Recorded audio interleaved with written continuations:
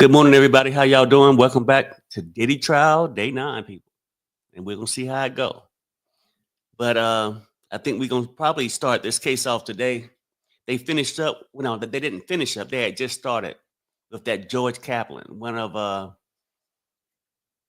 his assistants. So I guess he'll go back on the stand, and everybody's awaiting Kid Cudi sometime today. I'm not sure which order, but they saying that he will definitely testify today.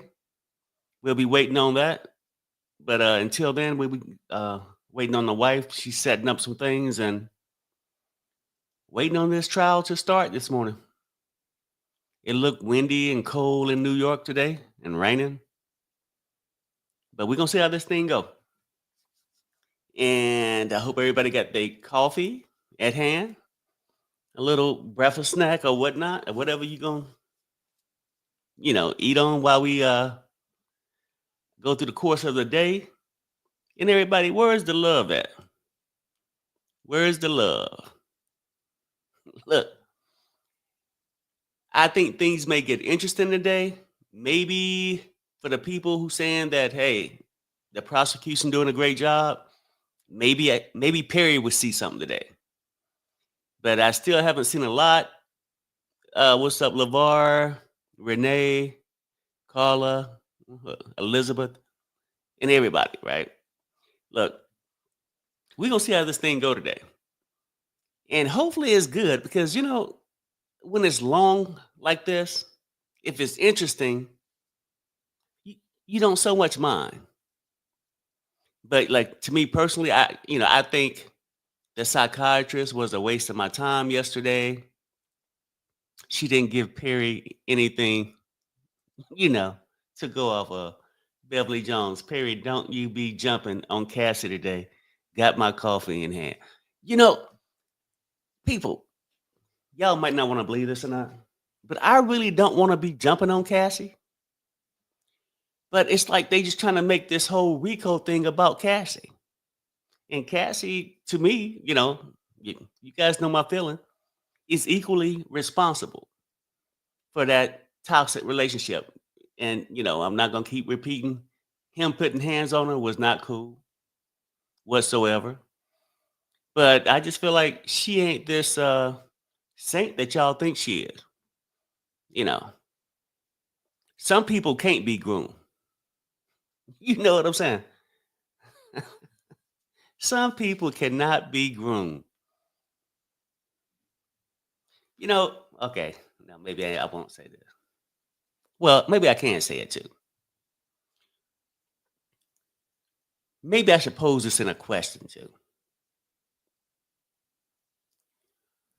Why would you have to groom somebody to be a hoe when they were already a hoe? Is that a fair question?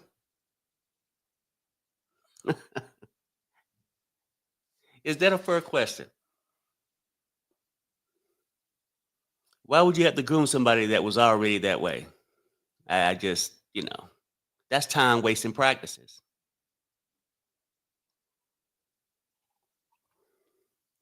Mary said that is so disrespectful. You know, it could be if I was talking about, like, say, Mary, if I was talking to you, that would be disrespectful. I don't know you and all that. But when somebody's on this trial and they have showed H activity, what else do I supposed to think? If you was talking about a person that was always taking drugs, would it be disrespectful to say possibly they're a drug addict? Just saying. Just saying. Somebody said Perry is too early in the morning. No, people, this is probably the best time in the morning to get this out, get it out of our system, okay? Because y'all want to act like I don't like Cassie. I, okay, be honest with you. I really don't care either to the left or right. It's not somebody I would wake up and say, oh, I wonder what Cassie's doing this morning. And I don't wake up and say, oh, I wonder what Diddy's doing either. I just don't. Let me see what Tiffany talking about. Tiffany, Perry is crazy, but he isn't the only person that feels this way. You know what, Tiffany? Yeah, I'm truly not crazy. I might have my opinions that people disagree with, but then if that would make me crazy, that would make them crazy because they have an opinion that I don't agree with. But I'm here all day for the next 5 weeks, 6 weeks, or how long it take for the evidence to speak for itself. And at the end of the day, we gonna find out who was wrong. Or well, you know what? Typically, sometimes innocent people can go to jail, guilty people get off. But we'll have a better idea who theory was right. And good morning, Bonji. I see you, L.A. Jones. You know, we'll see at the end of the day with this trial. But it's interesting. Now they starting to bring in some more meat for me. Because like the things I want to know is about the activities that happened in the front office. Where was the money going? And I don't want to keep hearing it went to the Punisher. It went to this escort. I'm tired of that. And I'm tired of baby oil. So I'm gonna hurry up and try to finish because I got to fill in my white. Hey, good morning, Well, honey. How you doing? hi. Hi. I'm Hey. okay. How you doing? Oh yeah, I'm just waking up and a little tired. I just told everybody Me good too. morning and how much I love them. Good morning, everybody. How are you? Another day, day 9. Everybody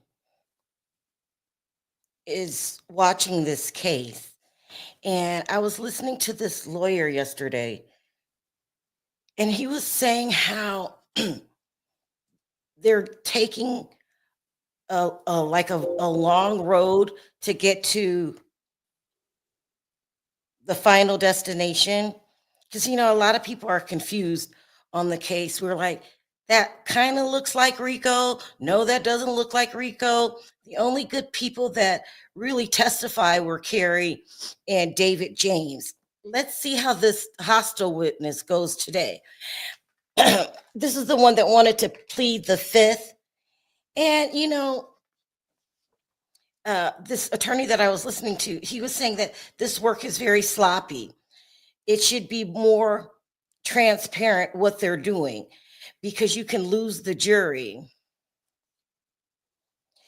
But so of the case is X trafficking. It's supposed to be X trafficking, and he sent me an email. Hold on, let me tell you what he was saying was sloppy. Hold on.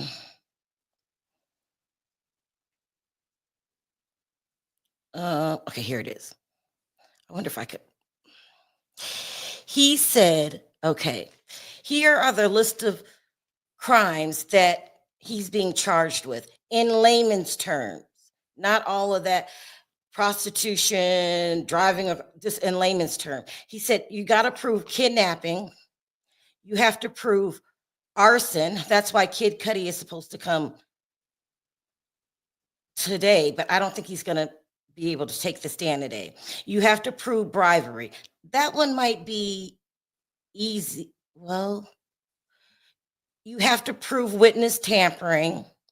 You have to prove forced laboring, aiding and abetting. You have to prove X trafficking, aiding and abetting. You have to prove prostitution, transport,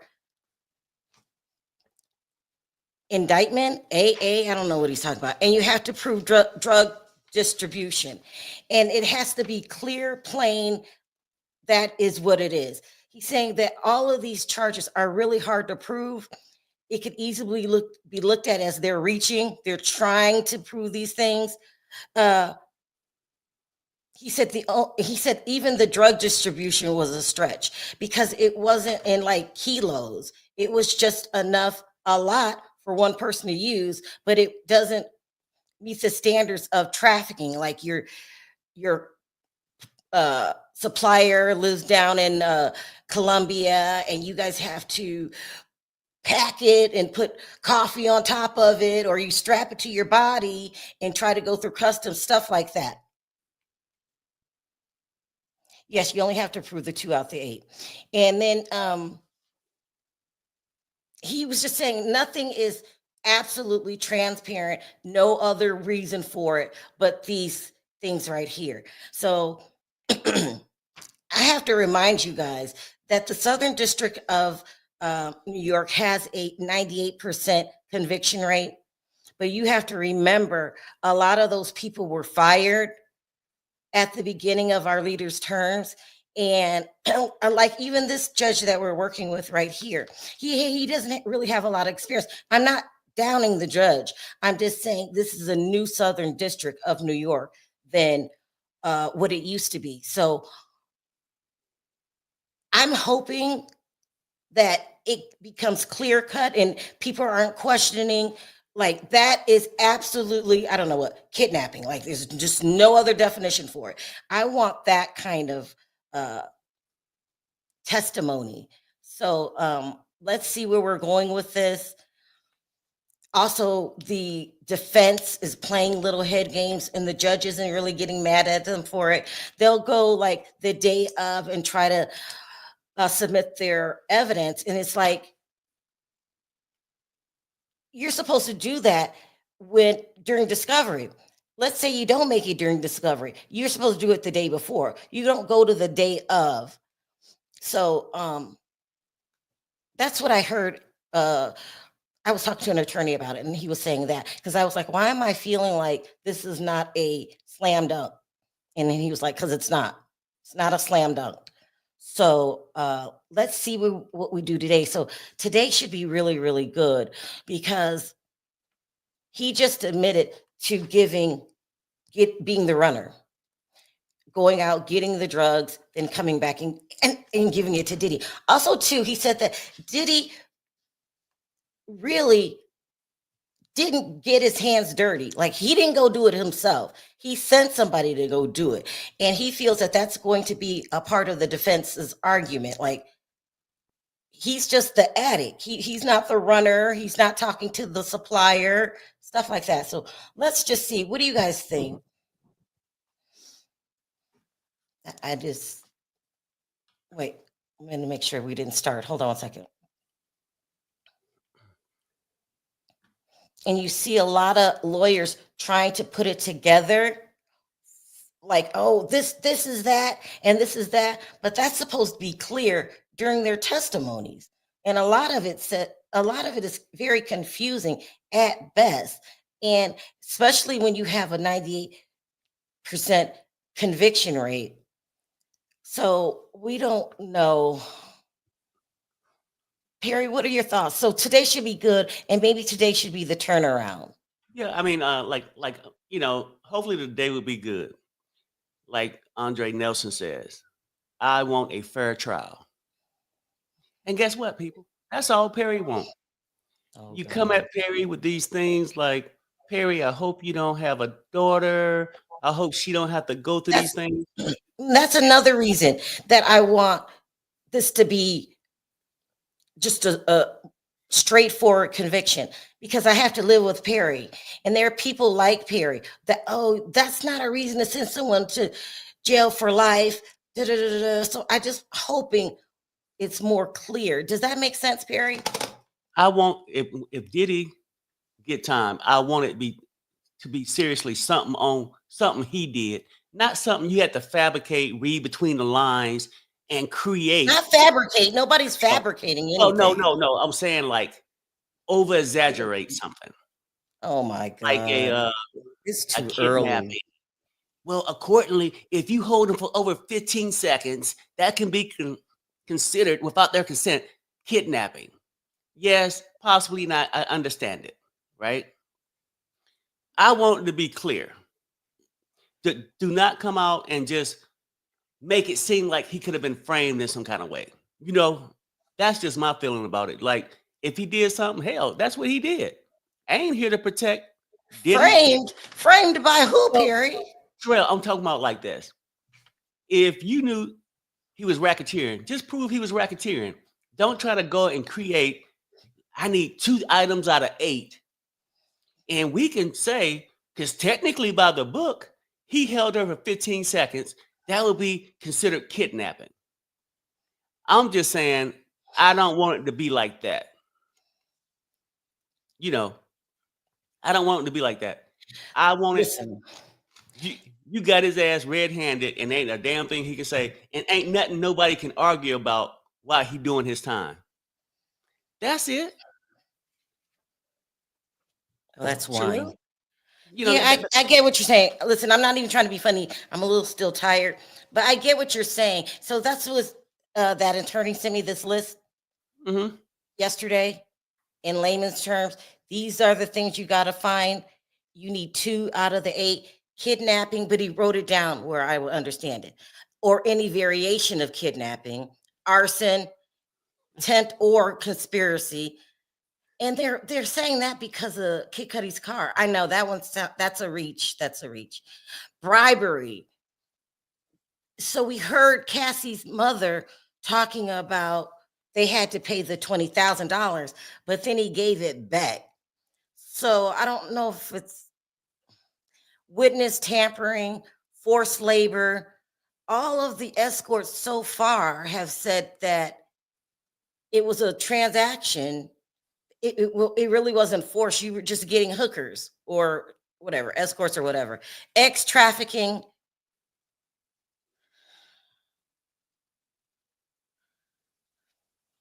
I don't know whose testimony would lead to ex trafficking. Um, according, I Here, mean, technically, I here's know one: prostitution, transportation. it seemed like That's it was a lot of easy. that. Yeah, that's easier to prove, but that's not a life sentence. And then drug distribution.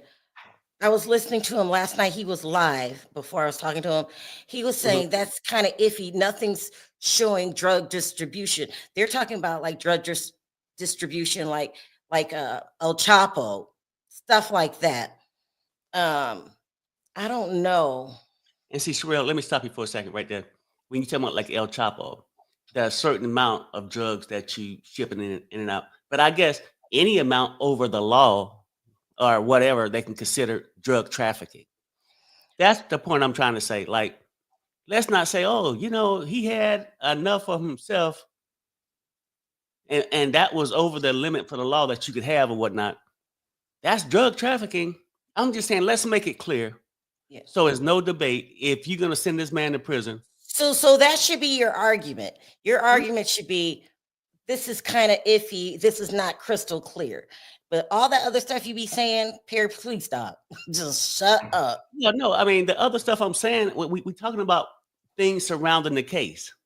We talking about his Okay. assistants. We talking about people who claim that they forced him to open their legs. Those are debatable things to me. Mm-hmm.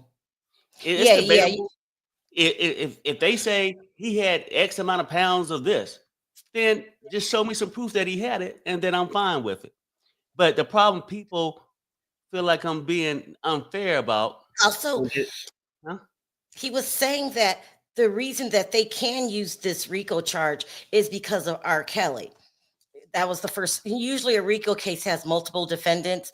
He was like, so they kind of moved the goalposts. So now it's not like it used to be where you need multiple defendants anymore. They moved Mhm. the goalposts. I want to read this. His lawyer don't care about him. They just there for his money. They know he guilty. I mean, right, but they took on the client. And so if you're gonna do the job, do the job. And they're really irritating me. Okay, so they're saying today we're supposed to have 6 witnesses, including Kid Cudi, and Brian's gonna be the question on the defense. Brian Steele, who just finished the YSL case. Let me see. It's starting, honey.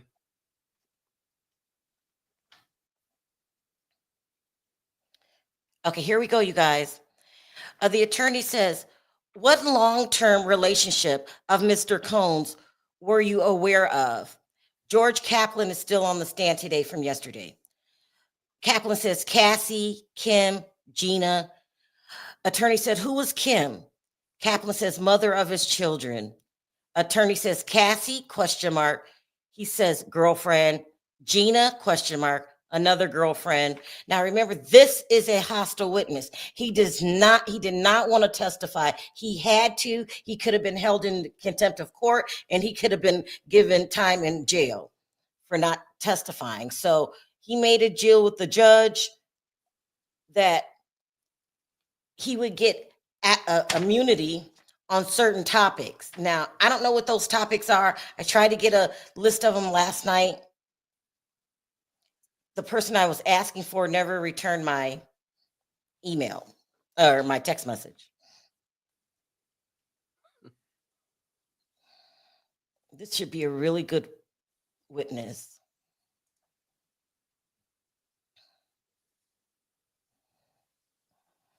I think he needs to do time. And what I don't want to happen is another OJ situation where it just gets so muddied and complicated and everybody's lost and everybody's making their own rules like, well, this is the kidnapping right here or stuff like that. I need it to be more crystal clear because it only takes one person to get a mistrial, to get a plea of innocent. It takes one person. And if we're confused, I don't want the jury to be confused. And everyone's like, oh, Sherelle, calm down. Now, I'm not like just with Diddy. I'm like this every time I go to court. I want a clean conviction. I want there to be no doubt. I don't want anybody saying, they're just doing this because he's Black. I don't need any of that. I want it to be a clean conviction. Is that too much to ask? I'm already getting, you're saying that because he's Black. Well, I'm Black. What are you talking about? Shut up. So I just want a clean conviction. So let's both sides need to step up because I couldn't even get into the testimony yesterday because of the excessive amounts of objections, recess, sidebars, breaks. It was insane. And that's from the defense. Yeah, they know their client is guilty, but you shouldn't have took him on if you can't give me a better performance. It's insane. Because I also, right before me and Perry started doing this case, we were doing the Karen Reed case. It was nothing like this. It was like, okay, I see what they're talking about. Yeah, that makes sense. This makes sense. Hi, LeVar. Good morning to you too. Once the jury hears what the employees were required to do, the jurors will see it clearly. I hope so. I'm just not, I still have doubt. So I want somebody to, now Carrie's testimony was really good because it kind of muddied up Cassie's because people were saying you went back. And even though they brought on an expert to explain the process of DV, I'm really convinced right now that people don't understand it because they don't want to understand it. Like we didn't have this expert tell you guys that's not unusual for her to keep going back. As a matter of fact, that's part of the process. You can't tell anybody anything. Mm-hmm. Huh? Nothing. I'm not talking to you. I'm just talking to you. I'm talking to your friends because I was watching them yesterday. Oh my God, it was a mess. Y'all was a mess. That's what I'm saying though, right? And I get it. I mean, if you believe she was truly afraid for her life, that was the reason why she's going back. I can understand that. That would be under the Stockholm syndrome and all this other stuff the little psychiatrist was talking about yesterday. But because she kept going back, and you making it seem like, oh yeah, that's like a bad thing. Most gold diggers keep gold digging too. Should we have a symptom, like a syndrome for that? Gold digger syndrome? I'm just saying. Go ahead. You understand what I'm talking about. You lived through the OJ trial too. Oh yeah, no, I know exactly what you're talking about on that half. Yeah. No, I mean, look, and that's the bottom line. And we could say that his attorneys don't care nothing about him. They're there for the money. You're right. They're there to get paid off their, off off them being an attorney, right? Or Here we whatever, go. right? Here we go. Here we go. Attorney says the jet flight to Las Vegas. What was the layout of the jet? Kaplan says 4 chairs, a partition. I had a partial view over my right shoulder. Attorney says, when you witnessed violence by Mr. Combs on Miss Ventura, why didn't you intervene? He said, my career. Well, they're scared of Diddy and they don't want to lose their jobs. But maybe some people did. When you see this kind of violence, I get it, but you can turn in an anonymous call, something. They let that girl get dragged around like a rag doll. And these are big, sturdy, stocky men just watching Diddy drag a woman across the room, and according to somebody's testimony, hit him on the head with a skillet. That was Don Rashad's testimony. Like, oh my, and no one did anything. They was accessory to the crime in my mind. Okay, period. But I've seen you before when we would go places. We were going to driving to California, and you were in Barstow, and that guy was going off on that girl, and you were like, "Is everything okay over there?" Like, what man just watches a woman get dragged around like that? Simply Lee says, Sherelle, but this is how court cases go sometimes. Some folks are confused because it takes time to build the case. And now there is no X stories, baby oil and celebrities. That's very good. That's what I'm hopeful about. Tired of talking about the freak offs. I am tired of talking about the freak offs because that's just, it feels like what you do in your bedroom is your business. Now, if there was minors there, then I want to know about the freak offs. But just a bunch of weirdos sexing each other down without condoms is not interesting to me. Diddy watching is weird, but that's his business. So I didn't like all of that. At first, it was like, oh my God. When Cassie was on the stand, I was like, oh my God, look what, consists of a freak off. Something's wrong with them. But then I didn't want to keep hearing it the following week. That's just me. And two, I'm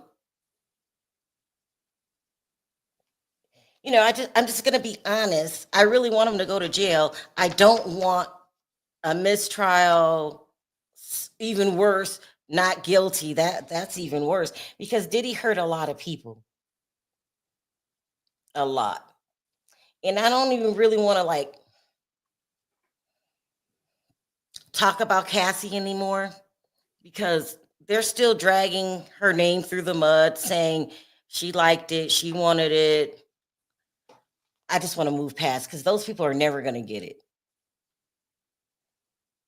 Like if that's what you think, and the jury is a lot of older people, so I'm hoping they're more.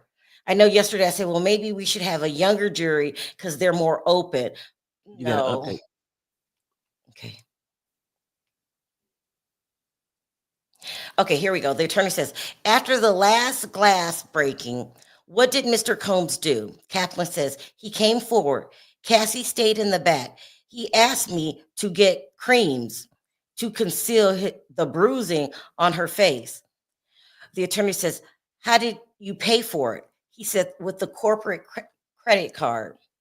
Also, too, I should do a follow-up tonight. So a lot of people are digging into the case. So which I don't know if it's good or bad because it really confuses me because the jury is only seeing what they're supposed to see.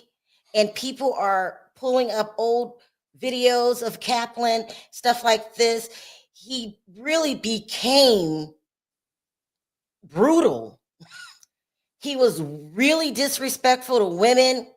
He kept calling them the B words and hoes. He looked high. He looked like Diddy's twin. He looked like Diddy's twin. I don't think he started out that way. So Another reason that he's hostile is because Diddy's his friend. He was doing the same things that Diddy was doing. Now he can't really distance himself for that, but I don't know if that's a good thing or a bad thing that people are pulling up all this evidence and how showing how terrible he was. And he acts like, I just work so much. We work 20 hours a day. Now you were playing. Here we go. The attorney says, why did you leave Combs Enterprise? Kaplan says, I don't think I should be covering things up, like buying the witch hazel. Also, my father had prostate cancer. Attorney says, any violence?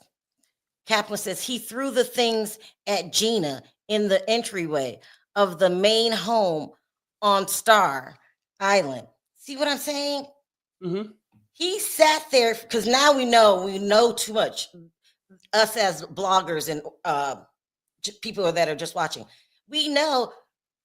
Don't act like you weren't acting like Diddy. You're talking about you left because you were getting tired of the violence. No, you sat through the violence. You did the violence your damn self. Okay, you might have left because your father had cancer, but you are just as bad as Diddy. And I can't believe they're giving you, I'm talking about George Kaplan, immunity. You need to be right with Diddy. You were horrible. He was really, really bad. And then I say this too, and probably in the cross, you'll find out that he didn't leave on his own. See, Yeah. I'm not saying what he said he lying about Diddy, because I believe all that shit. But what it is to me, you act like you were so innocent, and that I just couldn't take his abuse of everybody. I just had to go. No, you got fired. You sat through one situation, two situations, three situations, four. So when you have these people, these witnesses come on and testify, and people say, "Why are you talking about Cassie and stuff?" I'm not saying what George is saying is wrong, but don't act like you was above it. Right. How, Yeah. how dare him do that when you sat there and watched them? You went and got the cream, the Band-Aid, or whatever the hell else he needed. Like Cassie, she act like, that's the part that people get pissed off. As if she wasn't just a part of it. Oh, I can't believe he did me that way 115 times. When you were sending the text messages out requesting a escort stat. Just saying. I'm Did just he saying. hold entourage's file? Just to be quite honest, and he didn't act. When I seen those videos, he doesn't act like that. He calls women's bees and hoes, and he smokes all day long. He acts just like Diddy. Who you talking about? The guy that's talking right now? Right, George Kaplan. That's the bad part about covering a trial with a lot of people who are watching. They went and dug up his videos. He acts just like Diddy. He's terrible. And really, if Diddy needs to be convicted, so does he. But he left early. I agree with you, Perry. I think he wasn't doing his job, and Diddy was just getting tired of his ass. Because Diddy will hang with you and be around you, but he never trusts you. But he claims he left because his father. Here we go. Attorney, what was he throwing? Kaplan says green apples. Attorney says, how hard? Kaplan says, very hard. Later, I took the medicine bag into their room. Mr. Combs wanted me to leave quickly. Attorney says, then what? Kaplan says, I heard Gina at the gate and male voices. Attorney said, who? He said, security. Now, and also, Diddy's just a mess. The way he treats Cassie is absolutely awful. But he has a slew of other women that are signing up every day to put up with his bull crap. Like, this life is insane. Yeah, he's white. Let me show you a picture of him. He's white.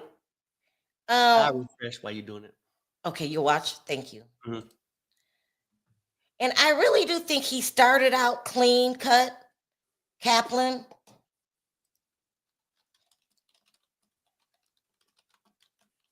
But in the beginning, Hold on a second.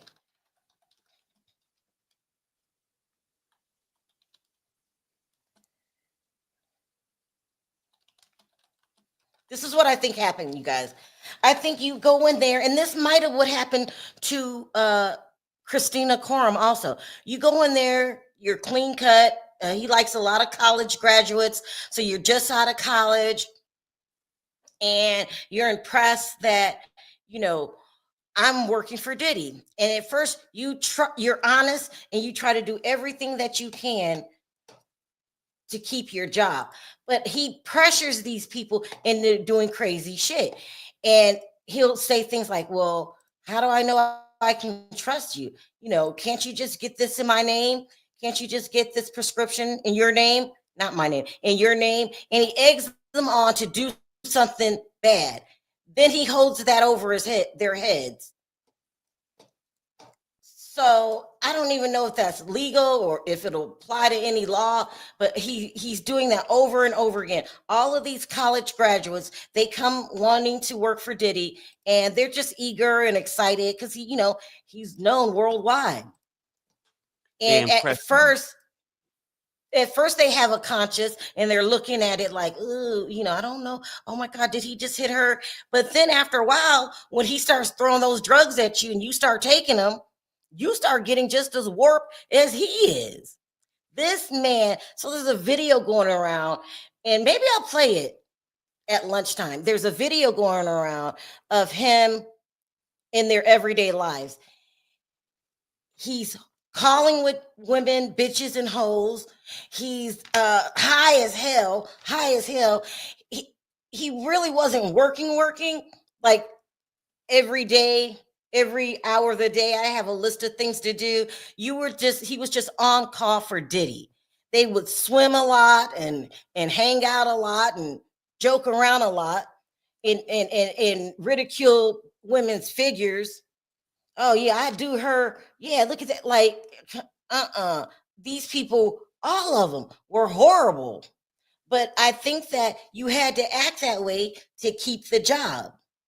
Yep. It was a mess. They need to be going with him.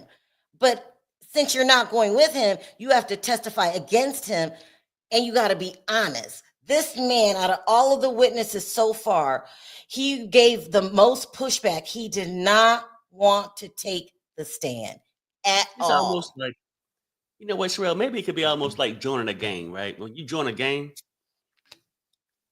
they always give you something. Your initiation is to do a crime or something, right? So, well, no. I mean, really Maybe. think about it. It Yeah, is, yeah, I need yeah. to do this to prove your worthiness, right? To prove that you're loyal. When he get these Mhm, younger people, they're mhm. impressionable, and they'll come out and just be like, "Hey, I got this job." You're so excited when you dangle the job, and he'll push the needle. You know what I'm saying? Like, okay, well now I need you to do this. Most of them, I'm sure, at first do not want to do it, but they don't want to lose their job. So that's why he get the young women. And I know people say I talk about the Cassie thing and all that stuff, whatever. And I still stand on what I said about Cassie. But what I'm saying, he get the younger ones because he can mold them into like how he want it. That's the grooming part you're talking about. But these people stick around. Like Yeah, when I said, is that grooming? I Like what he okay, did to Kaplan, what he did to James, it's what he did to molding. KK? So I don't even like the word grooming like that neither. But molding, yes, or building somebody around you that you feel like you can trust. Here we go. We got an update. The attorney says, when you left, what did you do? He said, I collected myself. Then I went to work for an integrated marketing firm. He collected himself. Hmm. Mhm. He This man was collected himself. on the videos that I seen, he was high as a kite. And you still have to be responsible. If your boss asks you to do something illegal, you have to tell him no. Nobody told him no. Here we go. Mhm. No, that's not it. I mean, but Nobody that's told Diddy. Hmm? yeah, no. Nobody told him no, right? And that's why he felt like this powerful person.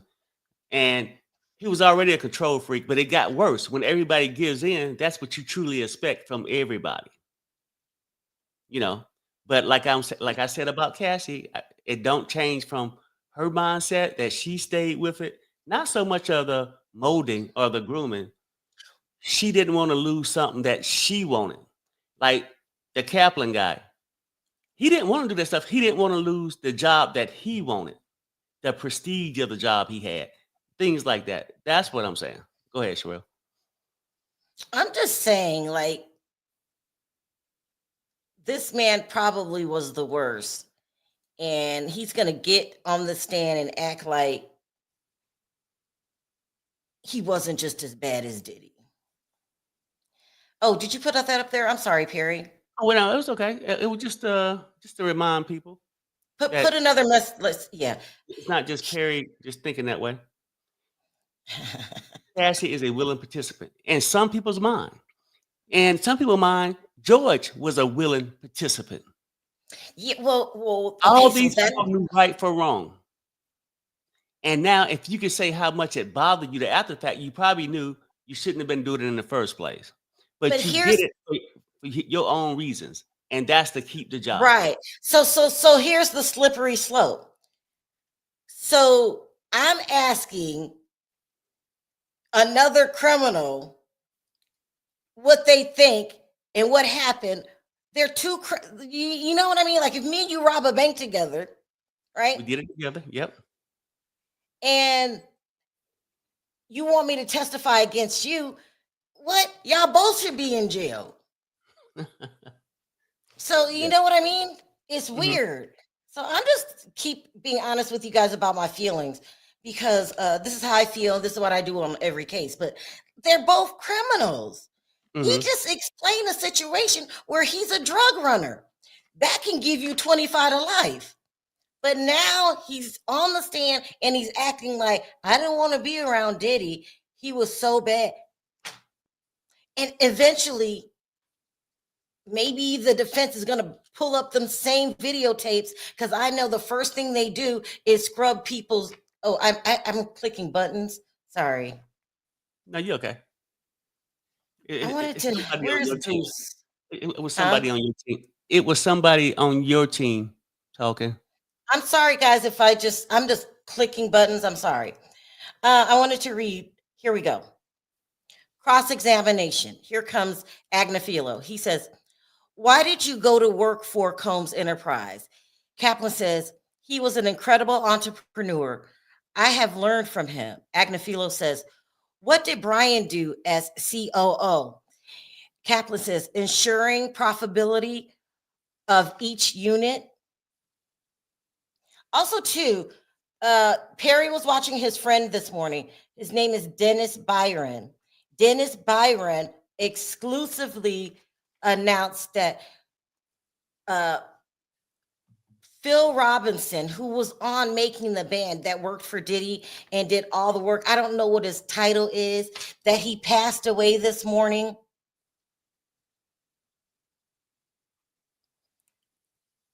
Yep. Which is sad. You never want to hear of anybody passing on. He didn't know what happened, but he just heard, and he was exclusively reporting that Phil Robinson passed away this morning, and he was a big part of the TV show Making the Band, and he was responsible for getting these kids together and mentoring them, and then getting them gigs and stuff like that. So he was almost like a in-house manager. But Phil Robinson, Perry, can you do that? I want to answer this question. It takes 7 tries for a woman to leave her abuser, though there is a whole psychology behind it. And that's what they were trying to explain yesterday. I didn't leave until mine unalive my baby. Damn. Oh, Yeah, I'm sorry to hear that. Like, you know, yeah, oh. yeah, that's sad. And that's why, Diddy is just lucky. He could have really hurt Cassie. It's just a shitty lifestyle that he was leading. He's just a bad dude. And also, too, I'm a little bit where everybody say, you're always worried about this, worried about that. I'm sorry to hear that, Goose. I really, really am. And, you know, all you can do is keep speaking up for women, other women that are victims, and try to explain it to them what, we had an expert yesterday tried to explain it. And my problem is I will watch this case all day long, and then I willingly get off of the live. Then I go into the lion's den. I got to stop going over there to the people that are Team Diddy. I got to stop going over there. That's why I'm so angry, because y'all like, calm down. Well, they piss me off so much. I'm going to stop watching it. Mm-hmm. But I'm sorry again, Goose. Go ahead, Perry. Okay. And I'm starting to think this is Cassie, by the way. Huh? I'm starting to believe that this is coming from Cassie with an alias. Perry, why are you Perry. obsessed with Cassie? Move on. She testified. Please talk about current events. I'm trying to. I'm really trying, Cassie. But every 5 or 6 Perry, posts. stop. Perry, stop. What is wrong with you? Oh my gosh. Go ahead. Sorry. Okay, no, I'm just saying I'm trying to move on, but you That's not keep Cassie. wanting me to mention your name by posting it up. Can we move That on is from not Cassie? I Cassie. had moved on 7 messages ago that you posted up there, Cassie. Oh my God. I can't. Damn, I'm trying to talk about Kaplan. Being rude to the chat. You're being rude to the chat, sir. Here, let's move on to Phil Robinson really quickly. Do you guys recognize him?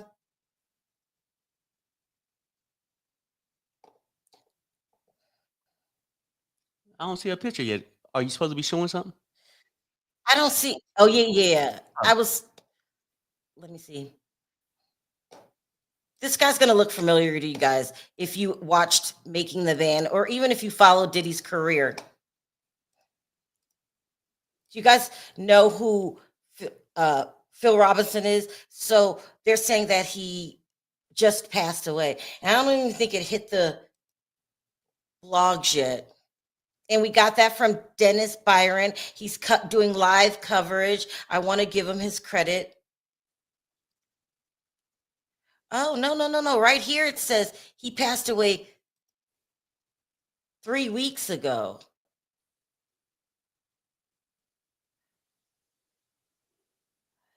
And they're showing clips of him on Making the Band. I don't know.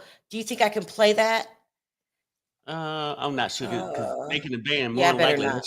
it might have music in it. Yeah, And they still don't say how he passed away. It just says condolences to the family.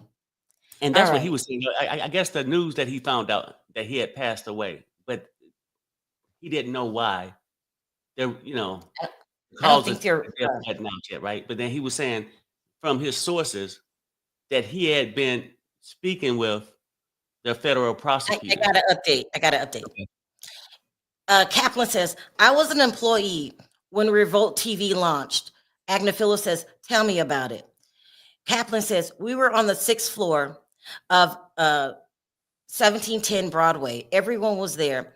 It was a momentous, I don't know, it was momentous. Agnafilo says, diversity was important to Mr. Combs, question mark. He says, especially for African Americans. We know about Diddy in his businesses. He always wanted a healthy mix of all kind of nationalities. He was very big on hiring college students, giving them a chance, or fucking up their lives, one or the other, turning them into him. Also, Phil Robertson was diagnosed with Alzheimer's. Oh, really? Well, how old is he? He looks young. Hold on. Let me see how old is he. Perry, can you look at the screen while I go find I out? got you.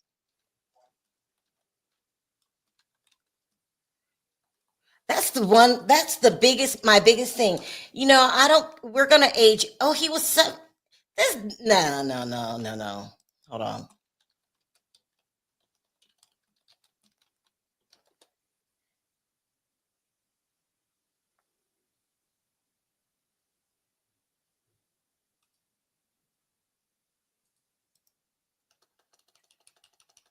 Hold on, guys. It keeps pulling up someone from Duck Duck Dynasty.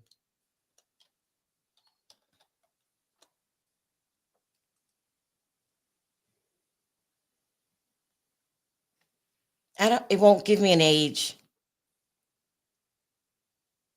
Let me see this here. Are you watching so I don't miss anything? Yeah, I'm watching, honey.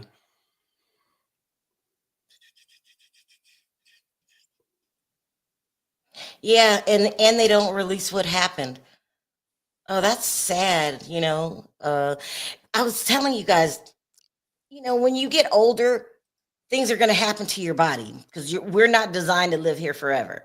You might have hormone problems and your metabolism slows down. It's a lot of stuff goes wrong when you get older. I'm down with all of it. It's called aging. But I want to keep my mind. Like I don't want to have Alzheimer's because that's just too.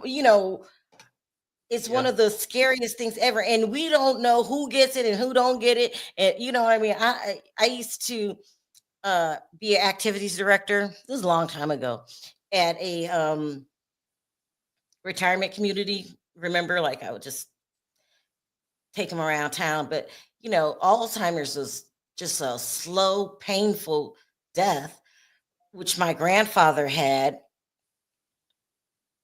And it was just hard to, he kept calling me different names, and some days he would remember me, some days he wouldn't. And it would make me sad because I remember the way he was.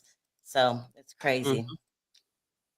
As a matter of fact, Send Me the Bulls got Sammy, you mean got a YouTube channel just like you two do now. I mean, come on now. You two are starting to make me feel like you're playing in everybody's faces. What do you mean? What do you mean?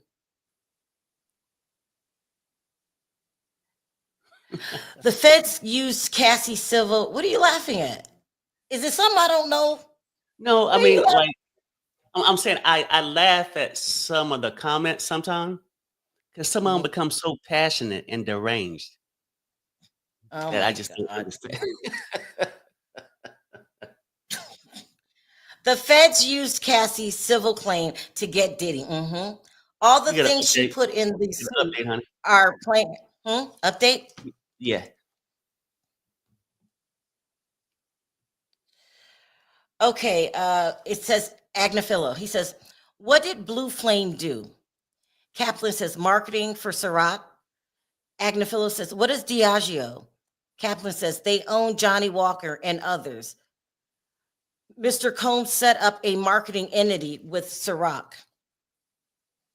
Oh, are we going to talk about Diageo? Diageo is the alcohol company that he worked for. They paid him $60 million a year to be the face of Ciroc. According to Diddy, they were shooting a commercial for their new tequila brand. Diddy asked them, can he be a part of the new commercial? They said, this is not for a urban audience. Diddy freaks the hell out, says black people drink tequila. What do you mean it's not for, and goes crazy.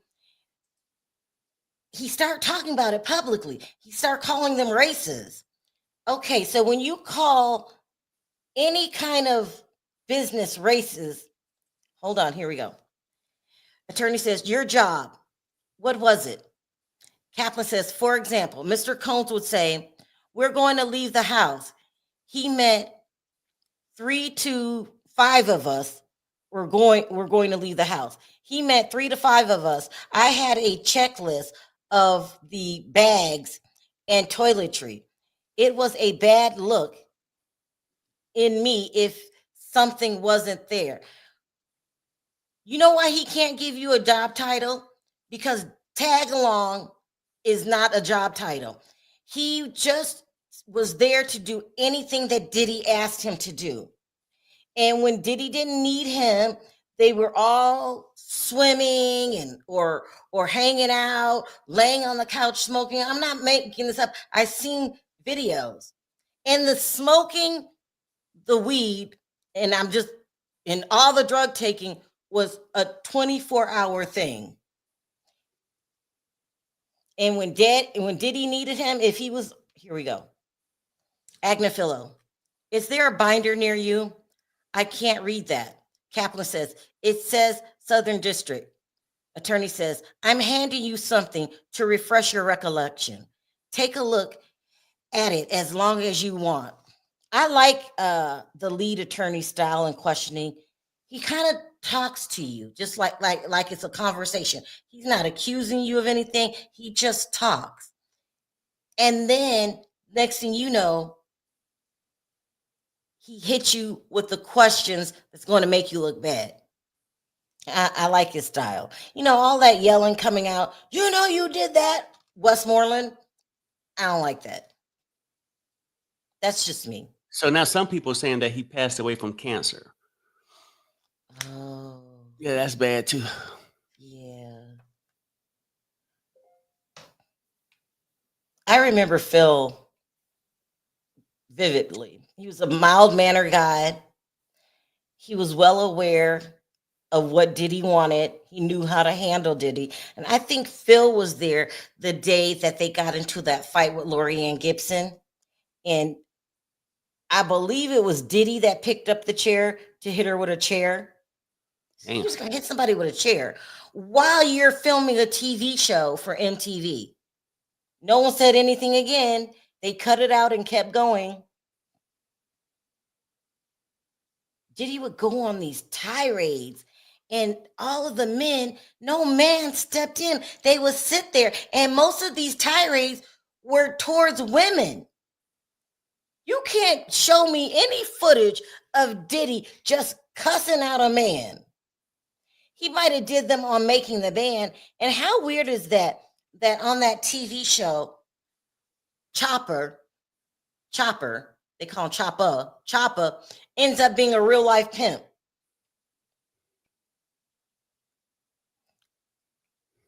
Even that's what I'm saying. And remember, did you watch the show, Perry, Making the Band? Yeah. Mm-hmm. Perry, that woman is in labor. Watch, she's not online in the blog. I know. Thank you. Perry, I didn't even get to finish reading it. Thank you, whoever said that. Something wrong with Perry. I was just playing, people. Okay. Damn, do we supposed to sit here and be all tied in knots all day? I will say it again. Sammy the Bull, who was the Teflon Don's right-hand man and committed 19 unalivings, how much jail time did he get? Please answer the question. I don't know how much time he got, but I would say 3 months ago, Sammy, did we talk to Sammy the Bull? Okay, so 3 months ago, He hit you back, yeah, but I mean, we didn't go over his prison term. Did he do about like 7 years or 10 years or something, maybe? Or I know his son did some, but I can't remember. But I think what Truth and Consequences are trying to relate this to is, even though I might feel like these people around him did time, he's saying this man don't took out 19 people. He didn't get shit. But Teflon Don did, right? So I don't know. I assume that's what he said. So if you guys follow my channel, remember a couple months ago, there was a blogger that would not tell me that what he went to prison for. There's a blogger who wouldn't tell me what he went to prison for, but he claims he was in prison with Sammy the Bull's son.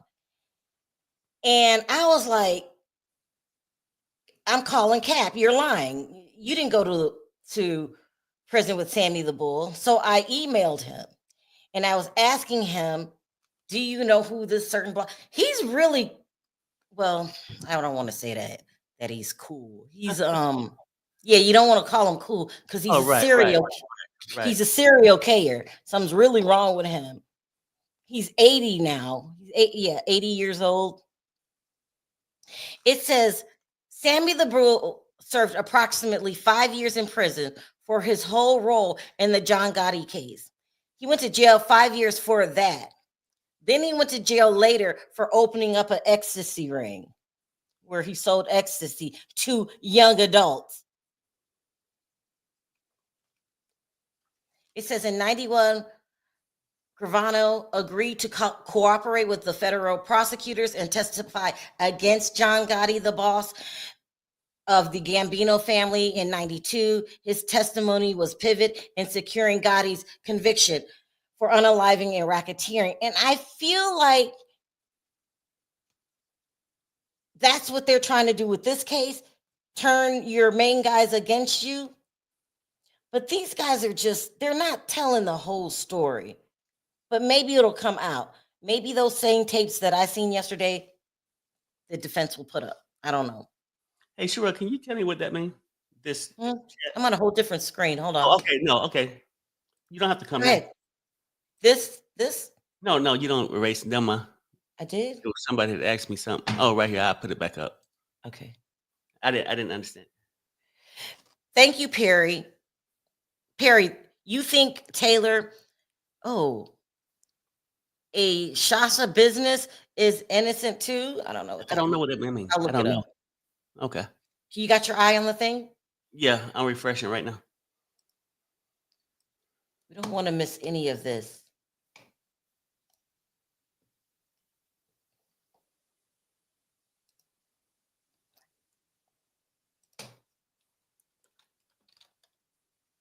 I'm wondering, did I say something wrong? We're just getting tired of your shit. That's all. We're just tired of your shit. Well, feelings go both ways. I know it might be a typo. Oh, okay. Okay, here we go. Perry, please keep it coming. Oh my God! Kia with Cassie. It's so entertaining. If folks can't take the heat, get out of the kitchen. I enjoy Sherelle's take equally. You guys are authentic. Thank you. I don't even know if that deserves. And then she had P.S. Sherelle's a kiss ass.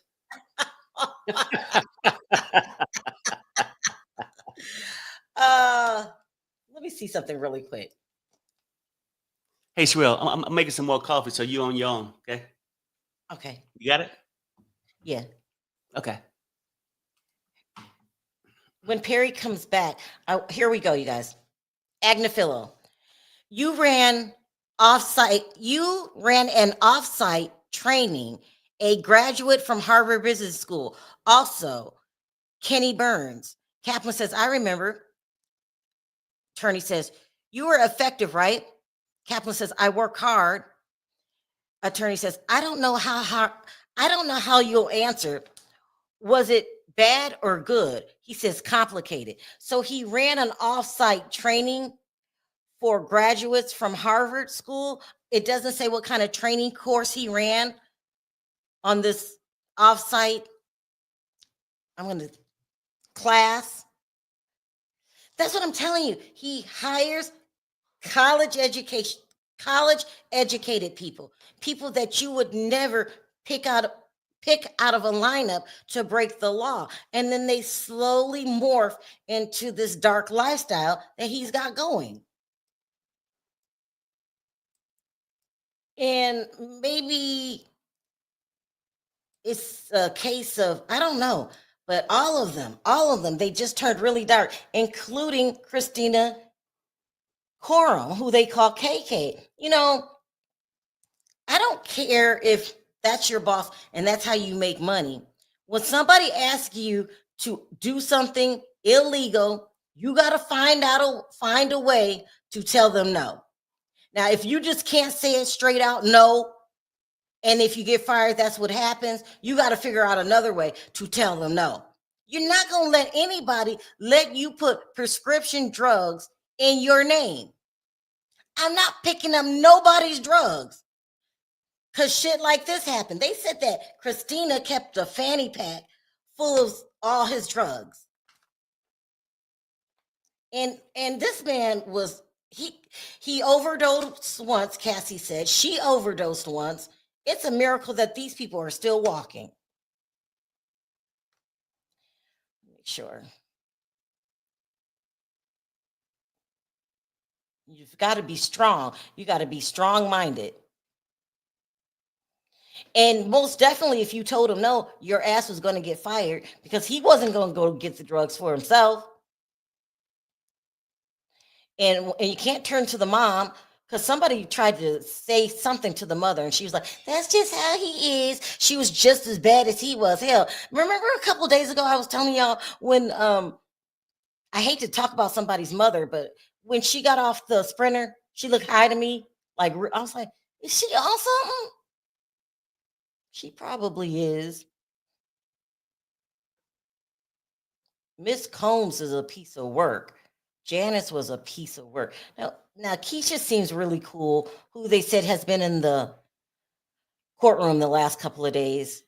I like people that, if you have a famous sibling, here we go. Agnafilo, you didn't need to yell at you when you brought 2 years water. There's also like he's got a text and sometimes he misses words. Kaplan says, I work hard. Agnafilo says, okay, who was Biggie? Kaplan says, a huge rapper who unfortunately passed away. Attorney says, wasn't Biggie's birthday a holiday at Combs Enterprise? He says, yes. So Combs Enterprise, so Diddy has all of these businesses, legit businesses like Bad Boy Records and all that. Then he had this spinoff of a group of people he trusted, and he called them the Enterprise. I'm thinking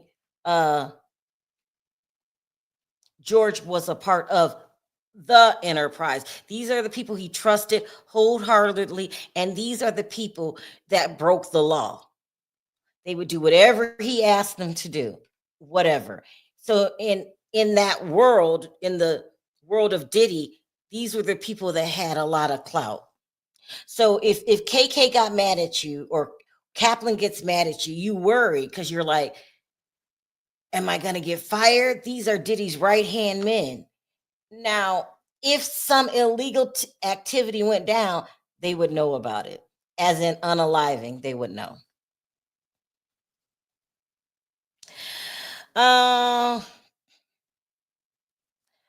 Did they make Kid Cudi wear the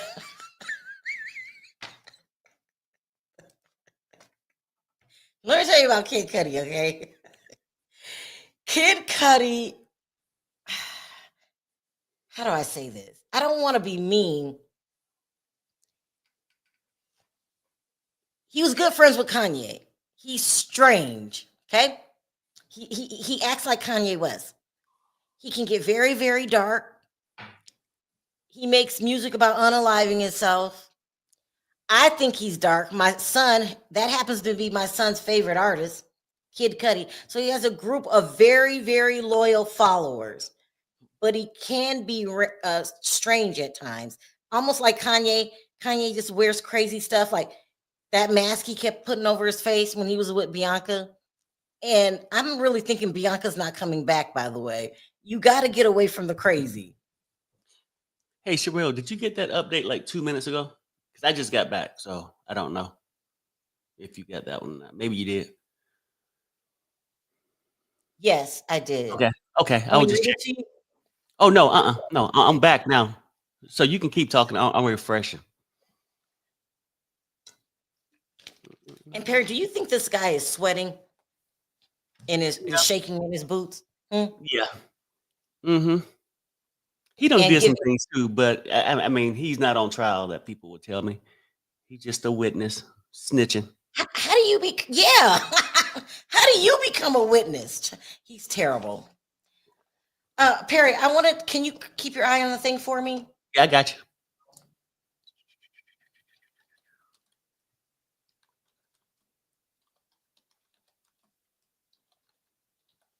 Hold on 1 second.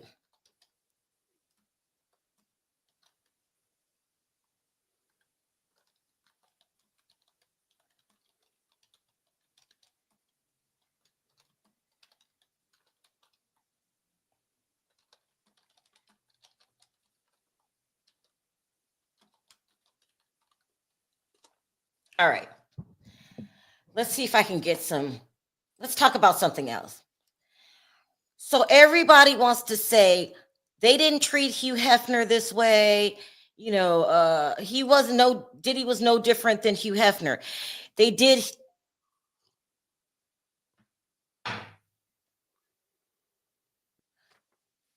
Hold on, I just got an email. Hold on 1 second.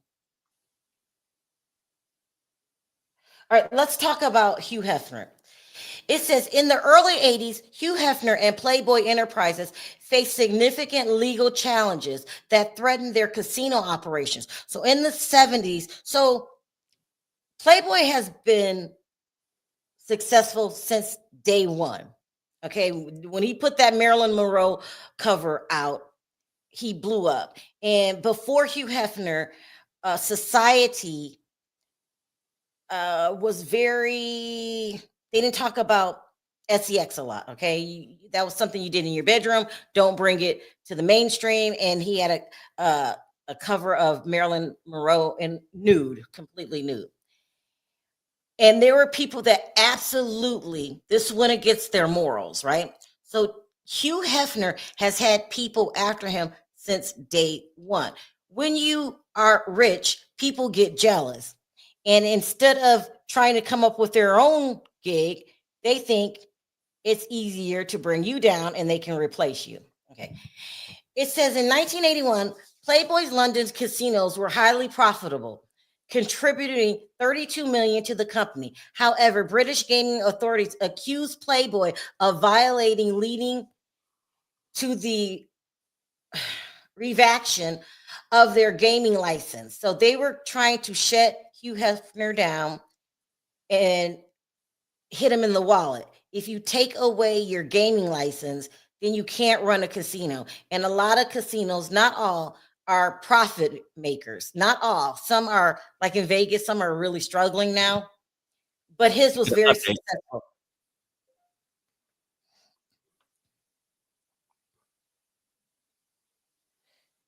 Here we go. Agnafilo. Was it creative? Was it a creative environment? Kaplan says, absolutely. It attracted all kinds of creative people, lawyers, musicians, advertising people. Agnafilo says, a few specific questions. You used a corporate credit card. He says, yes. I told you, he talks to you like it's a conversation. Then he gonna set your ass up.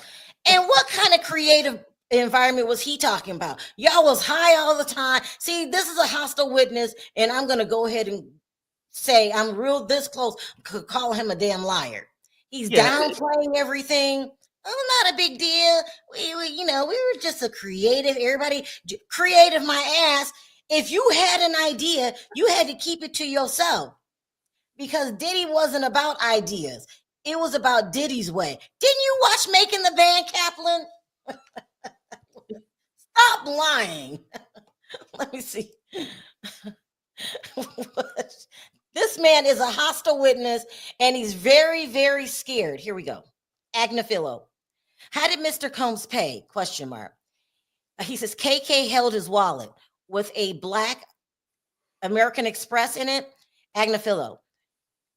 You have no reason to think he kept track of how baby oil was paid for. He said no reason. The attorney says, or applesauce. Kaplan says he loves applesauce. This applesauce thing, I keep hearing about applesauce. He said he puts applesauce on hamburger. He puts it on a lot of stuff. That's disgusting. That is disgusting. Like, I love apples too, and applesauce is okay, but I'm not putting it on my damn hamburger.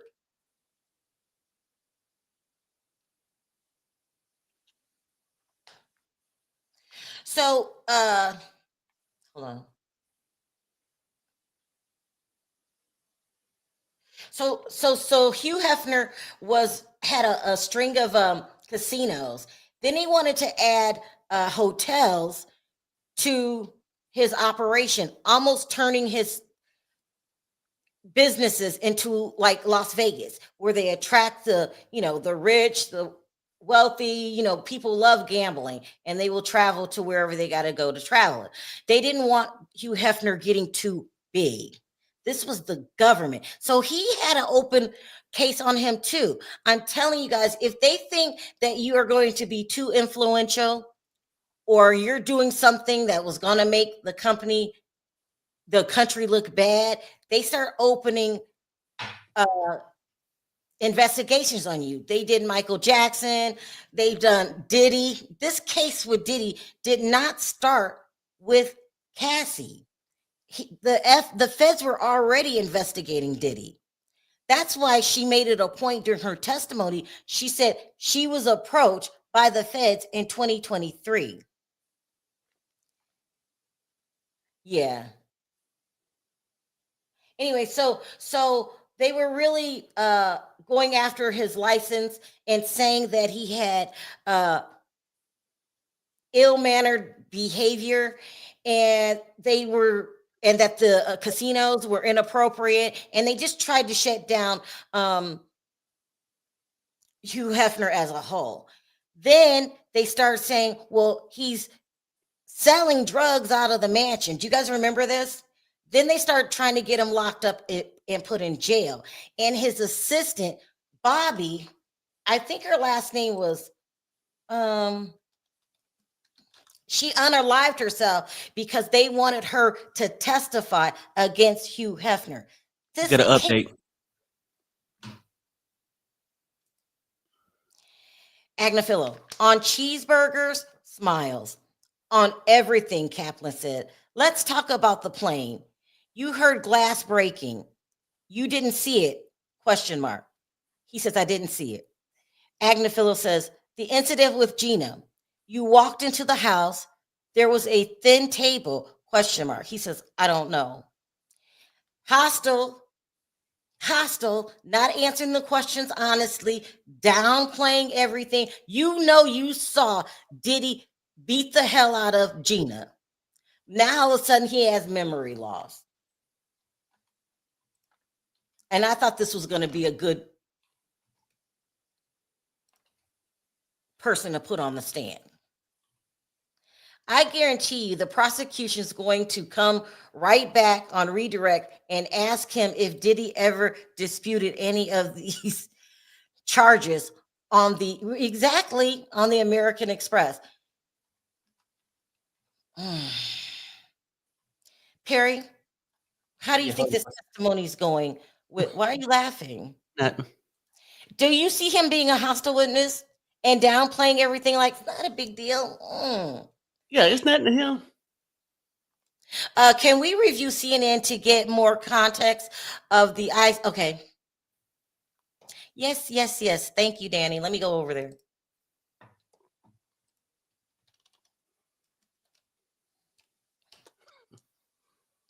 Why do you keep laughing?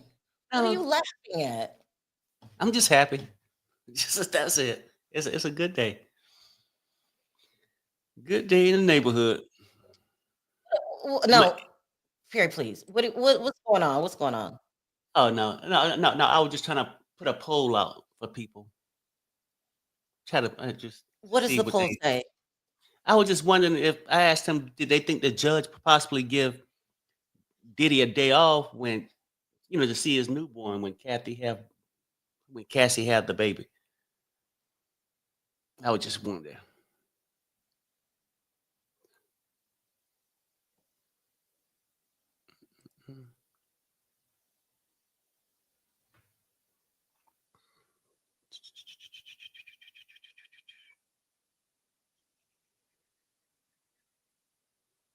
So, do you think this Gina girl gonna show up? Hold on, guys. I'm trying to.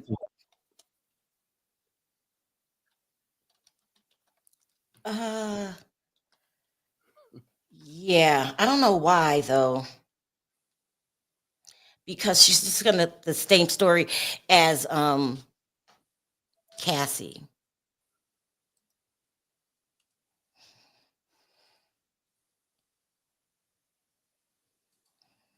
It says back on the stand, George Kaplan. Okay, we got that. Hold on. 7 minutes ago, Combs' ex-chief of staff was disappointed and saddened by witnessing violence, Kaplan says. Defense attorney Mark Agnafilo confirmed that Kaplan, a former executive assistant to Sean Diddy Combs, that KK Combs' former chief of staff was disappointed and saddened when he told her about the violence he witnessed between Combs and his girlfriends. Agnafilo confirmed with Kaplan that Quorum wasn't indifferent and didn't endorse the violent behavior. Kaplan, when asked, said it was sad and the violence was horrible, but it was also sad, he said, because it compelled him to leave his job. Yeah, he's up there lying, saying that he left the company for because of Diddy's violence. I'm telling you, there's a videotape out there. I saw it yesterday. He's just as bad as Diddy. He's downplaying everything. Talk about how sad he felt when he saw Diddy being abusive to his girlfriends. Well, if you were that damn sad, why didn't you do anything about it? And this is going to backfire. This is going to backfire on him unless they gave him some kind of immunity. Perry, what do you think about this guy lying his ass off on the stage? Not lying, omitting things, downplaying things, giving a different take on it. What do you think? I sort of think that maybe like he worked for Diddy, got into some things. I think he didn't leave on his own. He got fired for reasons. Now, Diddy is a control freak and all that stuff. He probably did other things. So that's why he wanted immunity and all this. And then he only gonna tell his version of it to try to make him seem whatever. But at the end of the day, he ain't on trial. So I don't know. It's crazy. It is crazy. Now, do you guys see what I'm talking? Oh, here we go. Agnafilo. He threatened your jobs, but did he physically threaten you? Kaplan, no. Attorney, you talked about Kim Porter, how she was different. Kaplan, he had respect for her. They had incredible kids. Agnafilo, thank you. That's just a prime example of what I'm talking about. He's saying that Diddy respected Kim Porter. We all know that he broke Kim Porter's nose. We all know that they had vicious fights and she cut him with a corkscrew, according to Gene Deal. This is what I'm talking about. His relationship with Kim Porter was also volatile. So, this guy I didn't like him before he got on the stand. I was hoping that he gave us good testimony, but he's just one of Diddy. He's like Diddy. No one who works for Diddy has clean hands. Absolutely no one. Right. Someone says this proves extortion.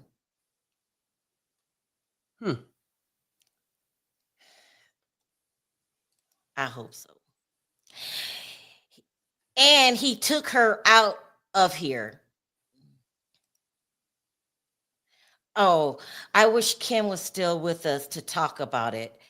I mean, what happened to Kim Porter? I still think Diddy had something to do with, but there's no evidence. Yeah, that's crazy, ain't it? He did get immunity because if he didn't, he was going to plead the fifth. No, he was going to be held in contempt of court. You're not allowed to plead the fifth in federal court. Hi, Sheila. And a little too much money. He can't own anything. He can't have money. That's all it's about. Only the white man could have tax breaks and money. I think she's Team Perry. I think she's saying, I don't know. Let's move on. Oh boy, that's a loaded question. I'm not going to answer that question because I'll answer the question. I do like Gene Deal, and I do think Gene Deal was telling the truth. He didn't talk about. I said same here. Yeah. I think he told the truth about his experiences and the things he heard while he was a bodyguard. So why is everybody turning on Gene Deal?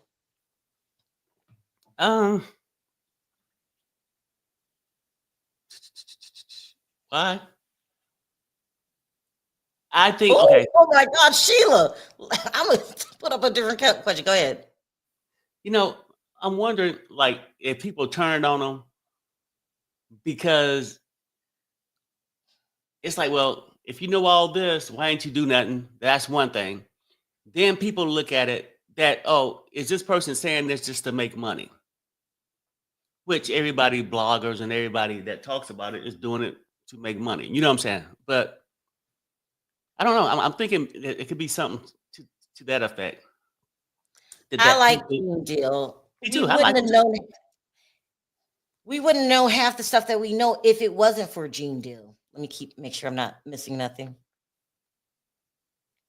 Everyone's turning on Gene Deal. I'm not. So Gene Deal is fine, and it's okay for him to tell his experience. But if someone else does the same thing, I don't know what that means. Um,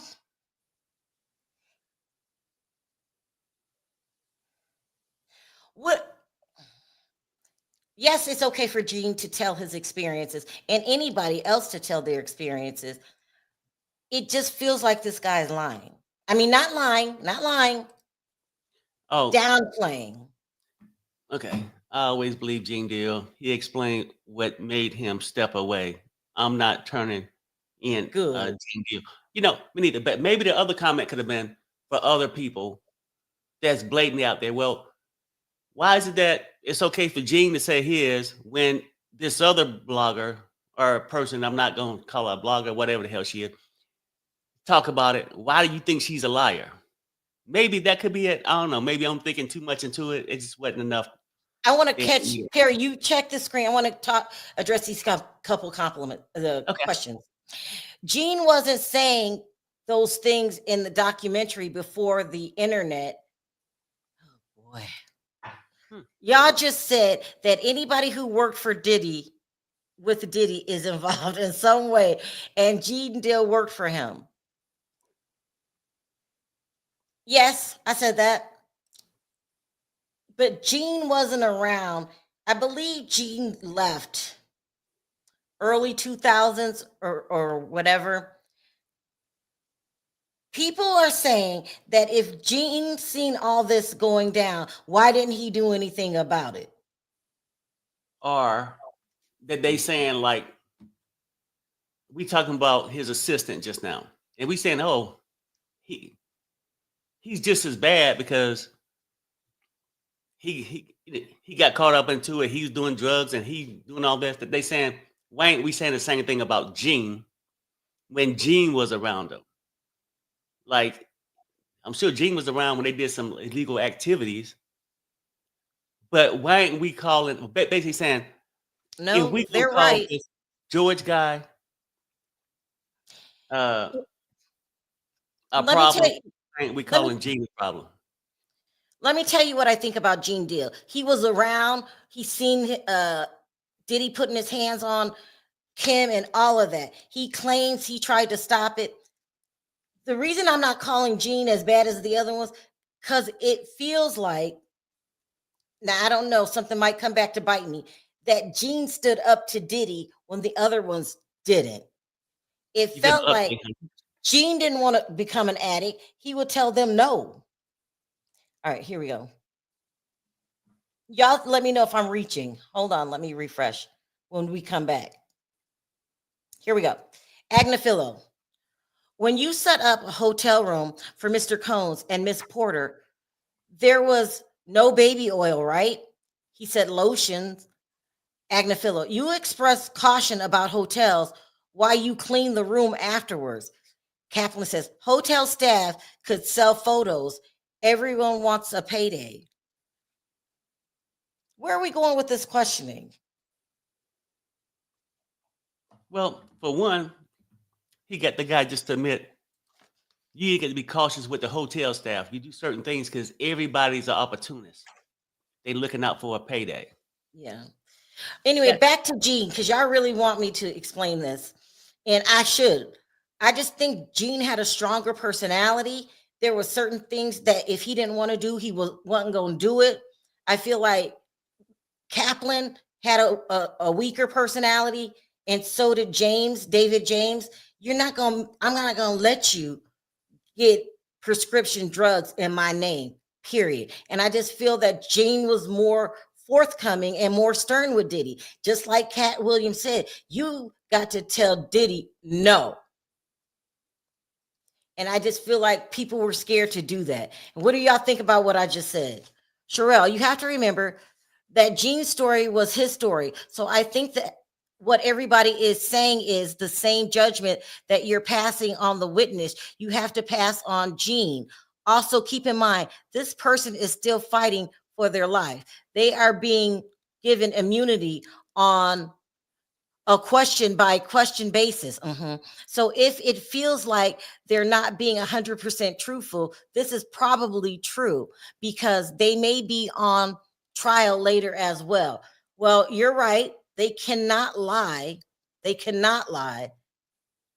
Or they can be held in contempt, or the plea could go away. As far as me being lenient on Gene, I don't feel like I'm lenient on Gene. I feel like this guy, this one in particular, did whatever Diddy asked him to do. I don't feel like Gene did that. All you got to do is stand up to him. We got to remember, I said, don't let anybody make you do anything illegal. Wasn't Gene in law enforcement Right. some kind of way? Okay. And Sherelle, let me help you out maybe a little bit. Hold on. Did you say I missed something? No, no. Oh, okay. Go ahead. No, I was going to say this about the Gene thing. Everybody can have their stories. Gene didn't have to be called to the stand, subpoenaed, forced to speak on their story on a stand. Right? And then you're going to plead the fifth unless you can get immunity. That could be the difference why I got an opinion, or my wife got an opinion on him. Because you in court testifying against somebody. Gene's not in court testifying on nobody, and Gene did not have to take immunity. But no, that's not what I'm trying to say. What I'm trying to say is, I think you would not. Gene will refuse to go pick up some drugs for you. He just wouldn't do it. That's what I think. Now, y'all tell me, am I reaching? Gene was more like a father figure to Sean. Yeah, he was more stern with him. Remember the day, he would say, man, don't do that, or what are you doing? And I got a bad feeling about this, stuff like that. I just think that he had a stronger personality. And when you're working for somebody like Diddy, you can't let him dominate you. You have to stand firm. That's what I think. What y'all think about my comments? Am I reaching? Well, if that was the case, Gene would have been fired for saying no. Gene was complacent with the abuse at the time also. So that's what you guys are upset about, that he knew about it. He's talking to us about it, and he didn't do anything about it. Now that's a different question. Yes. I see what you're saying.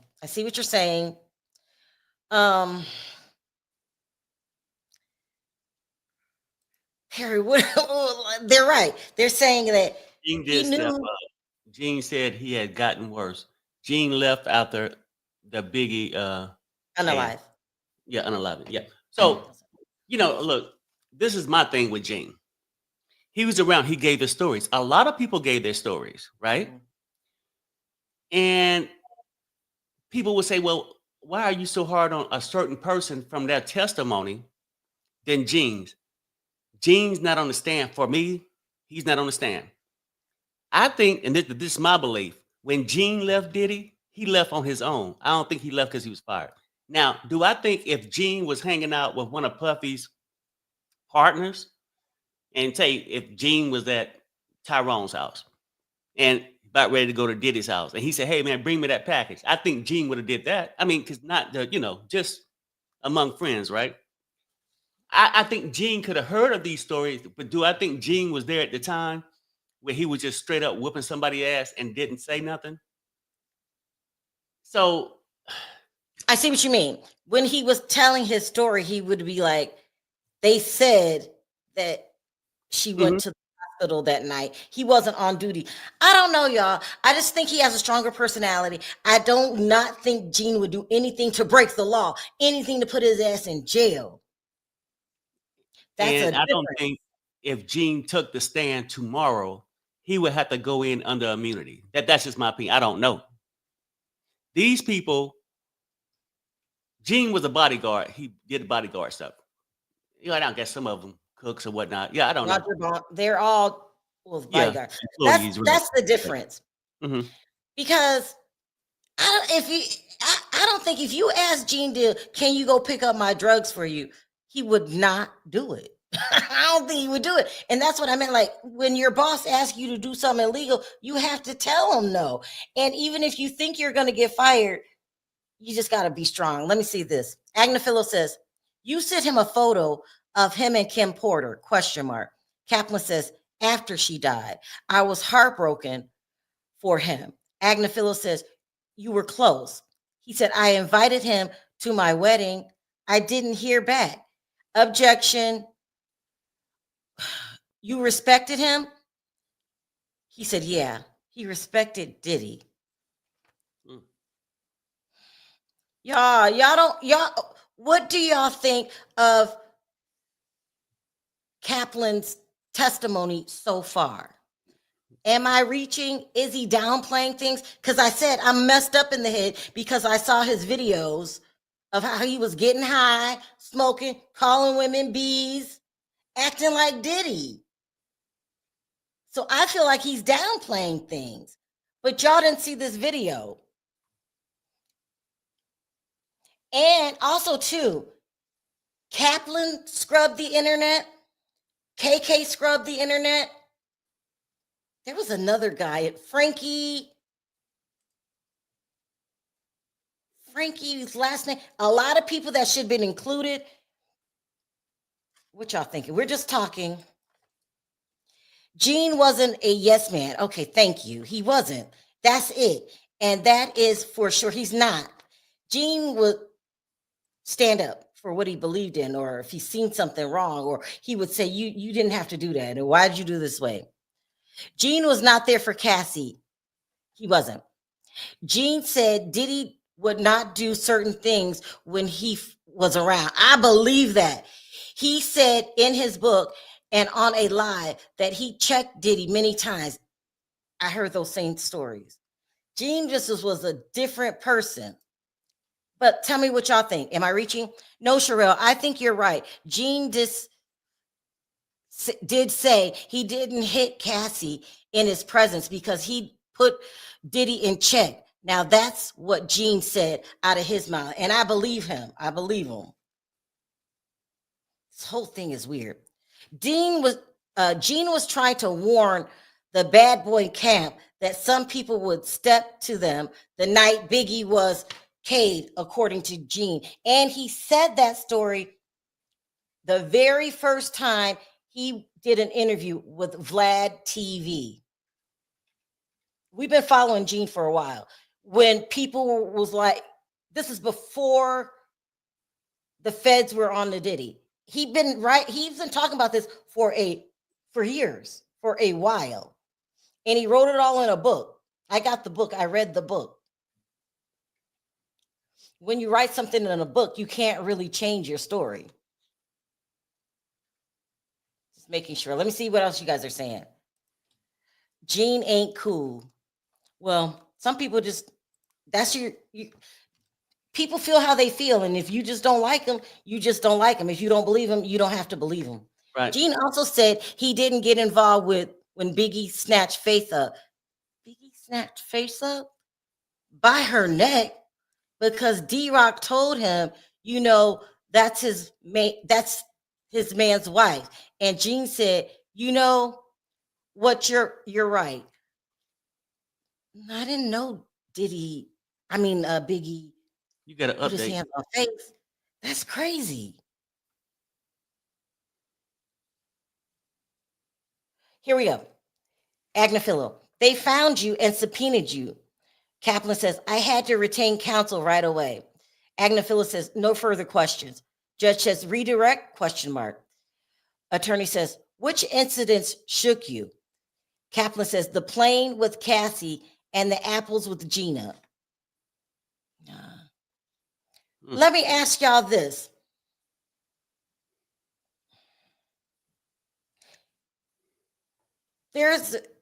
Kaplan came in squeaky clean. When men call women bitches and hoes in everyday conversation, yeah, tell that bitch go give me something to eat. I don't like that. And the women in the chat, are you offended or is just slang talk? I don't like that. It speaks on their character for me. For me. Perry, what are your thoughts? When men are they're not even trying to be disrespectful, but they just call them women bitches and hoes. I get pissed the hell off. Right. I mean, it's like a casual thing. It's like that casual thought or whatnot. Maybe is why it pisses you off. It's a casual thing. Hold on, let me do this. Kaplan, I felt guilty. I didn't do anything after the incident with Cassie on the plane. Attorney, but you didn't see any injuries. Kaplan, people can be injured without injuries being visible. The tonality and tension with the apples he threw at Gina, it was troubling. That's what I'm saying. This right here is bugging the hell out of me. It bothers you now. And you're acting like Diddy was this guy that you can't even relate to. Do you think they're going to play that tape in court? The tape on the plane? The tape of him calling women bitches and hoes. Oh, this no, guy, Kaplan.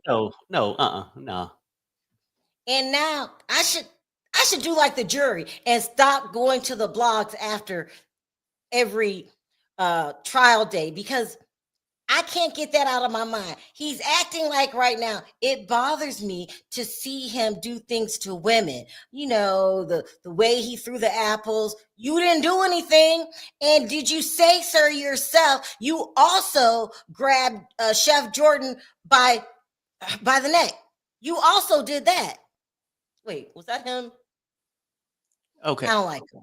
I don't like him. No, that was the other guy. I don't like this guy. I don't like none of Diddy's people. I think they're lying and they're downplaying things and they're worried about getting in trouble. You got an update too. Here we go. Refresh again. It didn't come in. Hold on. Refresh. Go ahead, Perry. Read it. Mine's taking too long. Attorney, you told Mrs. Coram about both incidents. Kaplan, yes, I told her I am unwilling to stand behind the behavior that I was quitting. That he was quitting or getting. Well, attorney, did Christina say she would quit? Kaplan says no. Attorney, how long did she stay after you told her? Kaplan says until recently. So until they got caught. Listen, he's trying to act like him and Christina were appalled by Diddy's behavior and they can't believe that happened. And the only reason they didn't say anything is because they didn't want to lose their job. Listen, you're not appalled by anybody's behavior when you carry around a fanny pack full of drugs at his beck and call. Do y'all understand what I'm saying? Am I going too far with this? Like, this man is scared that probably more things are going to come out and that he was a co-conspirator, not a horrified witness. Okay. Slash bystander. And Sherelle, I did a poll. I said, do you think we should hold Gene in the same standards as we do for the people on the stand? 71% says yes. Yes. 29%. Well, for me personally, it's a different standard. Mm-hmm. They on there testifying, whether they were subpoenaed, and when they come on hold on. They're saying Kid Cudi was called to the stand. I'm refreshing. I don't see that. Let me head over to CNN. No, not that one. You don't see it either? I don't get the update yet. It sounds like they starting to wrap it up with this other guy though, but we'll see.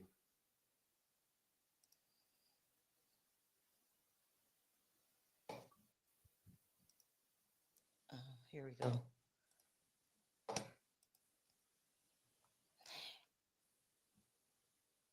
They're saying, I'll read what CNN is saying. Kid Cudi's testimony is necessary for prosecutors to help establish border conspiracy. CNN and legal analyst says. Okay, you got an update now. Sherelle?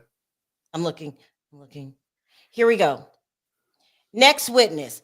We call Scott Mescudi. Kid Cudi. They said he takes the stand. Attorney. What did you do for work? What do you do for work? He says, I'm an actor and a musician known as Kid Cudi. Attorney says, who is this? He hands him a photo. He says, Cassie. We got Cudi on the stand. Yep. Good stuff. CNN's update says, former assistant says he desperately didn't want to testify. They're talking about George Kaplan. George Kaplan, a former assistant to Diddy, said he desperately did not want to come and testify today. He confirms he doesn't have anything against Combs. Okay. And I don't think Kaplan's testimony moved the needle. I think he wasn't upfront and honest. And I think he downplayed everything. And he really acted like what he just said. He was cool with Diddy and doesn't hold anything against him. There's probably other things that he knows that he's not. Here we go. Kid Cudi. We dated in 2011. Attorney. Who else was she involved with? He says, Sean Combs. Attorney. What did you know about their status? Kid Cudi. That she and Sean had some problems and they weren't dating anymore.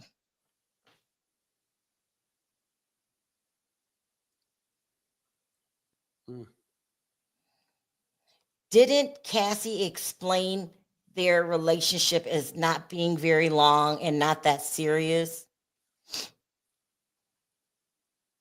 I think so.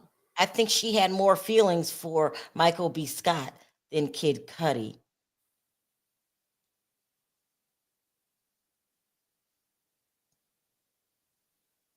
Let me check. What's CNN up to? What does CNN say? They're still talking about George Kaplan's the plane, and they talk about the plane incident. I'm just gonna read CNN. No, let me not confuse you guys. They're still talking about, and I think it takes longer for CNN's updates because they give more detail. So I'm gonna read both.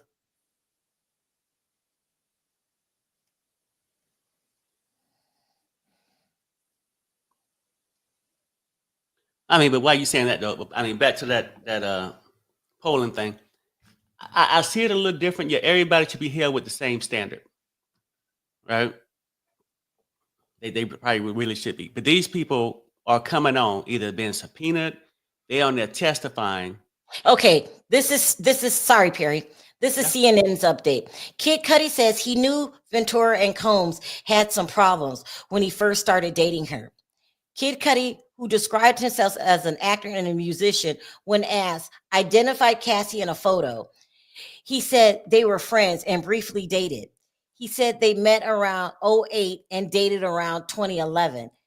When Kid Cudi and Ventura first started dating, he said he understood that she and Combs had some problems and they weren't dating anymore. Okay. It sees more detail. Go ahead, Perry. Oh, we got an update. Attorney. In December 2011, did law enforcement respond to your home? Kid Cudi says, yes. I had a break-in. Cassie called me at 5:30 or 6 a.m. She said Sean Combs had found out about us. She asked me to pick her up, so I did. Yeah. Attorney says, why? Question mark. She was worried.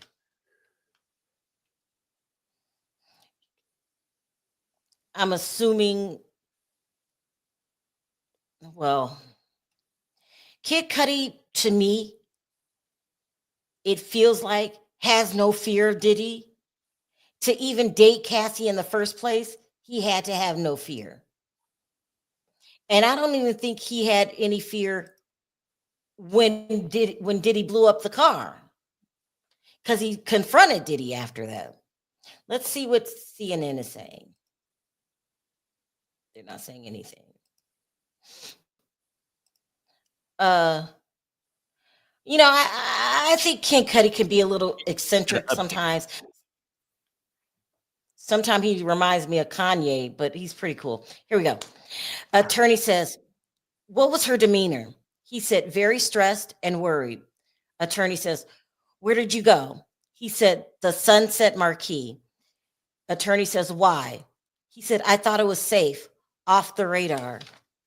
Safe for Cassie. I don't think Kid Cudi is scared of Diddy. So if you show no fear to Diddy, if you don't put up with his shit like Gene Deal, then he acts right. But he's the kind of personality, if he sees any weakness in you, he's gonna take it and run with it. I know the type. You guys know what I mean? You know what I mean by that, Perry? Yeah. You have to be very stern with Diddy. Y'all heard that saying, you give him an inch, he'll take a mile. That's Diddy. That's a fact. Yep. That's how he operate. All about Some people, control. you got to be real strong. hmm So when you have that kind of personality, you're just getting over on the weak. You see that he never got mad enough to slap Clive Davis. You know what I mean? You have to Hmm. be strong with him. Let's see what CNN is saying.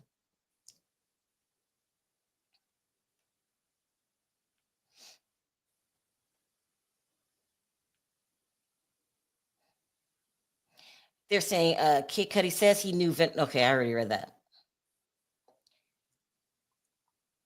I have to do both.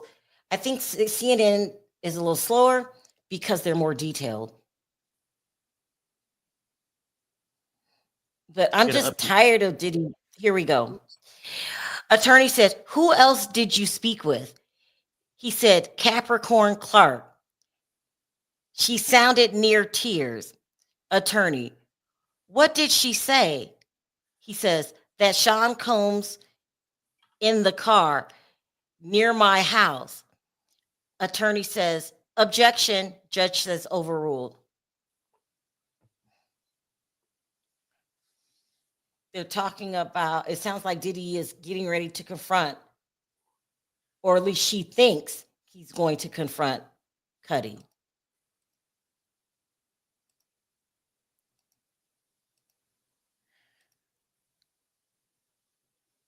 Interesting to know. How come he didn't confront Cudi man to man? How come he didn't slap Cudi like he did Drake?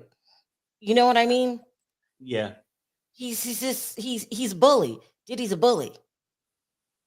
And it only works if you're scared of him. Yeah, you know how like I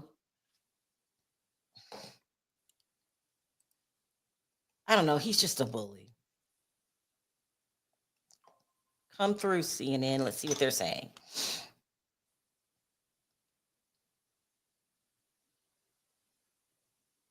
So CNN just says their last one says, no, here we go. Kid Cudi said, oh, we already read that. Kid Cudi is a better pick. He might not have as much money as Diddy, but he's got a cool little lifestyle. I would have left Diddy for Kid Cudi, who wasn't scared of him, but I guess she wasn't ready. Okay, so now I mean, they just dated. I mean, maybe Kid Cudi wasn't that interested in her like that either. Because I don't Maybe think Diddy was he interested realized in that. that Say he what? wasn't gonna do nothing. I Oh no, don't I wasn't think talking about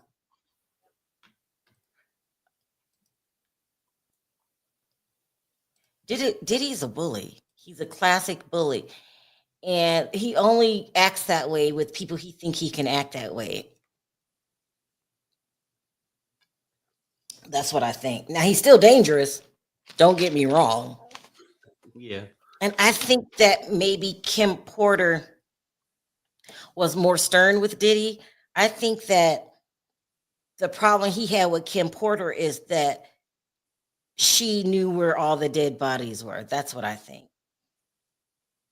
See what y'all think. Could you imagine these men dating, not knowing she's sleeping with escorts? I know. From Craigslist unprotected. Who knows what they caught? I think they caught herpes. Just Hi, T trifling. Love. Let's take another comment. Hmm? I said, yeah, I mean that could be trifling, you know, to be just bouncing around from Yeah, well, bed to she bed. wasn't the only one doing it. It was a whole. Oh no, I Somebody know, says, here we go. I get it. Here we go. Attorney says, you called Sean Combs, question mark. He said, I did. He said, I'm over here waiting for you. Attorney says, when you arrive, what did the outside look like? He said, pretty normal. He said, any security cameras? He said, yes, but I found out they weren't working. So that's what I'm saying. Kid Cudi's not scared of Diddy. So Diddy's like, pull up. In layman's term, pull up, pull up. He pulled up. He pulled up. Kid Cudi's real little too. It's weird. I think Sean is bigger than him, both in height and weight.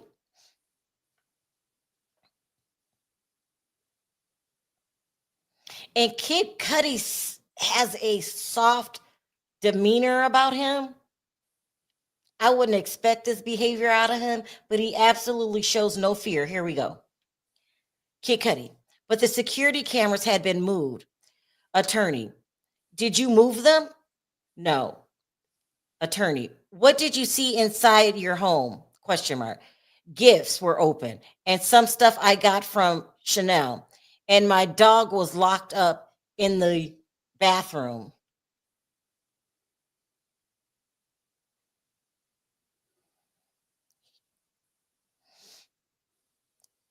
This is going different than I expected too. Thought Kid Cudi would be more timid. I knew that he had confronted Diddy after the car blew up, but this seems like he also confronted him on another occasion. He wasn't scared to talk to him. It's so weird.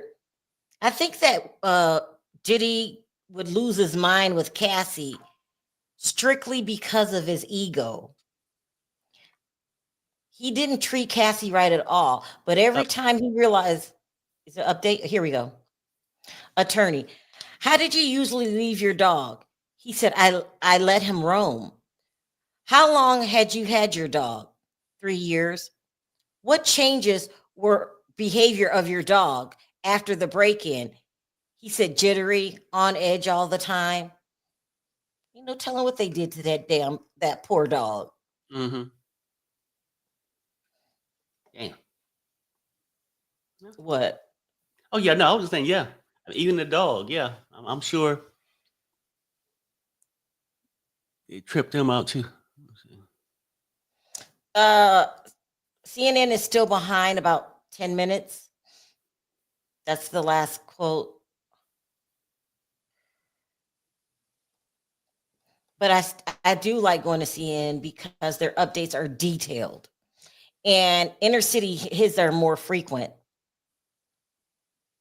And he leaves out some stuff because probably doesn't have time to, go into detail like that. So I'm still thinking that maybe they wanted Gene Deal to take the stand, because what was he doing there? You Right. talk to somebody. I really wouldn't be shocked if they. So the rumor is that they felt that they didn't have enough evidence. They want to bring uh, bring Gene Dill on the stand so he can talk about Kim Porter, because he was around during that time. Here we go. We got a CNN update though. It says Ventura called Kid Cudi distressed after Combs discovered their relationship. Rapper Kid Cudi said in December 2011 he received a call from Cassie around 6 a.m. and she told him Combs had found out they were dating. Kid Cudi said he was confused when she said that because he didn't think she was still dating Combs. She asked me to pick her up, Kid Cudi said. She sounded really distressed on the phone, nervous, scared. So I went to go pick her up. Yeah, you were shocked. She told you that they weren't together. You find out that they're together. You still went and picked her up. Here we go. We got another update. Kid Cudi. I got back in and called Sean Combs again. I was looking for him. I wanted to fight him, you know? Attorney says, did he answer? He said, yeah. He said, I'm on my way. I thought to myself. Attorney says, objection. Judge says, grounds. He said, non-responsive. He said, overruled. So Kid Cudi went looking for Diddy. Diddy told him to pull up, and he did. This is different than what I expected. Remember, you guys, I called Kid Cudi kind of weird, acts like Kanye. Kanye was his good friend for a long time. It was Kid Cudi, Kanye, and John Legend. They were thick as thieves back in the day, inseparable. But when Kanye started going crazy, well, I wouldn't call him crazy. When Kanye started saying things that made him look bad, because some people say Kanye's crazy, others say he's not crazy. But when he started ranting about different people and different nationalities, Kid Cudi and John Legend confronted. Here we go. Judge says, ask a new question. Attorney says, when you saw Cassie, how did she seem? He said, depressed. Attorney said, did you see Cassie in Connecticut? She says, yes, she needed it. Attorney said, did Mr. Combs call you? He says, yes. He hit me a few times. The attorney said, hit, question mark. Kid Cudi says, called me. And we got an update from CNN. Ooh, this is long. Here we go. Kid Cudi describes how Combs' employee was on the verge of tears as she told him Combs was at his house. Kid Cudi testified that after he picked up Cassie Ventura, December 2011, they went to a nearby hotel and spoke on the phone with Capricorn Clark, one of Diddy's employees. Clark seemed very scared, sounded like she was on the verge of tears. Kid Cudi said, Clark told the two that Combs and an associate were inside Kid Cudi's house, and she was in a car outside waiting for them. Kid Cudi testified she was forced to go along with them over there. On the way back to his house from the hotel, Kid Cudi said he called Combs. When Kid Cudi asked Combs if he was in his house, Combs said, I just want to talk to you.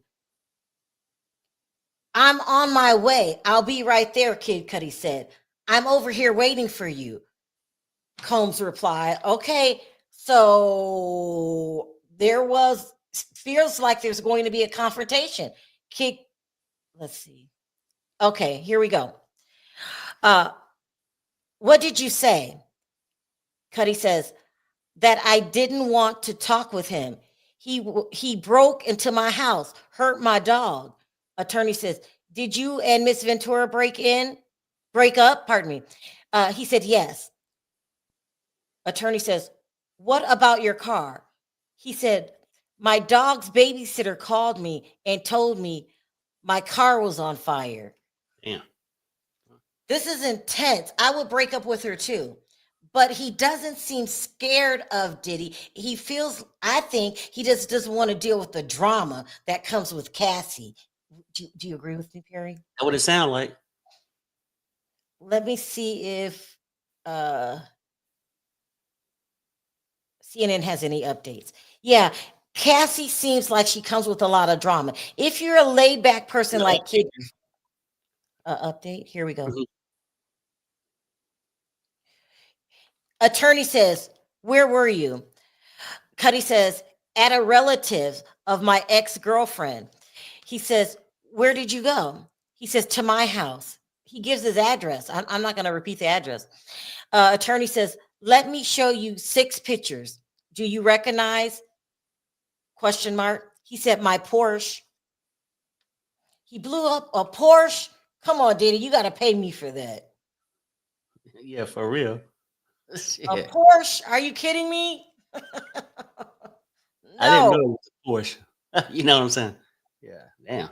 It, it was one thing if you blew up my Hyundai, but my Porsche. Yeah, yeah. We might have to fight. Shit. Mm. Well, we never found out what happened right after that. So let's find out. What did he do? I mean, that's another thing why Cassie should have left because it stopped her from moving on. People are thinking, what a headache. They said that. Did I do that video yet about Michael B. Jordan? Him confronting Michael B. Jordan? I can't remember if I put this video out yet. I'm working on a story about how Cassie really fell for Michael B. Jordan. And every time she tries to get away, or I call it getting away, people are calling her a cheater. That's just the defense, though. I don't call it. I don't think Cassie's cheating. I think she's trying to just be saved, get out of that lifestyle. That's what I think. Because she needs a man that's going to protect her. And Kid Cudi was doing that. And so I believe that he cut her loose first because Diddy is cutting up acting a damn fool, blowing up people's cars. Like, come on. Am I supposed to be scared that you blew up my car? I don't understand why Kid Cudi didn't go straight to the cops. Here we go. CNN. This is CNN. Items at Kid Cudi's house had been moved, he testifies. Kid Cudi continues to describe his return to his home on December 2011 after meeting Cassie at a hotel and after Ventura told him Sean Diddy Combs found out Cudi and Ventura had been dating. The outside of his house seemed pretty normal, but he later realized that his security cameras had been moved. Kid Cudi testified he had not moved them. He said inside the house, some gifts he had brought for his family were open on the kitchen counter. He said his dog was locked in the bathroom, but he had not shut the dog in the bathroom before he left. Diddy is just, oh my God. He's a bully. He's trying. Here we go. Cuddy says, that's the damage to my pores from my Molotov, I don't know this word, cocktail. It's some kind of drink. Who took these photos? Kitty said, Chip, a good friend and collaborator. Attorney says, what's depicted here? Cuddy says, the hole they cut in the roof of my car and put a Molotov cocktail. I think that's a ingredients that you probably put that in there and then you probably throw a match in there. That's what I'm thinking. He cut a hole in the top of the guy's car and Kid Cudi didn't make him pay him back. I'm sorry. I would have went straight to the cops. Why do you think Cudi didn't go to the cops, Perry? Because he's famous and he doesn't need to be in the tabloids the next day? Yeah, no, you know what? Like, I guess he figured, what, hey, you know what? He's dealing with this lady. He sort of probably knew who did it and didn't want to get the law involved in it at the time. That's what I'm thinking. Because as a rapper, you still got all that stuff going on too. Mm-hmm. Here we go. Got an update from CNN. It says Kid Cudi says he ignores Combs' text after alleged break-in.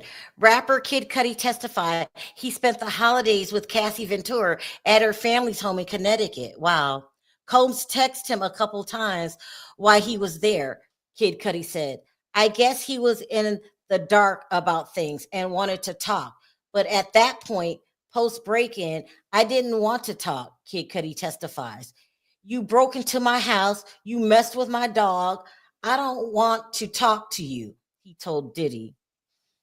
It goes on to say, Kid Cudi says he called the police after apparent break-in. Okay.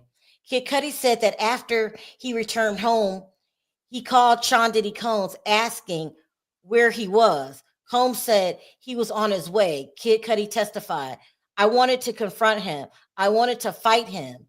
Kid Cudi said he then decided to call the police. Okay. He recalled thinking at the time, I don't know who he was with. I don't know what his intentions are. Kid Cudi said he filed a police report that day about the apparent break-in. That's about all you can do without it getting crazy. At least he called the cops and then he got rid of Cassie because Diddy was going to be a headache. You're breaking into people's. Here we go. Attorney says, what was your reaction to your car being set on fire? He said, what the F? Objection overruled. That was a scare tactic, over the top. I'm glad he called the cops. It seems like he doesn't want a lot of trouble because he could have made a big deal out of this. He could have went to social media. He could have sued Diddy for his car. And it felt like he just cut things off with Cassie instead. So that fits his personality. Don't think he was scared of Diddy. I think that here we got an update from CNN. Jury sees photo of Kid Cudi's car after it was damaged in a fire in 2012. One morning in January 2012, Kid Cudi said his dog watcher called him from his home to tell him that his car was on fire. He said he was at his ex-girlfriend's sister house at the time, about 45 minutes away. His friend sent him photos of his damaged car in his driveway before he got there. He said the jury is now reviewing the photos. On the witness stand, Kid Cudi described the photo as the damage of his Molotov cocktail in my Porsche. It looks like the top of my Porsche was cut open, and that's where the Molotov cocktail was put in.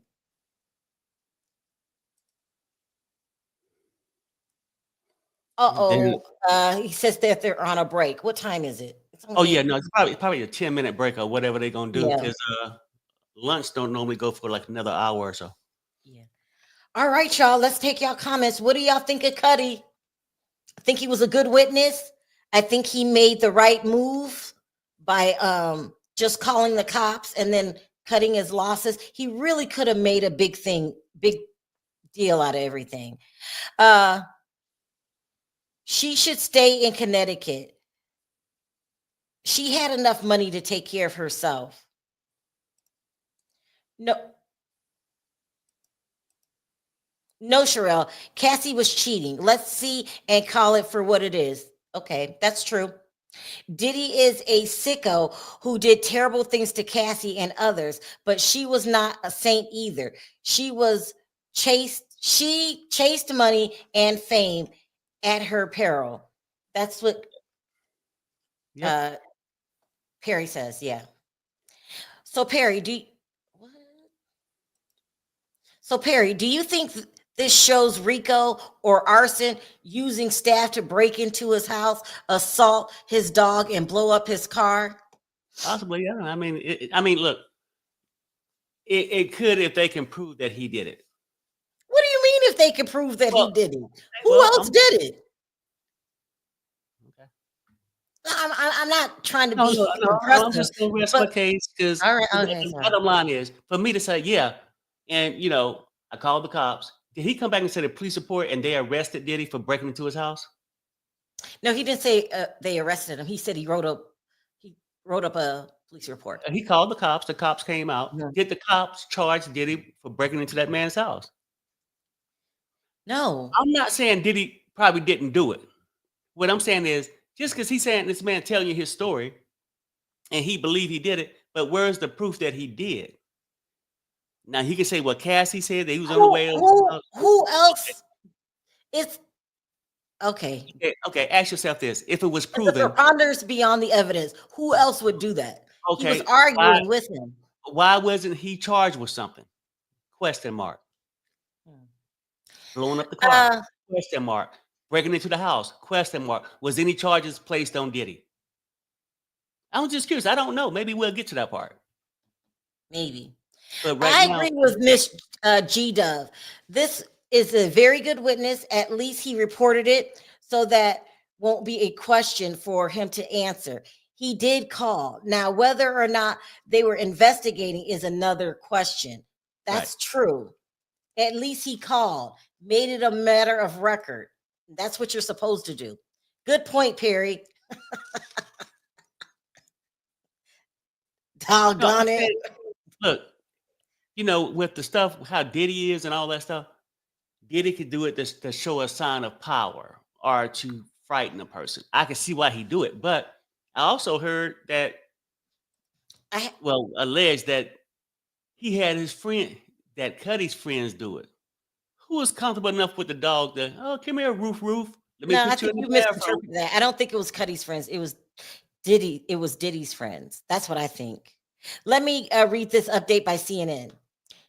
Kid Cudi says Porsche damage with Molotov cocktail could have been salvaged. Kid Cudi said his Porsche could not be salvaged after the damage following the fire. What? He said law enforcement find a Molotov cocktail in the driver's seat, but once he arrived at his home, it was kind of just burnt up on the ground near the vehicle. When asked his reaction to the incident, Kid Cudi said, deadpanned response. What the F? Perry, are you downstairs? Okay, Perry took a break. Perry has a point, a small point. How come he wasn't arrested? I think maybe Kid Cudi didn't want him arrested. That's what I'm thinking. Let me go back so I can see you guys on the screen. You guys, why didn't the cops arrest Kid Cudi? The police didn't do their job. They had probable cause. They were on his payroll. Probably, they most definitely had probable cause. Shay says, we have to stop making excuses for these criminals and thugs just because he produced a few albums. Yeah. Proceedings in the court were paused as the jury is taking a short break. Thank you. We got that one. Is the dog watcher not a witness? Let me go over the witness list again. Hold on. I don't think so. I don't even think Kid Cudi needs a witness, especially when you have a police report that explains exactly what happened. Most people take the police report at its word because it's written by a third party, which is a cop. Cudi did not say anything to the police about Diddy. Cudi needed a police report for insurance purposes. Yeah. Hey, Sherlock Holmes.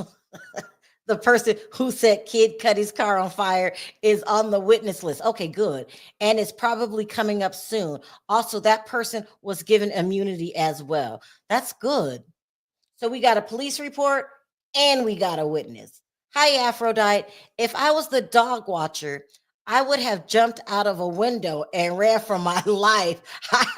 I would have left my shoes behind. Yeah, it probably was scary in real life. But I'm really shocked by how Kid Cudi's not really scared of Diddy and also remained calm. Like he didn't yell at Cassie for lying to him, saying that she was over this man. He's very much like his music, even killed. Okay. Another charge for Diddy, arson. Um, well, yeah. I was gonna say, well, Diddy wasn't there. He doesn't have to be there. They have phone call conversations. It was Diddy. Now, Perry's talking about why wasn't he arrested? I just think it shows that it was Diddy. He did not see Diddy do it. He only reported it to his insurance. That's true. Well, I don't know. Keep it a buck. Cuddy he's chill like his music. This is getting worse for Diddy. He's getting more outrageous. Why? Question mark. Diddy been getting away with his crimes for years, starting with Wendy. Oh, I forgot about Wendy. He had what's the name of the group? Total Beat Her Up. Did they ever they didn't find her, but they were going to beat her up. I don't think they actually did it. Kid Cudi probably didn't press charges. Yeah, it sounds like it. Why the police did not arrest Diddy with a S case, the police needs to be held accountable. Perry, why didn't they arrest him? It sounds like a payroll type thing. Sounds like a payoff type thing. And that Cudi wasn't that pressed about what happened, even though Porsches can run up to $300,000. Just wanted y'all to know that. Well, I mean, I guess he got insurance for it or whatever. Like, and you like, yeah, they can get it for arson. Yeah, I mean, anybody can be accused of something, and I'm not saying in no kind of way that I don't think Diddy had something to do with it, or whatever. None of that. It's what you prove. Diddy have gotten away with a lot of shit before, and I'm almost afraid to bring the girl up because people get so sensitive. What girl? Oh I, no. if I say that latter, people go crazy, right? But what I'm saying is, it's been proof that Diddy has laid hands on women, and probably it should have been some charges filed. But don't look for justice if you don't ask for it. And I know, I mean, certain people right now want him to pay for something that this person didn't want justice for back in the day. Or there's another scenario, Perry. Or Diddy paid off the cops. And so when the cops drop it, you can only ask so many times when you just give up and move forward. Okay. Right. Well, maybe investigation. Are we talking about Kid Cudi, or are we talking about him putting hands on women? Because you could say, oh, maybe the cops just dropped it. Maybe they was never reported. No, there's a police report on file. Go ahead. For Kid Cudi, what I'm saying is people are getting mad that Diddy's getting away with a lot of stuff. And I'm saying, yes, I agree. But if more people, instead of 15 to 20 years later looking for justice, would have took the time out while they had hands around their neck, hit with a skillet with 8 eggs in it, press charges at that point, we probably be at a different area. And I just feel like people come up with excuses why they didn't do this and stuff like that. But I'm just saying right now, Diddy is out of control. Don't get away with a lot of shit because people bow down to him. Let me say this, Perry. It's a huge possibility that people were reporting Diddy. Diddy has been known to pay off police, senators, because he had a case where he allegedly had a senator in his pocket. Somebody was suing him. But anyway, he's known to pay people off. That's a huge possibility. Can we just say that? Callie says, Perry Favorite said, I'm having the feeling that there was no proof of who really did this. We'll see. I can't wait till we get more information. Yeah, it's really good. Yeah. Some did and nothing happened. Maybe that's a huge possibility, Ricky, because he's known to pay people off. Let me double check. Hold on. Let me make sure I'm not missing anything. No, I believe that. I mean, it was charged against it, or people had reported back at when they had that pow at the club where the girl got hit in the face. So I'm saying, Mhm, yes, it's been a lot of things out there that he's gotten away with. mhm, But if you understand saying, hey, this happened, this and that, if you say, hey, I filed a report, but nothing happened, they dropped the investigation. What mhm. I'm going back to is the crowd's favorite. Name not to be mentioned. I agree. Had a clear case, his own film. You I just can't. didn't do anything. But Uh, people want to keep holding this person in this high regards. She's a saint. She didn't have to cheat. She wasn't married. Well, then she would if she wasn't married, she wasn't cheated on either. I don't know. It's just a lot of mess. Perry, I'm gonna go grab me something.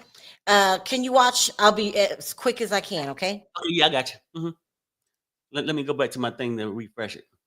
But I'm just simply saying that, I mean, that's sort of how, oh, they're on break. Good. I watch it. What I'm saying to you people, right? Yeah. Now, arson, yes. I mean, when you hear these stories, we can figure Diddy could have something to do with it. But just like right now, I'm not saying he's on trial. I'm not saying what half these witnesses are saying, 80% of it's true, 90% of not true. It's things that you have to prove. You just got to prove it. That's what I'm saying. You just got to prove it. Somebody said, Perry, uh, Perry, you are on it. Oh, I thought they said, Perry, are you there? I'm like, oh, no, I ain't there. But look, I'm just simply saying this in the court. We know Diddy is this psycho of a person, very controlling and everything else. We They should have never let him get away with all the things he gotten away with. But we can't make excuses for all the people who now are crying they were so wronged. Neither, that's the problem. You know, his assistants, they worked there because they had their own agenda. They knew the shit they was doing wasn't legit, but they wanted to fit in. They wanted to keep their job. They wanted to impress Diddy, so they did it. So ignorance is no excuse. And let's just keep it Perry, real. did you really put that on the screen? Oh my God. He only puts up comments to support his Because argument. sometimes, you know what, honey? Because sometimes you get to feel appreciated. I can't. Oh my God, Perry is too much. He put up only comments that supports his claim. He's a mess. Why aren't you being fair, Perry? Let's take some other comments. Okay. Perry, I understand what you're saying. You are correct. They have to prove it. Right. That's what I'm saying. Like, and I ain't got no problem if Diddy came out this court and did 59 and a half years. Just make it on the record that it was proven that he did this stuff and by the rules, not something that you behind the room, arson could be one of them without proving the things. It take two things to be a RICO or whatever. The shit you were saying this morning, that it takes two of these items to come up with one of these charges. Remember, the only reason they believe Cassie is because it was caught on public camera. Mhm. Yeah, Yep. Yep. that's true. And if it wasn't on camera, probably wouldn't believe it. And I believe whether shit was on camera or not, just by the stories and the things. But Diddy don't put his hands on a lot of women, Yeah. so it's not necessarily I got to believe he's a woman beater just because I've seen it on tape. I can form my own beliefs, but I also that's the part that pissed people off. I also believe in is some men could be corrupt, controlling, groomers. Women can be conniving, All right. greedy. Let me Go ahead. ask you this. Hi, Quentin. He's going to jail. Y'all got to accept it. Ella, listen, Perry, what did you think of Kid Cudi's testimony as a whole? Pretty good witness, wasn't he? Yeah, I don't think he hurt things. I mean, he just saying, hey, you know, I had to basically. This is what I'm getting from it. I had to separate myself from that toxic relationship, Cassie and Diddy, Mm-hmm. because those are some nuts. I ain't got time for that shit. I tried to date the girl, help her out, and do this. House got broken into. Security cameras got moved. My car got blown up. That's just too much for me. I mean, and the kush wasn't that good for me to stick around to get another car Okay, blown up. so CNN says the break is ending. Cuddy is in the witness box, and the jury is entering. All right. Okay, let me go back to my thing now. No, I mean, I don't think he hurt nothing, but you get some people, he done broke the mold now. This is really gonna make Diddy go to jail. I forgot this one. Prosecutors say team is on track to call all of the witnesses they planned for today. The judge asked prosecutors, Maureen Comey, if they're still on track for the day. Comey said that George Kaplan's cross-examination took 3 times as long as prosecutors anticipated, but said she still thinks they'll get through the witnesses they expected to call today by the end of the day. Go ahead, Perry. You were saying? Uh-huh. Here we go. We're back. Yeah. Now we have Brian Steele. He's asking the questions. Oh my gosh. His first question is to the judge. Can we have a sidebar? No, look, I missed this. Here we go. Attorney says, did you think it was accidental or intentional? Cuddy, intentional. Lawyer, where did you last see Miss Ventura? He says, at the Soho House. She reached out to Sean Combs and said, let's talk. This is getting out of hand. The attorney asked the judge, can we have a sidebar? Judge says, do you have an objection? Steele says, yes. He says, sustain, disregard, and move on. Who set up the meeting at the Soho House? D-Rock and my manager. This is the first time the judge did not accept a request for a sidebar. Thank you, Judge. Thank you. I mean, they said they was on pace to get all 6 of the witnesses out, and I guess he's the judge is down with it too. You know. I'm so happy. What I was saying though, like this. No, I mean, I don't think Kid Cudi hurt anything. But here we go. Go ahead. Attorney says, what was Mr. Combs doing? Cuddy says, standing there like a Marvel supervillain. He giggles. Cuddy says, he said, we were homies. You know, that is my girl. Attorney says, what did you say? Cuddy says, I thought you had broken up. Then Sean Combs offered me water twice. Don't you drink that water. No. No. Why would he offer you water? And he's confronting you about being with his girl. No, do not drink. Run, Cuddy, run. I wouldn't drink the water. Sorry, Perry. Go ahead. Let's see what CNN is saying. Like, now I don't think Kid Cudi hurt the case whatsoever. But I mean, unless I'm wrong, you know, because a lot of people, that's really gonna send him to jail now. It was the best thing because now you got arson on the table, you got all this stuff, breaking and entering. I mean, really, that's hearsay. I mean, well, it's a report that it happened to his house. What says on what kind of document that you have that Diddy broke into his house? Typically, if you had that, Diddy would have had some kind of charge on him. For arson, I really think that.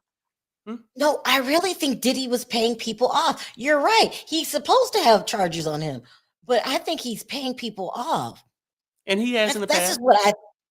He's done that before. And really, Diddy's been living a life of crime. Here we go.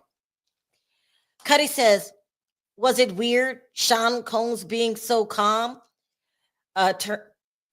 No. I'm sorry. Kid Cudi said, it was weird. Sean Combs being so calm. Attorney says, what did Cassie say? Cudi says, that we have fallen in love. Things happened. Attorney said, what did you say to Mr. Combs? Cudi says, what about my car? He says, I don't know what you're talking about. I walked away. Let me reread this, you guys, because I want to make sure that Cassie is saying that she's in love with Diddy. Let me reread it. Uh, Kid Cudi says it was here. It says, what was Mr. Combs doing? Standing there like a Marvel villain. He said, we're homies. You know, that's my girl. What did you say? I thought you had broken up. Then Sean Combs offered me water twice. Then Kid Cudi says, it was weird. Sean Combs being so calm. What did Cassie say? That we have fallen in love. Things happen. What did you say to Mr. Combs? What about my car? He said, I don't know what you're talking about. I walked away. So for me, this six this makes me think that he paid off the police. That I don't know why. That's just how my mind works. But I'm confused when she was saying that we have fallen in love, things happen. Who's she talking about? I think CNN just put it. Go ahead. I think she was talking to Kid Cudi, and That she her was and telling Diddy him were in love. no, that her and Kid Cudi have fallen in love and things happen. That's the Okay, way I that's take what. it. I don't know. No, no, you might be right. Kid Cudi. This is CNN's update. Kid Cudi reached out to Combs after a car fire. He testified. The last time Kid Cudi saw Cassie Ventura was at a private club in Los Angeles a few days after his car was damaged in a fire in 2012. He testified. He reached out to Sean Diddy Combs after the car fire and finally told him that we needed to meet up to talk, Kid Cudi testified. He had been wanting to talk to me. So after the fire, I was like, this is getting out of hand. I need to talk to him.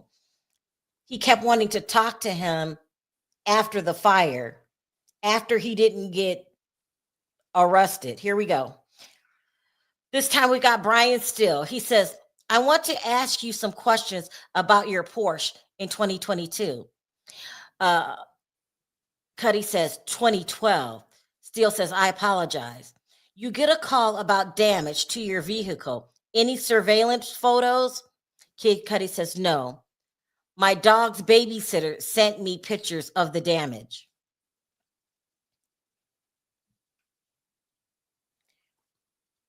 And then while we wait on an update, Joyce says this. This is showing elements of the RICO charge, a conspiracy to commit crimes ordered by Diddy. Yeah, maybe. That's Yeah, true.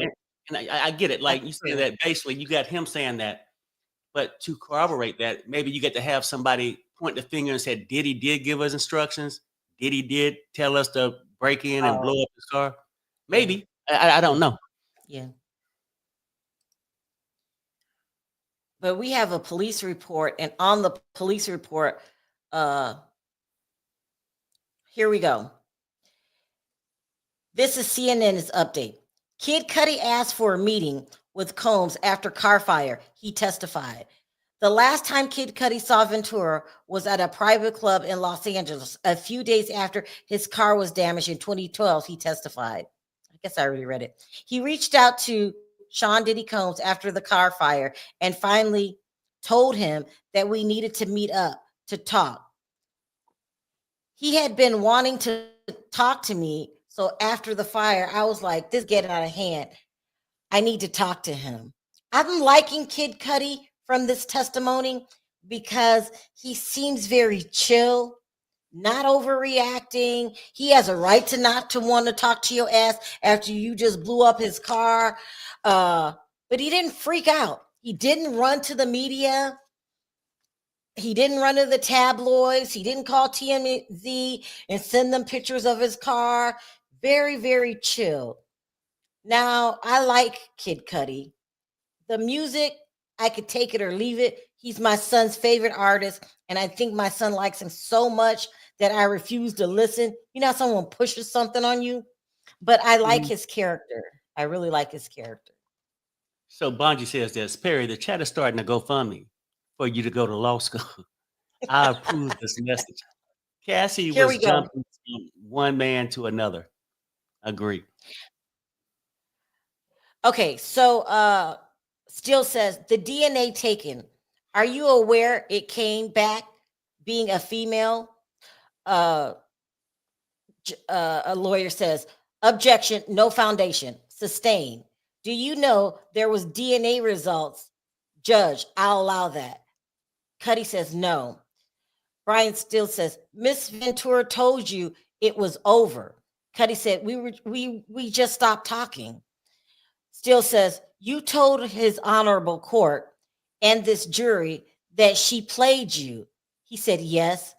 Still says, she played you and you had no clue. He said, no clue. Okay. Why they take DNA from what? They're saying the break-in. So Right. there was an investigation, and the reason they didn't arrest Diddy is because the DNA doesn't that take a while to come back? But they still didn't arrest him because the DNA came back as that of a female. So Diddy's very aware of doing things to not get himself directly tied to whatever it is bad that he's doing. That's a fair statement. He has Cassie hold the guns. He had somebody go, maybe KK herself. Who knows who did it? All we know is the damn car blew up. It was a Porsche. I don't care if it was 2012. It was a lot of money, and he didn't ask you to pay him back. And now you acting like you didn't do nothing. So maybe I was wrong. Maybe Kid Cudi didn't look at it and say it was a crazy relationship and left. It sounds like Cassie told him it was over. Child, it's over. I need my man back. Then he said, Look, Terry, you've got to see how brainwashed Cassie was. You just watched this man blow up somebody's car, and your actions is to go back to him. yeah. He blew up somebody's car. I'm never talking to you again. She's so caught up. She's so okay. I don't want to get you going, but I'm just saying she took a lot before she decided to leave. Like, come on. And I mean, has she ever been like that? I mean, like checked out for like a mental illness? No, I'm starting to wonder this, right? Because like part of me, Objection, sustain. Don't answer I that, feel like Sherelle. I feel like that I know why she wanted to be around for the greed of it and his status and stuff. But other things make me think is something else wrong with her. Because I'm not gonna give her the out. It was Stockholm syndrome. She was My afraid to God. leave. I thought we were making progress. Is she just cuckoo? Perry, you're attacking her. No, I'm not attacking. No, I'm saying okay. Let me dial it down. I'm not Yes, attacking. thank you. Mhm. Okay, would you? Let me rephrase the question. Thank you. Is this something that a person with a sound mind would do? Oh my God. Let's see what the chat says. Perry, DV women are not cuckoo. He doesn't get it. He'll never get it. Okay, We no, have to I didn't accept. see it that way. Okay, well, yeah. Go ahead. I'm just saying, if See, she had cancer, you would treat her different. You would say, she's got cancer. You're yelling at a person with cancer. She's a cancer, and you would show more empathy, right? If a person has cancer, you are so good with my mother. You are so good with her. You make sure she's okay.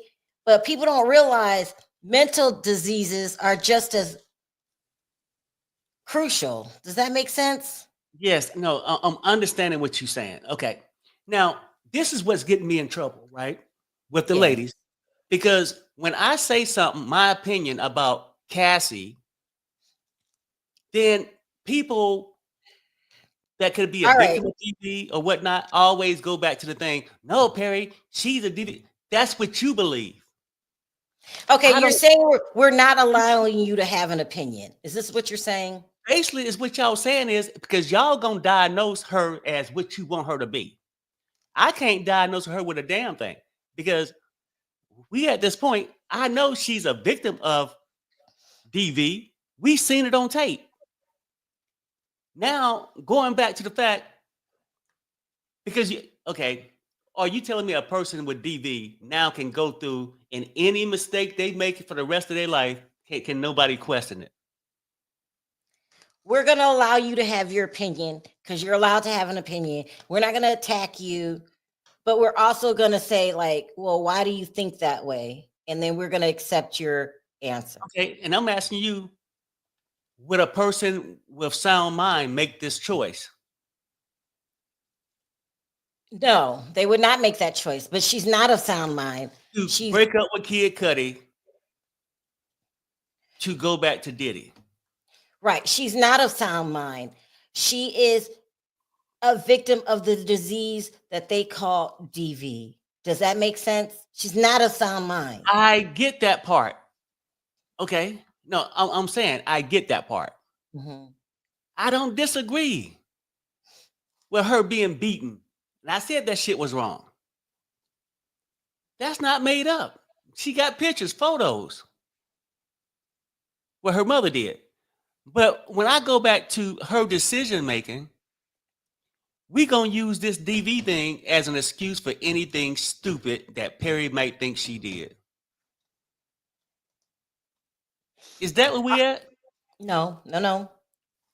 We're just having a conversation with you, and I'll make sure nobody attacks you. We're just having a Oh conversation no, saying, no. I'm saying I'm fine with the attack, but I just feel like I'm pigeonholed, right?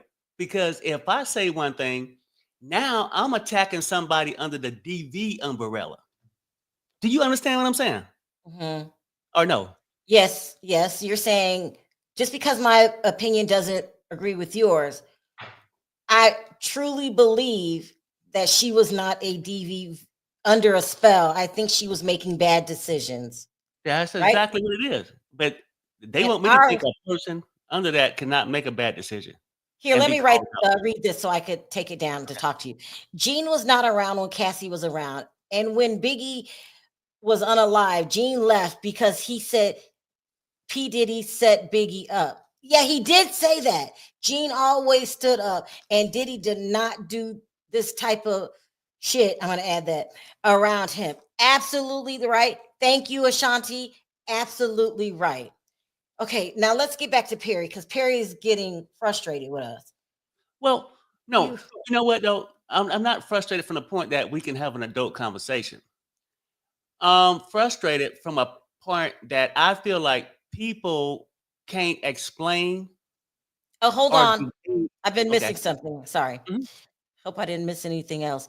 It says here Uh, Brian still says, in 2011, you went on tour.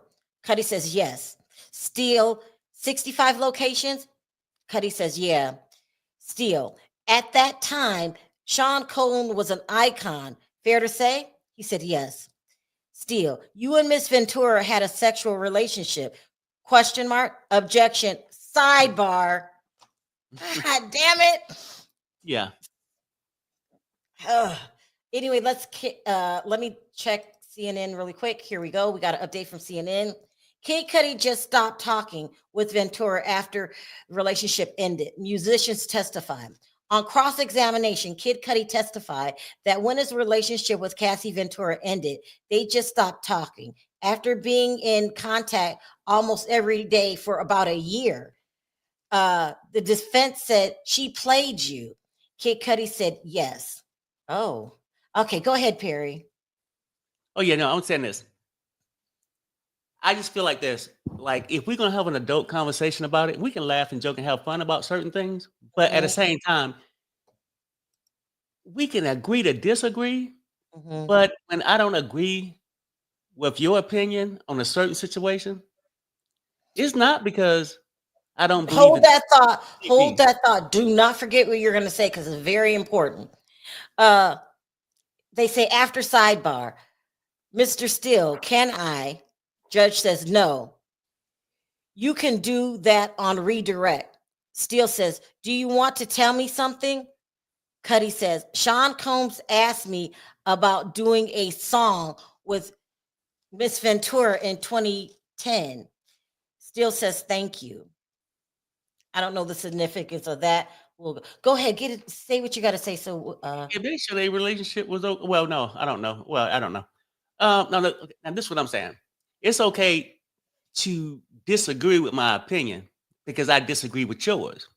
But let's not put it because I don't agree with your opinion that I got to be a monster. Because like I'm not on trial, but I'm not gonna let people try to twist my words to make it out to be something like, oh, you don't believe in DV. When I told you my mother went through it, as if I don't believe in women. I have a wife. She's a woman. And people, you don't have a daughter. I have a daughter-in-law. I have a granddaughter. I have 5 sisters. Had a mother that went through DV that I told you. I know that's true, but I guess basically what I'm trying to say, if you're gonna have a better argument and disagree with me, don't come to say, oh, Perry, DV is this. No, we ain't talking about DV. I'm talking about a person's actions. And if you can't explain or justify that person's action without saying, oh, but it's because of DV, a DV don't make a person just act stupid. Do it? I mean, because that's basically what you're saying. If you had DV, it's okay to be stupid. All right, why don't we do this? Since Okay. we all are on page to agree to disagree, everybody's still allowed to give their opinion, but we'll be respectful about it. And you got to be respectful in yours. Oh, Calling you her know what? stupid is a trigger for me. And I see I you know. laughing. You're messy because you can't play victim, Perry, when you use triggering words like calling people stupid. All No, right? Now, I'm not calling the people in the chat stupid. I'm just saying the things I might point out when somebody testify. I'm like, that's stupid. That's my opinion. don't Or call I'm like, Cassie stupid. Don't call Cassie stupid, and then you I won't don't get have a that problem. reaction. Terrell, they don't give me a I can't backlash when I believe, call. Perry. If you keep calling stupid, then no one's gonna feel sorry for you. You're I being know very when I call disrespectful. Diddy an asshole, or a freak, or a monster, they don't say nothing about that. Because we're okay with that, but we're real offended when you call Okay. Cassie stupid. Perry, don't forget the cycle of abuse. She was constantly abused and love bombed. She's living in fear, and her mind is impaired by the drugs. Perry, I get what you're saying. Cassie's a big girl. She knows she did wrong. She was all messed up, but this mofo went too far. You agree with that, Perry, right? But who is the mofo? Diddy. Oh yeah, no, I get it. Okay. All No, right, no, Bonji says, I feel like we're talking past each other. Two things can be true. Cassie is a DV survivor, leapfrogged from one man to another, and P. Diddy is a monster. I'll agree. No, All right. that's all I'm saying, right? Because I feel like I'm trying to tell you, explain. Well, maybe I'm frustrated at myself because I'm trying to explain to you why I think this way. Wait, no, And no, then we you hear keep you. saying, We hear you. okay, But I ask of you, when you give your opinion, which you're allowed to do, you don't use trigger words. And then we can have an adult conversation. But when you keep triggering me, calling her stupid, then you gonna get what you get. All right? okay, Can we do not that, calling husband? her stupid, just saying to me is a stupid. See, now Can I'm I not just feeling sorry for you no more. You're egging on. okay? Y'all keep Okay. talking to Perry just the way y'all talking to him. He want to pull the sympathy card when you're not having the sympathy card for Cassie. So Okay. we cannot go there with you. We will. You almost had us. And here we go. Here we go. Make sure this is right. Okay. Steele says, you believe they left your front door unlocked. He says, yes. Steele says, no forced entry. He says, no. Just presence opened, door in the bathroom, dog in the bathroom. I'm not belittling, just asking. You called Sean Combs? Question mark. Yeah. Still, he was calm. He says, yes. Now they're trying to say that Diddy didn't do it. He was calm because he knew his ass was caught. He knew his ass was caught. He knew he went too far. Let me be disrespectful. He was calm because he knows that he paid off some cops and now he doesn't want anything traced back to him. Don't try to say, Perry, you are trying to gain sympathy from No, us. We're not giving it to you. If you don't respect us, we're not going to respect you. So you can say how you feel, but don't okay, come up here talking about okay. we're Look, attacking you when you're calling her a liar. matter of fact, keep attacking me. Erase anything. I Look, will, because I let's just overlook. decided I'm not Let's falling for overlook. Perry. Look. Let's retract me getting in my feelings for 30 seconds. Let's forget about that.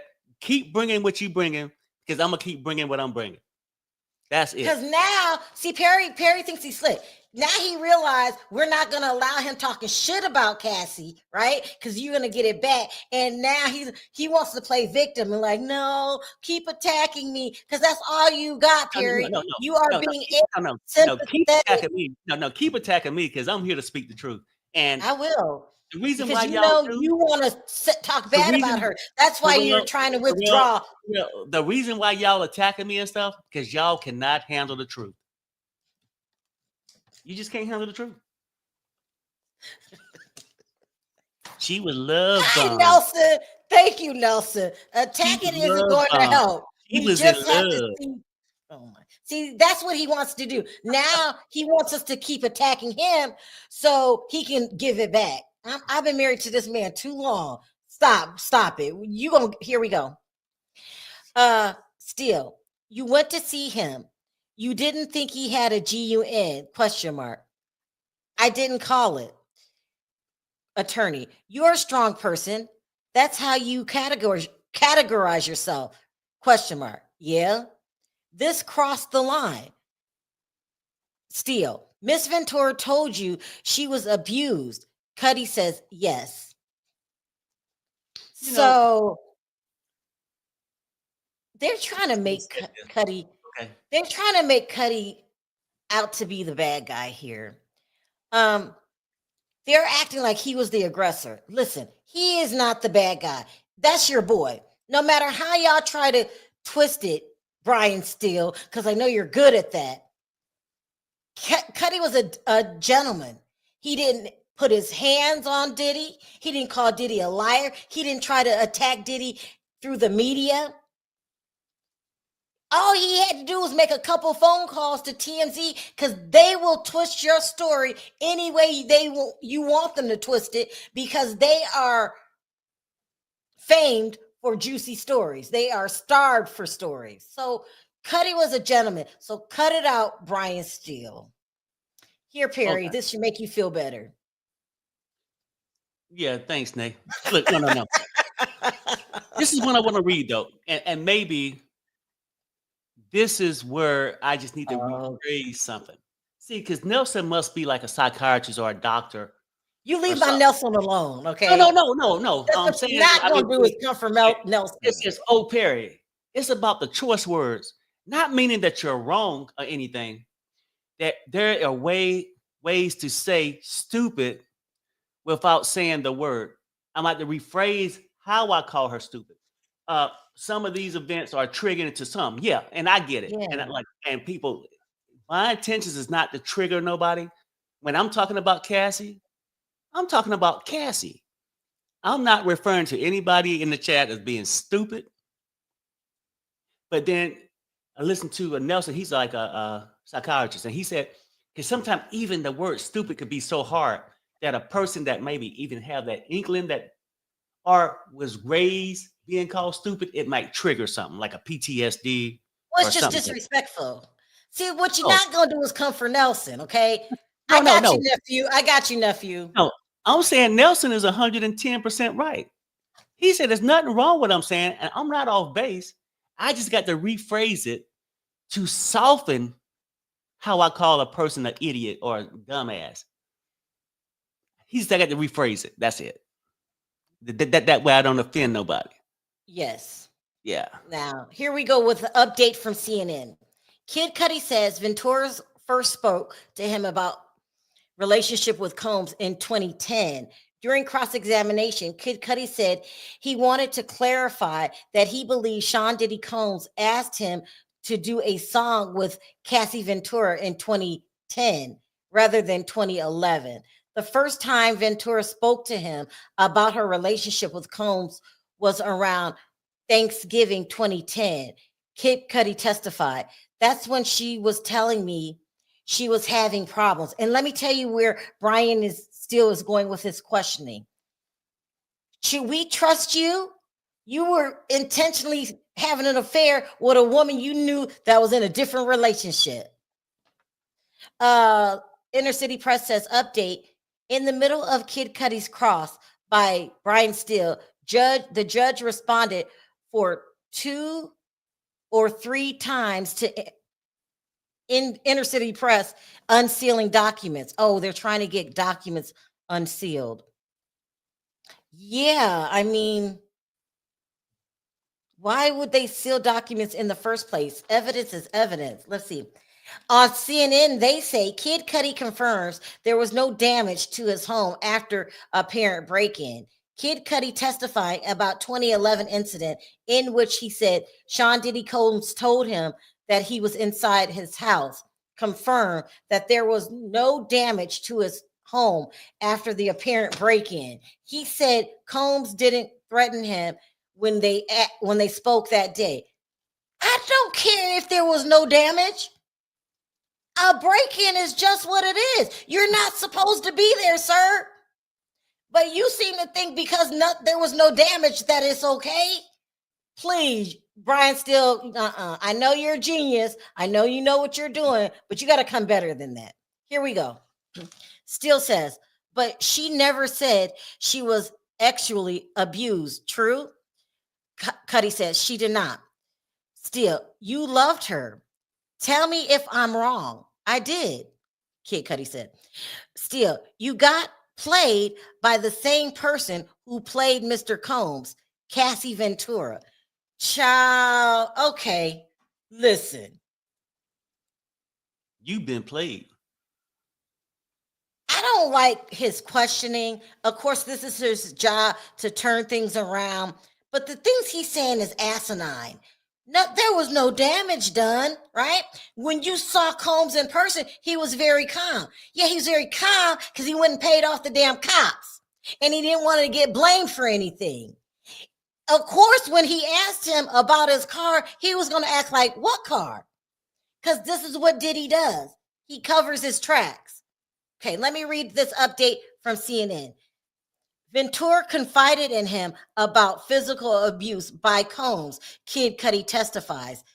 Kid Cudi confirmed that Cassie Ventura had told him there was physical abuse in her relationship with Sean Diddy Combs, but she hadn't told him about any sexual abuse. He said Combs never interrupted the time he spent with Cassie. Look, they're trying to say you knew you were with a girl that was in a relationship. No, well, I guess too. I guess what they're trying to say is this: like, she's a flip flopper, Cassie, to the point where she's just saying like, "Hey, Cassie told you she was abused." Yes. Then when asked, but she never was sexually abused. True. So she did not tell me this. So she's saying she was abused. It sounds like Kathy is this person. Cassie is this person. Cassie is this person that I genuinely believe she is. She's a user. But don't get it wrong, users can be used too. Diddy used her for a pawn, a freak, a sex slave, all that. That's being triggering. A freak. It is. It's disrespectful. I said Diddy used her for that. It's a disrespectful word. It's like calling your daughter a bitch. Please, can you please refrain from such language, sir? Diddy used her for a female companion to do tricks for him. Is that better? Bonji says, one juror thinks like Perry equals Diddy acquitted. Just one. Exactly. Perry, you can't just say what you're trying to say without being so offensive. Look, I apologize to Cassie. I apologize to Diddy. Fair is fair. I called Diddy a sex freak. I called Cassie one. So I must apologize to both. And thank you. You know, it's amazing we y'all don't feel the same way about Young Miami. But we'll come back to it. Oh, okay. Now, okay, we got to update. Still says, in the 13 years since, have you ever been notified in California that there has been any more action on this car fire? He said no. Brian still says, did Miss Ventura have multiple phones? Cuddy says, I don't remember. He says 35-12. Cuddy says, if I said it, I said it. Now he's trying to trip him up in his testimony. What were you going to say before I forget? What were you Oh going to yeah, say? no. I'm just saying that it's amazing on how y'all could be so defensive when it come down to Cassie, a female, young Miami. It's in her name. She's young also. Y'all don't give her the benefit of the doubt. She got played. She was being used by Diddy. You feel what? Explain to me why you Ain't no think. sympathy there. I don't Did she understand. did she Hold not on get 1 pissed second. off? We got to update. Okay. Still says, do you know what a burner phone is? Cuddy says untraceable. Still says the trespass. You called it a break-in. Miss Ventura told you she'd given your home address to Combs. He said yes in the morning. Still says no more questions. Thanks. Cuddy says no problem. Perry, first of all, we're going to talk about your diversion because we're talking about Not a diversion. Cassie, and you want to bring No. in. No, it's not a diversion. It's about y'all mindset. It's Oh my let me, God. you know what, to obviously communicate. When you want to communicate with somebody, you got to enter their village. I'm coming into y'all village now. Y'all got this sympathetic village. I'm non-sympathetic. So let me come to y'all community. I'm gonna talk y'all language. I love all the young women. They're young, love bombed, and all these are excuses you give for them. But how come you don't give young Miami any excuses or sympathy? What kind of excuse do you Hashtag think? free young Miami Free her from what? from women like you.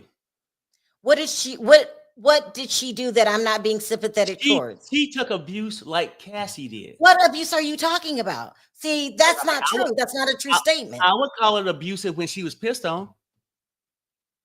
You don't have any proof of that. She said it. She says she likes golden showers. And then she took it back. She said it was a joke. That's just a play on words. So how was she abused? I'll wait. Look, Here we go. Hold on 1 second. Okay. Judge says redirect ? Johnson says, what did Miss Ventura confide in you about abuse? Cuddy says that he would hit her, sometimes kick her. Attorney says, the day of the break-in, was she carefree? He said no. Perry, let me check on CNN really quick because somebody asked me to do both. Okay, go ahead, Perry. Yeah, I'm just saying this. No No, one's it's just being funny. mean to Miss. No one's being mean to Miss Young Miami. Nobody's being mean to her. Y'all think she was a thought and thought she was just a user. Who said that? I don't know. People in the chat, Sherelle. I mean, just look. I'm not sitting here keeping a file on how y'all, writing down names. Withdraw the question, Perry, because you have no evidence that anybody called Miss Miami Young Miami any names. You're just diverting the fact that you are Y'all not disrespectful. sticking up for her. Y'all not coming out the woods with save Young Miami flags. She doesn't need saving. Here we go. We got an update. Okay. What did Capricorn Clark tell you? Cuddy says, Sean Combs and an affiliate forced her into a car to come to my house. I called the police. Attorney says, how would you describe Cassie that day? He said, just really shook, him finding out about us. There you go, forcing people in the car. Could that be show force of him making people do things that they don't want to do? Off of this testimony? Well, Perry, is the cat got your tongue? Thought nobody let you talk. I'm sorry. I was trying to do something else. I mean, are you calling me back to apologize for something or what? Now, I was busy. I'm coming in y'all chat. Perry is a mess. I wish they could ask Cassie if she was threatened to give KC address. Hold on. Kid Cudi's address. Oh, okay. They just told the boy's address in court. I refuse to do it. Perry, can I have a sidebar? Perry is at a loss for words. What he's doing right now, I can't see. He's probably doing some poll for sympathy Well, to no, get y'all on his side. I was going over to do a poll, and then you kept begging for my attention. Come back, come back, come back. This is a good statement here. Let me double check before I read it. Hold on. Oh, here we go. The attorney said, "Why did your relationship with Miss Ventura end?" Cuddy says, "The drama. It was getting out of hand. I wanted to give space." He says, "What drama?" He says, "The break-in for my safety, her safety." Steele says, "Objection." Judge says, "Grounds, question mark." Steele says, "Speculation, overruled." I want to read these two super chats really quick. I feel like Cassie is looking for someone to stand up to Diddy. She wanted Cuddy to handle him. And when he didn't, she went back out of fear. If he's blowing up cars, Diddy would have erased next one.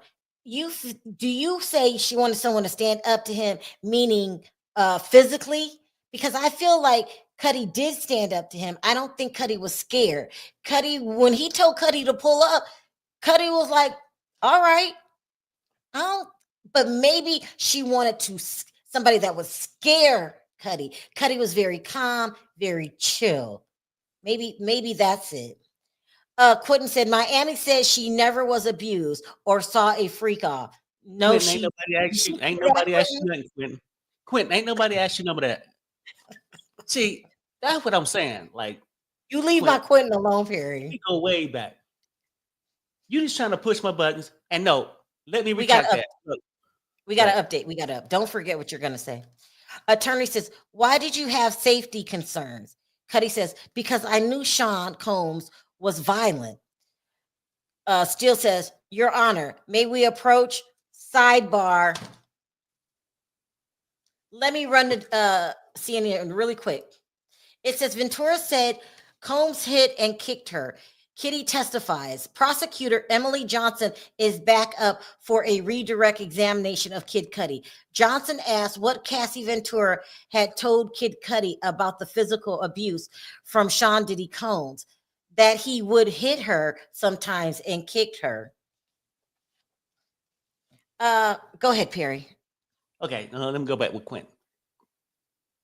Now, Quentin just trying to push my buttons. I'm going to take this back. Maybe she wasn't abused. Maybe she never said that. I sort of got that when she was saying, I ain't never tried these golden showers until I got with Diddy, and we just did all She kind never of. said that, Perry. She never said that. She didn't say that. No, she said she liked golden showers, and then But the following she day, said this after being with Diddy. She didn't say it before she was with Diddy, right? meaning that that's something they did. Did I miss another super chat? I heard Diddy beat up Capricorn Clark once too. Ooh, and And she's a Capricorn woman. Clark, Let me see if I can find a picture of her. Perry, can you check the screen and make sure I okay, don't miss anything? yeah. But what I was saying to Quentin, though, I'm going to take it back and rephrase my question. How come y'all don't look at Cassie as a possible gold digger like you look at Young Miami? Maybe that's it.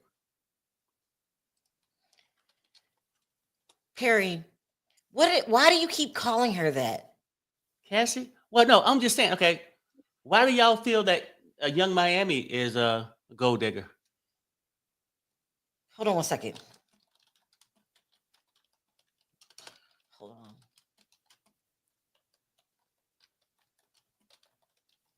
No one called Miami a gold digger either. Nobody. Oh, We so now didn't. she's I'm just one of not gonna the. let you lie. Name somebody that called her a gold digger. We I'm just didn't. saying We that's the didn't. impression out there. Okay, and look, I keep calling Cassie that because that's what I feel in my bones. That's what I feel. This is what I feel. That's my observation of her. Could it be Okay, so wrong? let me Yeah. Could it be right? Hmm? somebody asked me what did Capricorn Clark look like? Or did I ask myself that? Let me put up this picture of her and then read her bio. She's a tiny little thing, just the kind he likes, just the Capricorn type he likes. Tiny and helpless. I hope he didn't put his hands on her, but I wouldn't be shocked if he did. Okay, so here's Capricorn. What is that?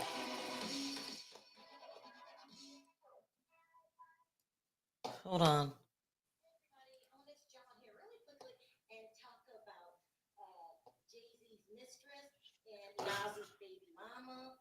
She's finally speaking up since the trial. She's letting Jay-Z know that she thinks he's dirty. Perry, you have to check the thing. Let me go on mute. I got things playing in the background. Hold on.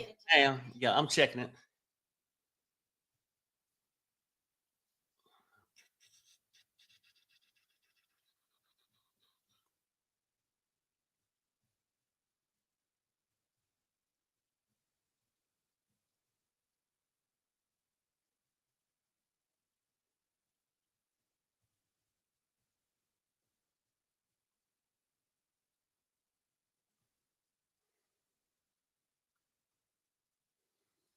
Ba-da-ba-ba-ba.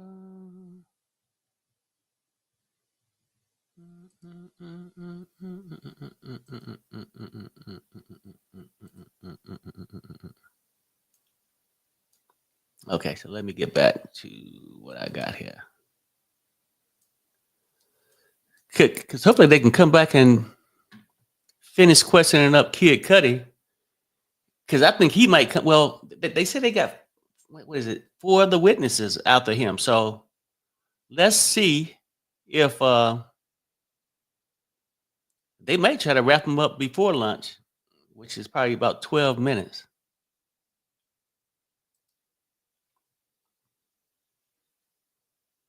Cudi was with the shits. Yeah, Cudi. Do y'all think Cudi got played? And what do y'all think that actually the attorney's trying to come out with that when they keep saying how he got played? Are they just trying to demonstrate that S- Cassie's behavior? I mean, because that part we really can't blame. I know on Diddy, we can't really blame that part. How she just bounced from Diddy to Kid Cudi, then just used them up just to go back to Diddy. I don't think it's right how she used that man like that. Because if we could feel sorry for Cassie, we could feel sorry for Kid Cudi being misused. Let me see what else we got. I don't know what my wife went. Maybe she had to refresh her computer. Ba-da-ba-ba-ba.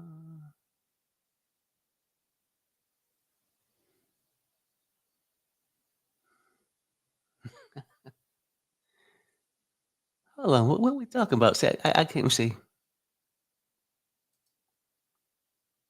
Perry has been more entertaining this week, more than this trial. Just saying. Look, it's long days in these trials, and oftentimes, like what really, to me, I think as time go through and people feel like certain things you can say, certain things you can't say, and become real sensitive about things, that conversations have been diluted to oftentimes becomes quite boring because people don't um, say what they want to say. I'm trolling, but I'm just saying, like, yeah, at the end of the day, we all human, and I know we got laws. All these things exist, but we can have fun in between to talk about the stuff. But at the same token, don't sugarcoat things. If a person do something that wasn't that smart, can't we just say it? Like if you got up in the morning and kept walking into your refrigerator hitting your head, I thought, well, somebody must say, damn, what's wrong with you? I think it should be okay to have those kind of conversations, but I think people really get sensitive. Okay, thank Oh, you. Did I miss anything? oh no, no, I had to refresh again. Perry, I get what you're saying. You feel attacked. We're No, gonna I'm have okay a with you. decent, huh? No, I got to admit, I felt the attack because I'm human too, but I'm over it. I just got sensitive. Like the people that I'm talking to, they get so sensitive. I I can't can't. tell them not to be so sensitive when I let them push me to that edge where I get to that point. No, I'm back. I'm gonna speak what I want to say. Now I Perry, when will did calm you it down. become the victim? My goodness. Ever Listen, since this trial started, we can listen. Let's try ever this. since the trial started, if you Listen to speak this, the Perry. truth, huh? Why don't you tell us how you feel in a way without bashing Cassie? You're not buying what from Cassie? What is agitating you this time? All her blind supporters, because like you know, all her enablers upsets Okay, me. see, when you say shit like that, now we're enablers. I was trying to let you really talk. Here's a picture of Capricorn Clark. Um, let's see if they've got a bio on her. Perry, can you check to see I don't miss anything? Okay. Um, Capricorn Clark is a music executive and a former global brand director for Sean Diddy Combs, brand director. She has been photographed at various entertainment events and has a active presence on social media. She has publicly taken pictures at the '09 BET Awards, Lorraine Schwartz Diamond Monkey Collection, Diddy Dirty Money album release, Rockaware 10 anniversary. She's very thin. So You can Sherelle, tell. it sounds like that they are actually done with Kid Cudi, and look like they're taking a break. Okay. But he didn't say lunch break. But I'm just trying to make sure Break. it's about that time. So maybe they'll come back fresh after lunch with the. They got 4 more witnesses for today. Well, I think that this is a good witness. Kid Cudi's a very good witness. Mm-hmm. Um, he has evidence to support his claims. I like the fact that he did a police report. This was a good day, a good one for the prosecution. I think that the other guy was a little shaky. You could just feel he didn't want to testify, and it felt like he left out a lot. Now that we've got Kid Cudi's story, which I thought would be reversed, I thought that Kid Cudi wasn't going to give a good testimony, and that Kaplan would. But I think overall, this is a very good day for the prosecution. Mm-hmm. Can you be neutral enough to say the same, Perry? Just think, do you feel that Kid Cudi, Oh no, more than that, Sherelle. Because the one thing about me, I'm not a player hater. Okay, good? if I see a good witness, he was great. Yeah, yeah. But more so than what you think, he gave us some things about Diddy, and he also gave us some things about Cassie. He made her look human, not like just a victim anymore. Because Oh she God. went from a victim to a victimizer. Hold on. We have an update from CNN. Oh, Uh, and I didn't mean to cut you off. no, you fine. What we know about Christina Coram, Sean Diddy Combs' former chief of staff. Why are we talking about Christina? Is KK on the list? Let me look. Christina Coram, a former executive of Sean Diddy Combs' business empire, has been mentioned several times during the testimony since the music mogul's federal criminal trial began last week. Coram is the former chief of staff of Combs Enterprise, now known as Combs Global. They changed the name. Okay.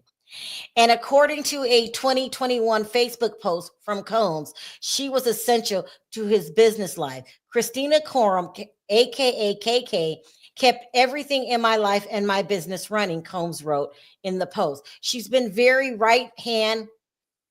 my right hand for the last 8 years and has consistently proven to execute and get shit done.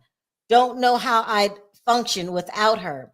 Coram came under scrutiny earlier this year when she was named as a defendant in the 3 civil complaints filed against Combs. These civil complaints are separate from Combs' federal criminal trial, and she has not been charged with any crimes.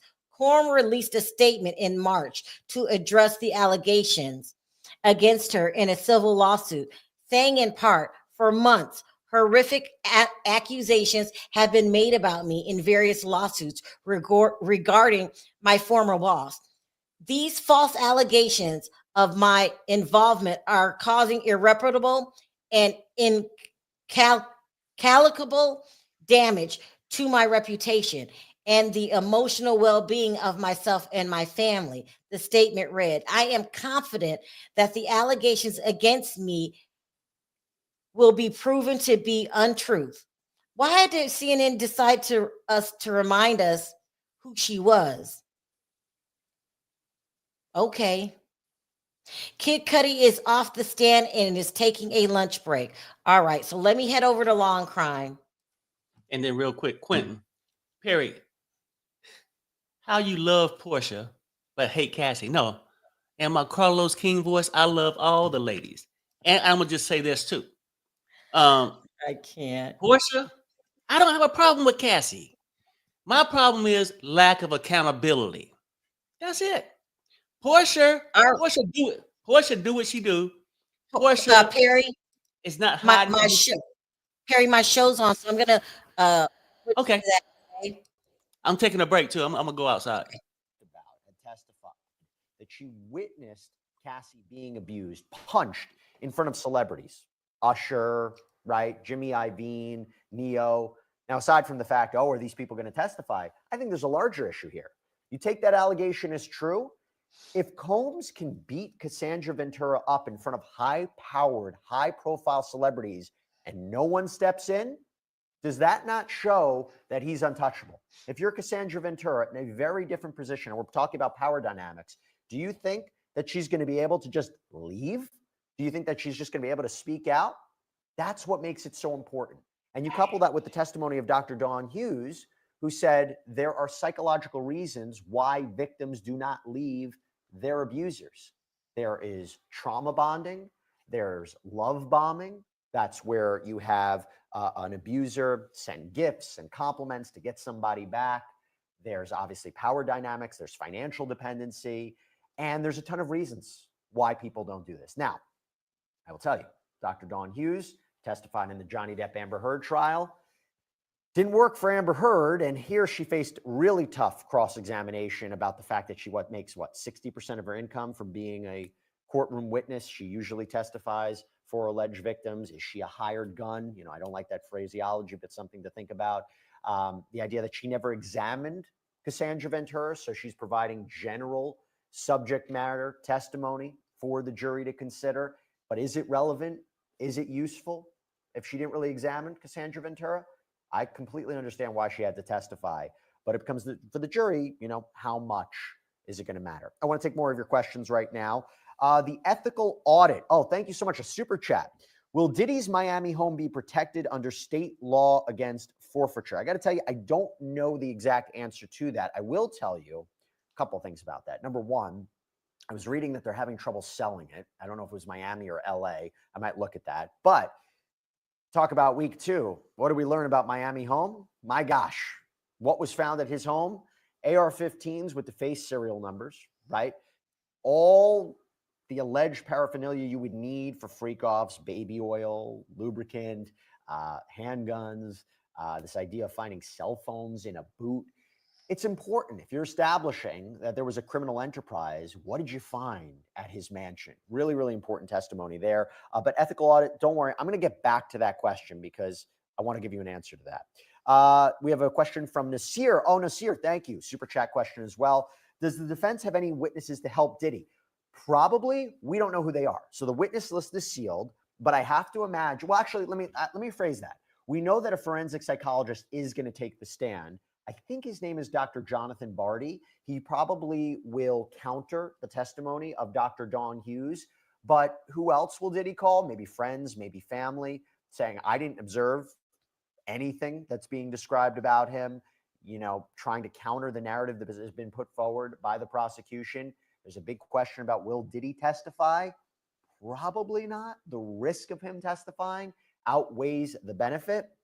But this is a guy who also made an apology video on Instagram 2 days after the CNN published the hotel footage, which was a big legal mistake. So we will see what happens there. Also, by the way, we're waiting to get Elizabeth Milner on any second. She'll give us an update about what's been happening in the courtroom.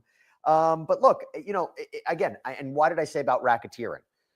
So I said week 2 was not only about corroborating the testimony of Cassandra Ventura, but when you have these assistants talking about setting up everything for the freak-offs, cleaning up the rooms for the freak-offs, feeling like they were being threatened. David James had said that Combs had footage of him, I think high on drugs, that he was going to be used against him. It all goes to this idea of what was the inner workings of the Combs organization, or this Combs criminal enterprise, the Combs enterprise. And was he using his associates and staff and bodyguards to not only commit the crimes, but cover them up? That's really important. This idea of racketeering. And we know that there's going to be more witnesses who testify, possibly bodyguards. I believe a chef is going to testify. But that's, that racketeering charge is so important. It's the top count here. It lays the basis for everything else.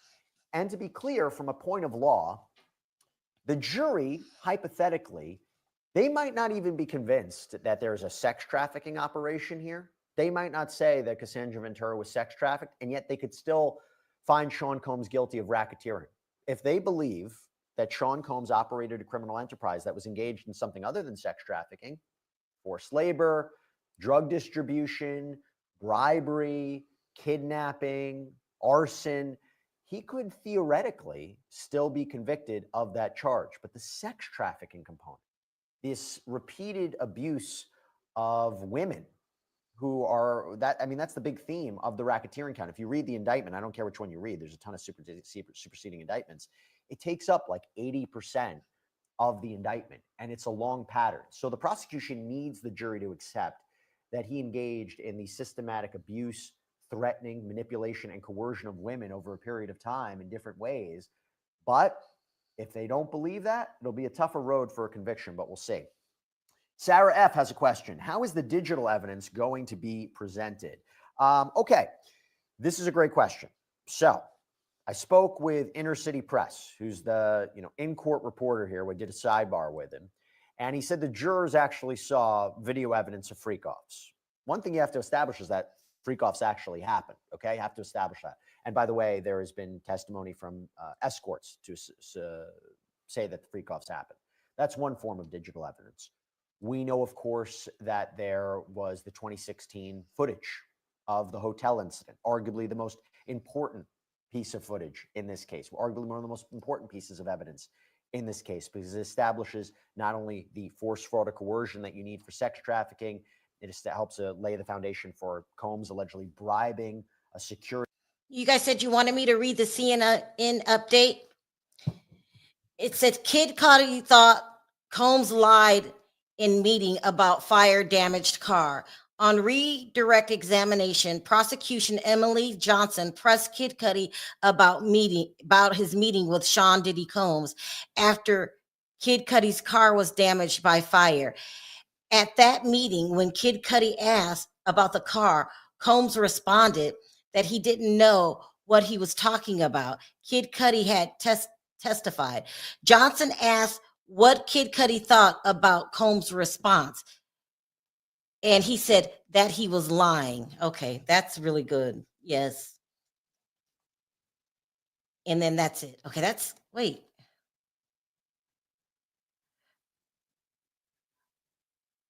Oh, okay. And then there's notes of everything that was said in the testimony today. Yeah, that's really long. All right. I'll keep you guys updated on both. It's lunchtime, so let's get back to. Just let me know in the comments if you need me to do anything. Must be some kind of break. That's weird.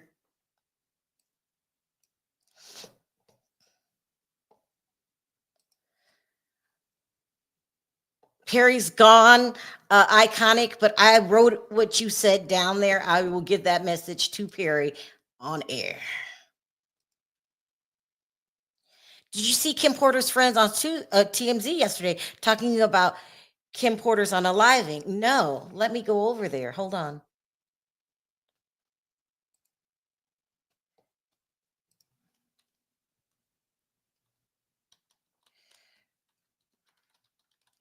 Let's see. Let's see what's going on.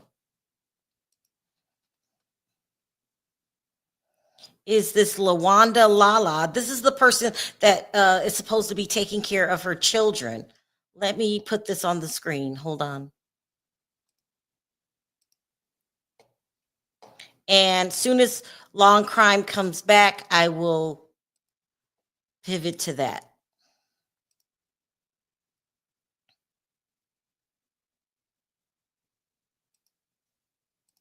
Okay, so here's the article that, well, that's not it. Hold on. Here is the article of Lawanda, who's supposed to be taking care of the twins and was very good friends with Kim. Okay, what happened? Hold on. It says Lawanda, Lulu Lane, Albie Shore spreading misinformation about Kim Porter's death. It was so hurtful to Diddy's kids. It says Diddy's federal trafficking and racketeering charge is undeniably weighing heavy on his family, but his children's caretaker is assuring everyone that the entire Combs clan are nothing but troopers.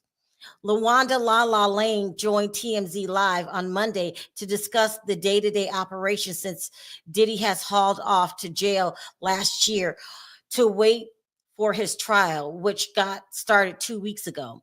The in-battle music mogul twins, Jesse and Delilah, just stepped out of their senior prom. And Lala says they're straight A students and says faith in God is the dominant theme in the household. It's so sad. So sad.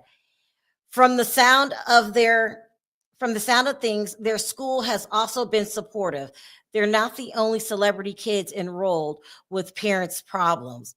The world has been enthralled with Diddy's trial in the aftermath of Cassie's and Don Richards' testimony. But Lala said his kids only see their dad in one light, and discussing the case isn't top on his mind. As for Kim Porter's best BFF, Lala has been closely caring for Diddy's kids since her untimely death in 2018.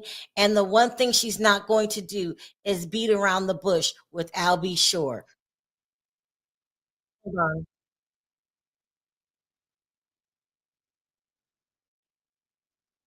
That Long Crime is back. Let me see what they're talking about. Hold on.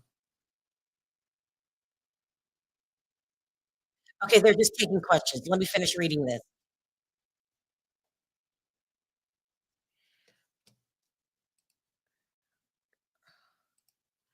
Okay, it says the R&B singer whose father Kim Porter's firstborn son Quincy recently gave an interview placing the blame on Diddy. Yet Lala says Al and Kim weren't as close as he's claiming, and says Diddy had nothing to gain from her being unalive. She says Al's constant public posturing is harmful to Diddy's children. And she also denied the long-standing rumor that Kim was in the process of writing a tell-all book. Diddy's kids have also echoed the same sentiment. They just want their dad home. Child, this is like another person that keeps saying Albie Sure is lying. I think someone else said that. Okay, here we go. Here we go. Hold on.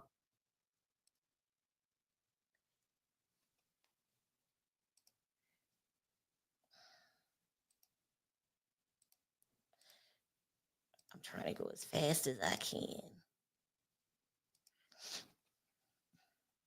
Wanted to know, what did Scott Mescudi, aka Kid Cudi, really have to say. So when he walks inside the courtroom, to your point, Jesse, he was very, very casual. He had on a leather jacket, it was a little bedazzled. He had on a white t-shirt, he had on jeans, something that you kind of really don't see necessarily, especially in federal court. I mean, all the other witnesses have been in suits. even some of the escort witnesses. But for Kid Cudi, he just came in very casual. He just walked right to the witness stand, didn't pay Diddy any type of attention from what I could see of him, but he got onto the witness stand and swore that oath like he normally, like all the other witnesses do. And then that's when we got into the testimony. And let me just say, Jesse, there was so much testimony. I was just writing things down and down and down again because there was really so much. And we knew about kind of the Molotov cocktail incident, especially because it was laid out in Cassie's federal lawsuit, right? But just hearing Kid Cudi explain it from his own words were just a whole nother level, I could say. So people were laughing, right? People were laughing when he was testifying because he made that one comment that he sees Sean Combs. He had a meeting with him and said he looked like a Marvel supervillain. Were people laughing? No. Yes, people were laughing, but if you're going to ask if Diddy was laughing, it didn't seem like he found that joke necessarily funny, but there was definitely some courtroom laughter, even from some of the jurors who were in the box. They were laughing as well, too. But from what I could see of Diddy, it didn't seem like he had much laughter going on in that specific moment, which was a complete 180 from kind of his demeanor when George Kaplan was testifying, where he seemed a little more jovial. He was laughing along. But when Kid Cudi came on the stand, it felt like the smile just went down, right, and he had more of a serious demeanor and serious tone listening to Kid Cudi testify. And because, you know, Kid Cudi was providing some quite important pieces of damning evidence against Sean Combs. I mean, talk to us about his direct examination.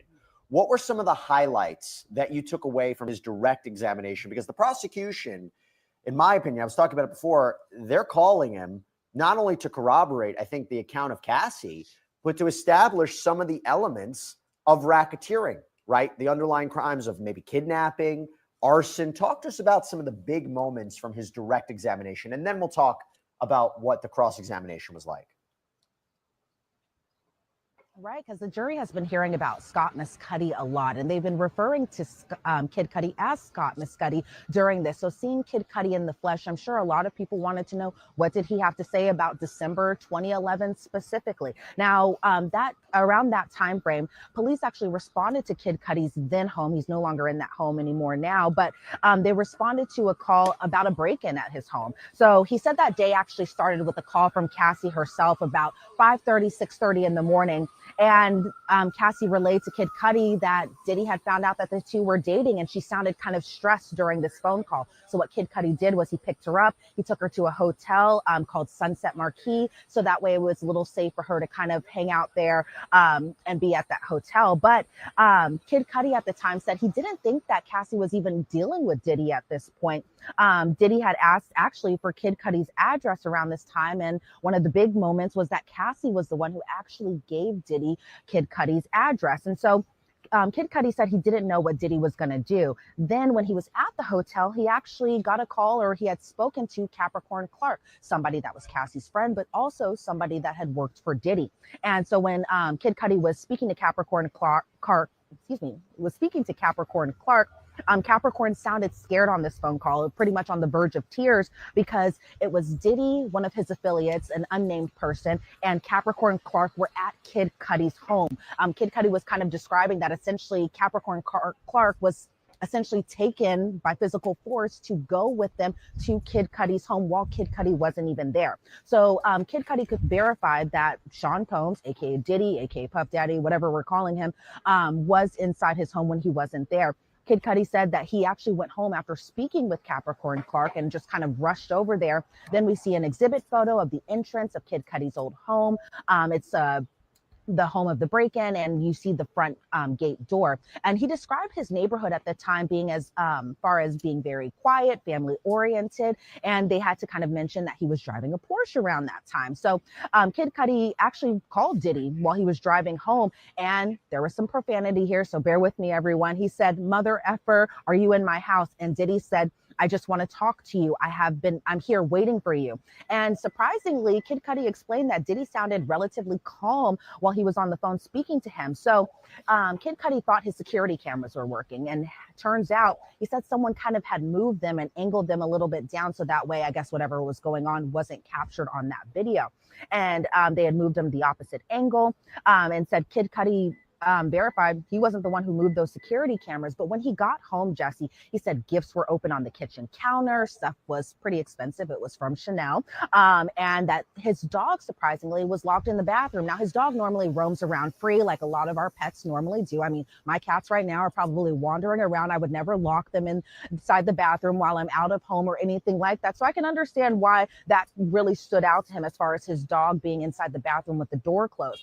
But he had that dog for about a 2-year period, and noticed that after this break-in had happened, that his dog became jittery and was always on edge at the time. So Kid Cudi got back into his car, he says, and called Diddy because he wanted to fight Diddy. He wanted to square up essentially and just find him and fight him because he believed that Diddy broke into his home. And so he said after this phone call, he thought about the reality of the situation and what more could possibly escalate from that situation. So what he ended up doing is he just called the police. And when he had returned home, because remember, he was driving around looking for Diddy, essentially wanting to fight him, he says. And when he returned home, the police were there at his home. He filed a report. And then he was speaking with Cassie about the situation. And Cassie seemed pretty depressed about the situation, according to Kid Cudi while he was on the stand. And then he had said, because this was around December of 2011, and we know that shortly after that, Kid Cudi had spent the holidays with Cassie over at her family's home in Connecticut, and then they broke up shortly after. But the thing is, a few weeks later, January 9th of 2016, again, a few weeks after his break-in, his car caught on fire, or not even caught on fire. A Molotov cocktail was lodged into the driver's side of his car, of his Porsche, mind you. And we saw a lot of exhibit photos from that Molotov cocktail being inside, or not being inside that car, but we saw the aftermath of the Molotov cocktail in the car. So we saw an exhibit photo of the damaged car. You could see a cut at the top of the roof from the Molotov cocktail. The roof was blown out. Kid Cudi had said his friend Chip, who is one of his best friends, took those photos because he had got a call from his dog sitter at the time that essentially his car was on fire. So he had rushed back home to see what happened. Lo and behold, this entire incident happened. So we saw more exhibit photos of the burned driver's side door, some smoke damage, again, the hole of the roof, damage to the driver's side car, burned seats. He said when he arrived home, he did see the damage to his car, and he saw the Molotov cocktail. He saw that burnt bottle on the ground right next to the outside of his car. So he said police were actually there when he had arrived home, and his car wasn't even able to be repaired after this fire. And so they had said that this cocktail was in the driver's seat, and his reaction, to your point, Jesse, earlier about him just being so casual while he was on the stand and his one-liners. Well, his one-liner for his reaction about a Molotov cocktail being lodged into his car was, "What the F?" And obviously I can't say what the F means, but we all know kind of from that. But as far as just the aftermath of it, there was this whole meeting at Soho House where essentially Diddy and Kid Cudi shook hands. Kid Cudi said that he didn't necessarily believe Diddy when Diddy had said, Kid Cudi had said something along the lines of, "What are we going to do about my car?" And Diddy said to Kid Cudi, "I don't know what you're talking about." But as we ended the redirect, because there was some cross-examination in between that essentially Kid Cudi believed Diddy was lying about this because, you know, there were some objections thrown here and there, but he kind of snuck in there that he believed that Diddy was a violent person and was the reason behind this Molotov cocktail in his car. Just unbelievable testimony. So as I mentioned before, it not only helps corroborate Cassandra Ventura's account, but, you know, kidnapping, arson, these are key crimes for the racketeering statute. These are exactly what the prosecution is looking for. And you could see how Kid Cudi is filling in the pieces of that. And by the way, having Kid Cudi, a star of that, I don't know how much the jury actually knows about Kid Cudi, but having him testify, that's compelling for the prosecution. Although I will tell you, I thought it was interesting what the defense was trying to do with him under cross-examination. What were some of the highlights of cross-examination? I believe it was being conducted by Brian Steele, who, as we know, no stranger to high-profile people in the music industry. He famously represented Young Thug in his trial. What was the cross-examination about there? Well, another time we could actually see Brian Steele in action, because so far we've only seen him cross-examine one other witness, and that being Officer Israel Flores, one of the first witnesses called in this trial. But we really got to see Brian Steele once again in action, and he has just such a different tone from some of the other defense attorneys. He's not very flashy or very showy, and I don't mean that in a bad way or anything like that. He's really just straight to the point. It doesn't seem like when he's cross-examining a witness, it's because he wants a reaction from the audience, and the audience being the gallery or any of the jurors. He really just kind of wants to get straight to the point with the cross-examination. And so what he was getting to under cross was that there were fingerprints taken, there was DNA collected. However, this DNA came back to a female, according to the defense. However, there was an objection. That objection was sustained, so that part will be kind of struck. And then he was kind of essentially gearing this a little bit more towards Cassie. Brian Steele had said something along the lines of, Cassie played you, and Kid Cudi responded, yes. Brian Steele was asking Kid Cudi about his music career and how popular he was, especially around that time frame. And, around that time frame, I was still in high school, but Kid Cudi was so huge around that time frame. So I think what the defense was trying to do was possibly allude that maybe it was a deranged fan who had did this, and it wasn't necessarily Brian Steele's client at the time, or client now, that being Diddy. But then Brian Steele was kind of trying to be like, oh, you did drugs with Cassie. And Kid Cudi was like, well, we smoked some weed. And I think the defense was trying to also get in Cassie's sexual history as well, too, whether or not Kid Cudi and Cassie were intimate. However, they kept on having sidebars during this moment. And as we all know, with the sidebars, there's a lot of static noise. So we don't know what they're talking about. They kind of huddle off into a corner. They kind of go through, I guess, the arguments. The jury's still inside that courtroom, but us in the gallery and the jurors even too, we hear this just loud static noise. So I'm not sure kind of what the bottom, or what they got to as far as the bottom of just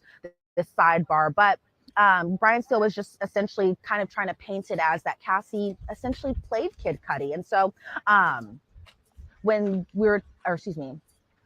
Brian Steele was cross-examining Kid Cudi just about whether or not Cassie had told Kid Cudi about sexual abuse, and Kid Cudi responded she never did.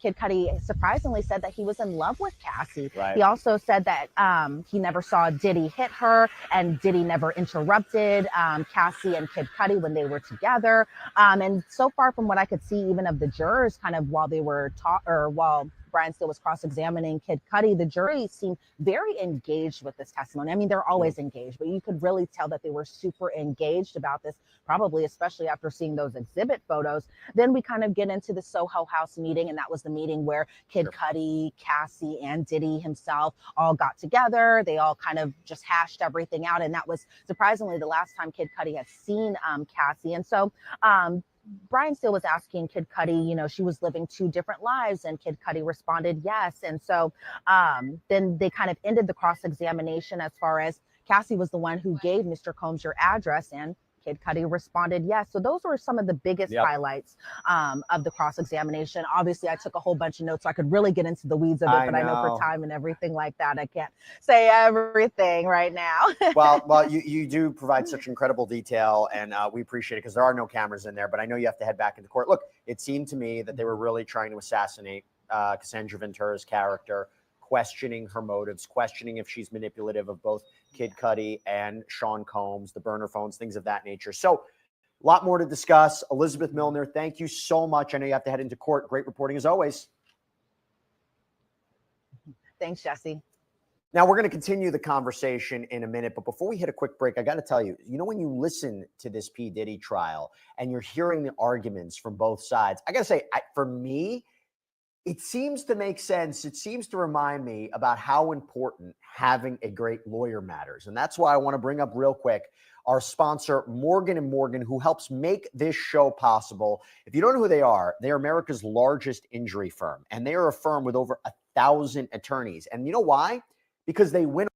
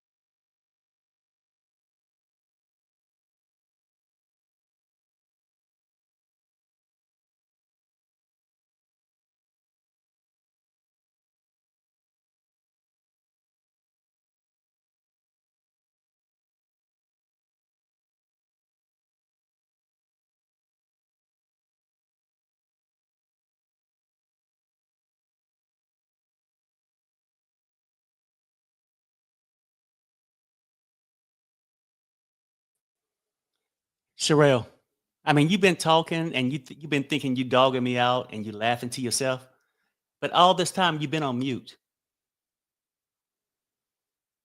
So, God work in mysterious ways. Like, did I deserve the bad mouthing when I walked past your office? I heard you saying, I making wasn't excuse bad after mouthing excuse you. after excuse. At least you cleared your chest, and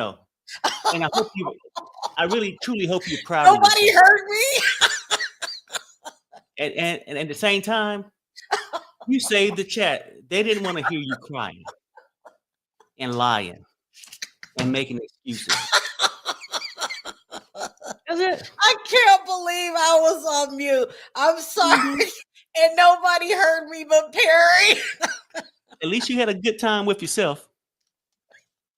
I was saying, Yeah. I was not dragging you. I was just saying that there is no way, Perry, that you I can't. walked past and you were so glad I wasn't there that you had a moment to clear your chest. I was saying that even for you, there's no way anybody could say Kid Cudi wasn't an excellent witness. Well, It no, I felt think he's fine. I think he's fine, but I think where people, unless they come up later, where they can prove these things, I can believe in miracles. I can believe in Santa. Look, he believed because in order to be played, you got to believe a person was into you, then you find out they ain't. That's why the attorneys kept going back. That lady name I can't mention. Did you feel played by her? Okay. Let me listen. I do not agree with Perry, but I don't want him to think that I am not letting him talk. You're saying Cassie pitted these two men against each other because some girls like that. Is that what you're saying? Right. I'm saying, and then she made it seem like she cared about him. Somebody here wrote in the comments, I think I could have been on break too. This was a while back. And they were saying that they think Cassie wanted somebody to stand up for her. She wanted to feel important enough for somebody to fight over her. Kid Cudi wasn't that guy. And even after his car got blown up, even after somebody done went in there and rearranged his security cameras, and then when they get the DNA reports back, the only thing came back was a female DNA. Now, since we speculating on a lot of things, could Cassie have had something to do with that? If he'd really stand up and fight. Well, no, people. Now I know I'm going Come out on, there. Perry. No. Yeah. I know I'm going out there. So I'm just saying I know. But since the shit y'all saying don't make no sense with no proof, why can't I say something with no proof? What if Cassie was, damn, I really need Kid Cudi to get off his ass and fight Diddy for me because I need Diddy to know that I'm wanted, right? Well, Diddy called me today and Kid Cudi might say, okay, no biggie. He didn't get jealous. Well, let me have somebody break in his house and pretend like it was Diddy. No emotions. Let me blow up his car. I'm just saying, like, the shit y'all saying is far-fetched, just like what I just said. It just don't make sense. I'm just, standing up for myself. I mean, long as you're respectable, you're allowed to believe that. And some women might do that. They do. But I mean, just like, and women got to understand this. Don't be smart when you want to be smart and then so gullible when you want to use that excuse. Oh, she was love bombed. here you say you're going to keep it respectful. So Oh, you kind of is that crossing the childish? line. Well, Is that she was Is that childish? I didn't like the tone of it. But Well, you know listen, what, though? Perry. Maybe I get that way though, out of irritation. To look at you behind this camera. I know I've been married to you for 35 years, somewhere around there. I know somewhere you got to be smarter than this, more street smart than this. Perry, I'm not fazed by your tactics and your digs. I really don't care what you think. But I will say that, why are they gone? Oh, they're coming back. Let's talk about this after. And I'm sorry I talked about you when you were gone. Well, I mean, Come yeah, on, let's I'm- finish the lunch break so we can hear this. Back, everybody. So the conversation, the discussion of Sean Diddy Combs' criminal trial is going to continue right now. We're going to take your questions, your comments about the testimony today. Kid Cudi on the stand. Lot to get into. And by the way, as soon as they go back to court, we're going to provide you real-time updates from court about the testimony, and we'll break it down in real time. But I'm not going to do it alone. I'm joined right now by civil trial attorney David Ring, criminal defense attorney, former prosecutor Safa Robinson-Ferrer, and also Matt Murphy, criminal defense attorney, who's with me right now as well, former prosecutor as well. Great to have you all here. Matt, I'll start with you. Got to ask you about Kid Cudi. Did he help the prosecution as much as I think he helped the prosecution? Well, he's a very compelling witness. And as we were talking about off camera, have you ever seen somebody walk into a courtroom with more poise and coolness? No. I mean, ever. Smoking a cigarette, leather jacket, the whole deal. But each one of these witnesses, it's almost creating like an insurmountable mountain of evidence against Sean Diddy Combs. We got a bunch of questions coming in about this, obviously. So, David, this is from D Princess. Excuse me. Do you think Capricorn Clark, Diddy's assistant that was with him the night of Kid Cudi's burglary and car fire, will she take the stand? She should. She's a very important witness. And in fact, that was a key part of Kid Cudi's testimony, was that Capricorn Clark, who obviously was an employee of Combs, that she was basically forced to ride in the car with him to Kid Cudi's house, and then calls Kid Cudi and says, hey, Combs and some others are at your house. They're inside your house right now, and I'm really scared. So why is that super important, separate and apart from the fact he, throws a Molotov cocktail in the Porsche? Because basically that's a charge of almost kidnapping. And that's a really important part of the RICO charge. So I think it'd be important to call her, and I would suspect we see her. Got a question for you, Safa. This is from Shop Girl. Jesse, do you think without video surveillance or Cudi seeing them blow up the car, that it's just hearsay? What do you think? I'll throw it to you, Safa. Not necessarily. What people often don't realize is that testimony is evidence. And if somebody is testifying, what they testify to, a jury can use that to determine guilt or innocence. Not only that, but we have the exhibits that were moved in under Mr. Muscati, which show and corroborate the arson taking place, the nature of the relationship he had with Miss Ventura, and the interestingly semi-tumultuous relationship he had with Mr. Combs, and ultimately what became of that. So it's not necessarily hearsay. His testimony is evidence. The judge is going to instruct the jury on that and indicate to them that if they do find him credible, they can certainly consider his testimony and ultimately either come back with a guilty verdict or a not guilty verdict. We got a question from Melissa Budas. That's not a question. Oh, Jesse, you have to give us AI video of the Cudi testimony. I'll tell you what, we probably will. So we're doing this thing up on Long Crumb's YouTube. We're taking the transcripts and we're using AI to make visual recreations of what the testimony might have been like. I think it's important to get that visual aspect of it.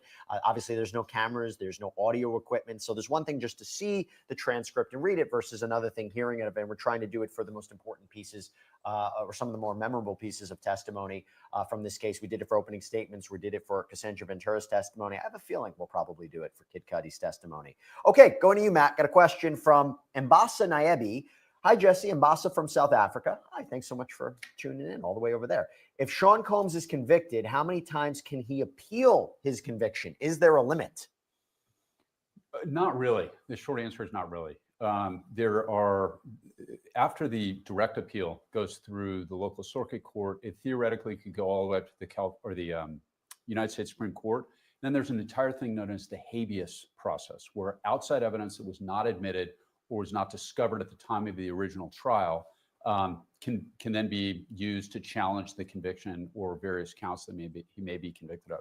So what does that mean? That means essentially that if you have the funding to do it, it's almost unlimited. I have another follow-up question for you about that from the same viewer. But before I do, I mentioned that as soon as court comes back, we're going to give you real-time updates. We have a court update. So prosecutor Maureen Comey says they want to put an exhibit showing Miss Ventura scantily clad. We think it plays into a stereotype that if she dresses like this, she must have consented to the freak-offs. That is an interesting observation or interesting argument or maybe allegation put forward by the prosecutor here. David, let me throw that to you. What do you make of that?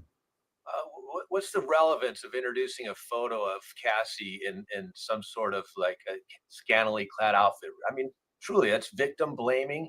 There's no purpose for it, and I agree with the prosecution. They're just trying to undermine her credibility and portray her to be someone who sleeps around with a lot of people and not to be believed. So I think I can't see any reason why that would be admitted. So David, I'll just throw that back, that you heard from the cross-examination of Kid Cudi where they were trying to suggest, Kid Cudi, she played you, huh? She played Sean Combs. She had burner phones, right? They're putting a lot of the emphasis on her. And I wonder what the argument is. Is it just to suggest that she can't be believed, that, she comes out these years later, says that she's a victim of sex trafficking, filed a lawsuit against Sean Combs? Do you think there's any ground to that? Do you see where they might be going? Well, look, the defense wants to do everything they possibly can to undermine the credibility of Cassie Ventura. And so any chance they get, they're going to try to attack her, undermine her credibility, portray her to be, manipulative, and that, she was in this with Sean Combs and she did this to other people. So that's their defense. They've got to. She was such a powerful witness. They've got to do everything they can to try to undermine her credibility. Got another update from court. The judge says, I only have the album cover, the Combs defense attorney, Anna Esteveo. We can bring it up on the screen, and then she does, but for the public gallery, by the way, the jury's not present. We've withdrawn some of the exhibits. It's rather about her career opportunities and the like. Safa, let me throw you into the mix. What interesting response. Most definitely. And I think what the defense is trying to do here is basically show that despite her relationship ending with Mr. Combs, her career went on. She still had other employment opportunities. She was a very well notable singer, and that she was known all across the country and the world. And that her ending of the relationship with Mr. Combs did not stop that from occurring, did not stop her career, which will negate his power and control over her and over her career, which would blast the prosecution's theory that she was essentially a victim, that he controlled her every move with respect to, her personal life and her professional life. And that's what the defense is trying to go at there. By the way, one of the things that we do during this lunchtime show is we not only take your questions, we not only take what's happening in real time and break it down, but we also put up polls. We put up a poll right now. Do you believe Diddy blew up Kid Cudi's car? Matt, 91% say yes, 9% say no. What do you make of that stat? Well, I think it probably reflects exactly what the jury is thinking, too. I think that's very persuasive evidence. And remember, Jesse, this is one of the predicate acts for the RICO violation. So arson is one of the allegations. And remember, they only have to establish 2 of those over the course of a 10-year period of time. So it's a very broad net. 2 of those predicate acts, and if they can establish the enterprise element, that's all they need for the RICO. Can I get really, really legally specific here? Sure. Is it they have to prove he committed them? Or for purposes of racketeering conspiracy, there was a conspiracy to attempt to commit those crimes? It can be anybody essentially involved in the conspiracy doing that. It does not have to be Sean Combs himself, which is an important distinction to make. Do you think they have the criminal agreement aspect of racketeering proven? That's one of the most interesting parts about this for me. RICO violations, remember, this was designed essentially for mafia type things, where you have a criminal organization or enterprise for profit. And the enterprise here, of course, would be Bad Boy Records. And the defense ultimately is going to argue here, none of this advances the actual enterprise, which is Bad Boy Records. So they're going to argue that it fails to establish RICO because... I want the common purpose, though, would be to serve Sean Combs, make him happy, fulfill whatever desires he wants. Right. Well, that's exactly what the defense is ultimately, I think, going to argue. And this may be such a fine point that this is something that's hashed out in the courts of appeal. But advancing the interests of an individual is not advancing the interests of the actual criminal enterprise or the enterprise itself. It's a very fine legal note, but I think the defense is keying in exactly on that point. You're a good attorney. Did anybody tell you that? You're a good attorney, making a good argument here. Okay, got an update from court. The judge says, What's the relevance of these exhibits? Again, talking about photographs of Cassandra Ventura, it appears. So the judge asked, what's the relevance of these exhibits? The next witness did Miss Ventura's makeup. But what's the purpose of the pictures? It's a 402 issue first, relevance. Combs' attorney responds, Miss Ventura testified about her career being impacted. And the prosecutor says, I'll stipulate. David, so it seems to me the defense is suggesting to the idea that Sean Combs controlled all aspects of her life, controlled her career, her appearance, very important power dynamics for sex trafficking. But it does become a question if this is relevant. What are you taking away from that? Look, I think it's a minor point. I mean, they're arguing over the introduction of this photo, whether it comes in or doesn't come in. Is it, at the end of the day, is it really going to make a big difference? So I get it. But again, I think I don't see the relevance to it unless I hear more argument. Got a question for you, Safa. This is from MM7. Is it likely the prosecution is starting with older victims and older evidence, Cassie, Kid Cudi, but as the trial continues, they will get into more recent crimes and victims tied into the RICO case? Good question. It's very possible. I think one of the main reasons why Miss Ventura went first initially was because she was victim number one. Not only that, she's very heavily pregnant. She could go into labor at some point in time in the very near future, and they wanted to ensure that she would still be able to. Oh, I'm sorry. So it says that the judge is back on the bench. Good. Did you already read that, Perry? Oh, no. Because I couldn't turn it down on my half, so I haven't read it. Okay, he just said, yeah. Okay, so all things Dilla says, I believe Cassie is a victim, but just like those other victims, they all were horribly influenced by Diddy. What make Cassie's different? Y'all know women do crazy things for love. Anything is possible. That's all I'm saying too. Anything's possible, but sometimes think outside the box because you can know 5 women. They ain't gonna be the same. I can know 5 men, so it's not based off sex. Yeah. But Can I finish listening to this, Perry? go Because ahead. I like to hear witness testimony. Mm-hmm. I mean, not witness testimony. I like to hear what the attorneys have to say. Get a hold of the attorney. I don't know if that's true or not, but that's at least what I've heard. So very interesting to see how the government's going to handle this. Now, this person seems to not be cooperative at this point. Does the government really want to put a witness on who has been missing in action and uncooperative? Will also be a question that they're going to really have to strategically decide.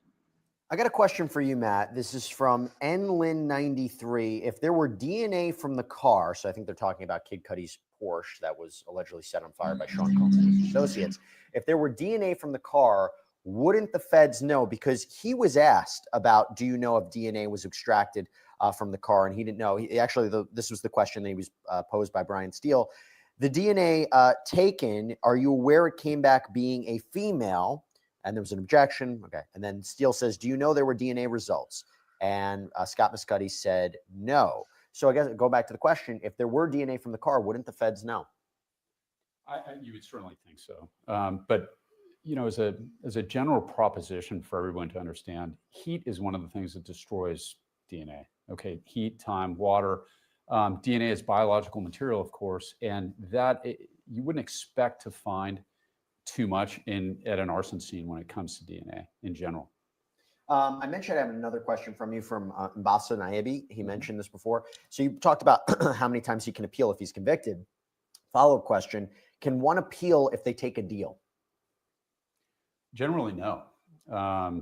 Once you take a deal, it essentially is, the appellate process is essentially ended at that. You've admitted what you've done. But I don't see any prospect here of any sort of settlement in this. This is going to go to a jury. There was talk about whether or not he rejected a deal before trial, but now we're in the crux of the trial. We're after Cassandra Ventura's testimony. So the prosecution could be like, you forced us to put her on the stand and recount these traumatic memories, alleged traumatic memories. They might not offer a deal, or if it is a deal, it's not going to be as attractive as it was before, right? I just look, once the trial starts, once you get a jury panel, you start calling witnesses, it is very rare that this is not a civil case. And by the way, Dave Ring knows more about the civil side of sexual abuse than anybody else in the country. Civil cases often will settle in the middle because it's about money. Criminal cases are very different. This missile has been launched, so to speak, as one of my old bosses used to put it, and this is gonna get hashed out by the jury. Speaking of David Ring, let me go to David Ring. We got a question from Claudio Zadorotos. I'm so sorry if I mispronounced your name. Could Sean Combs' defense be shielding officials present at the freak-off parties by not requesting the... Okay, we have an update. It's the judge says this is one of the public events. So what's the problem? Comey says it's a low-cut dress. Judge says I'm allowing it in, but not 652 nor 745. Bring in the witness and the jury. Attorney says, what's your name? She says, Mila Morales. I'm a celebrity makeup artist. Uh-oh, this is good, guys. Yeah, look, I think that's the prosecution's job, right? The prosecution is the one they're going to go out there and they're going to find the witnesses who are there and who are willing to testify about this. So Sean Combs doesn't have any obligation to produce witnesses that hurt his defense. That's the prosecution's job.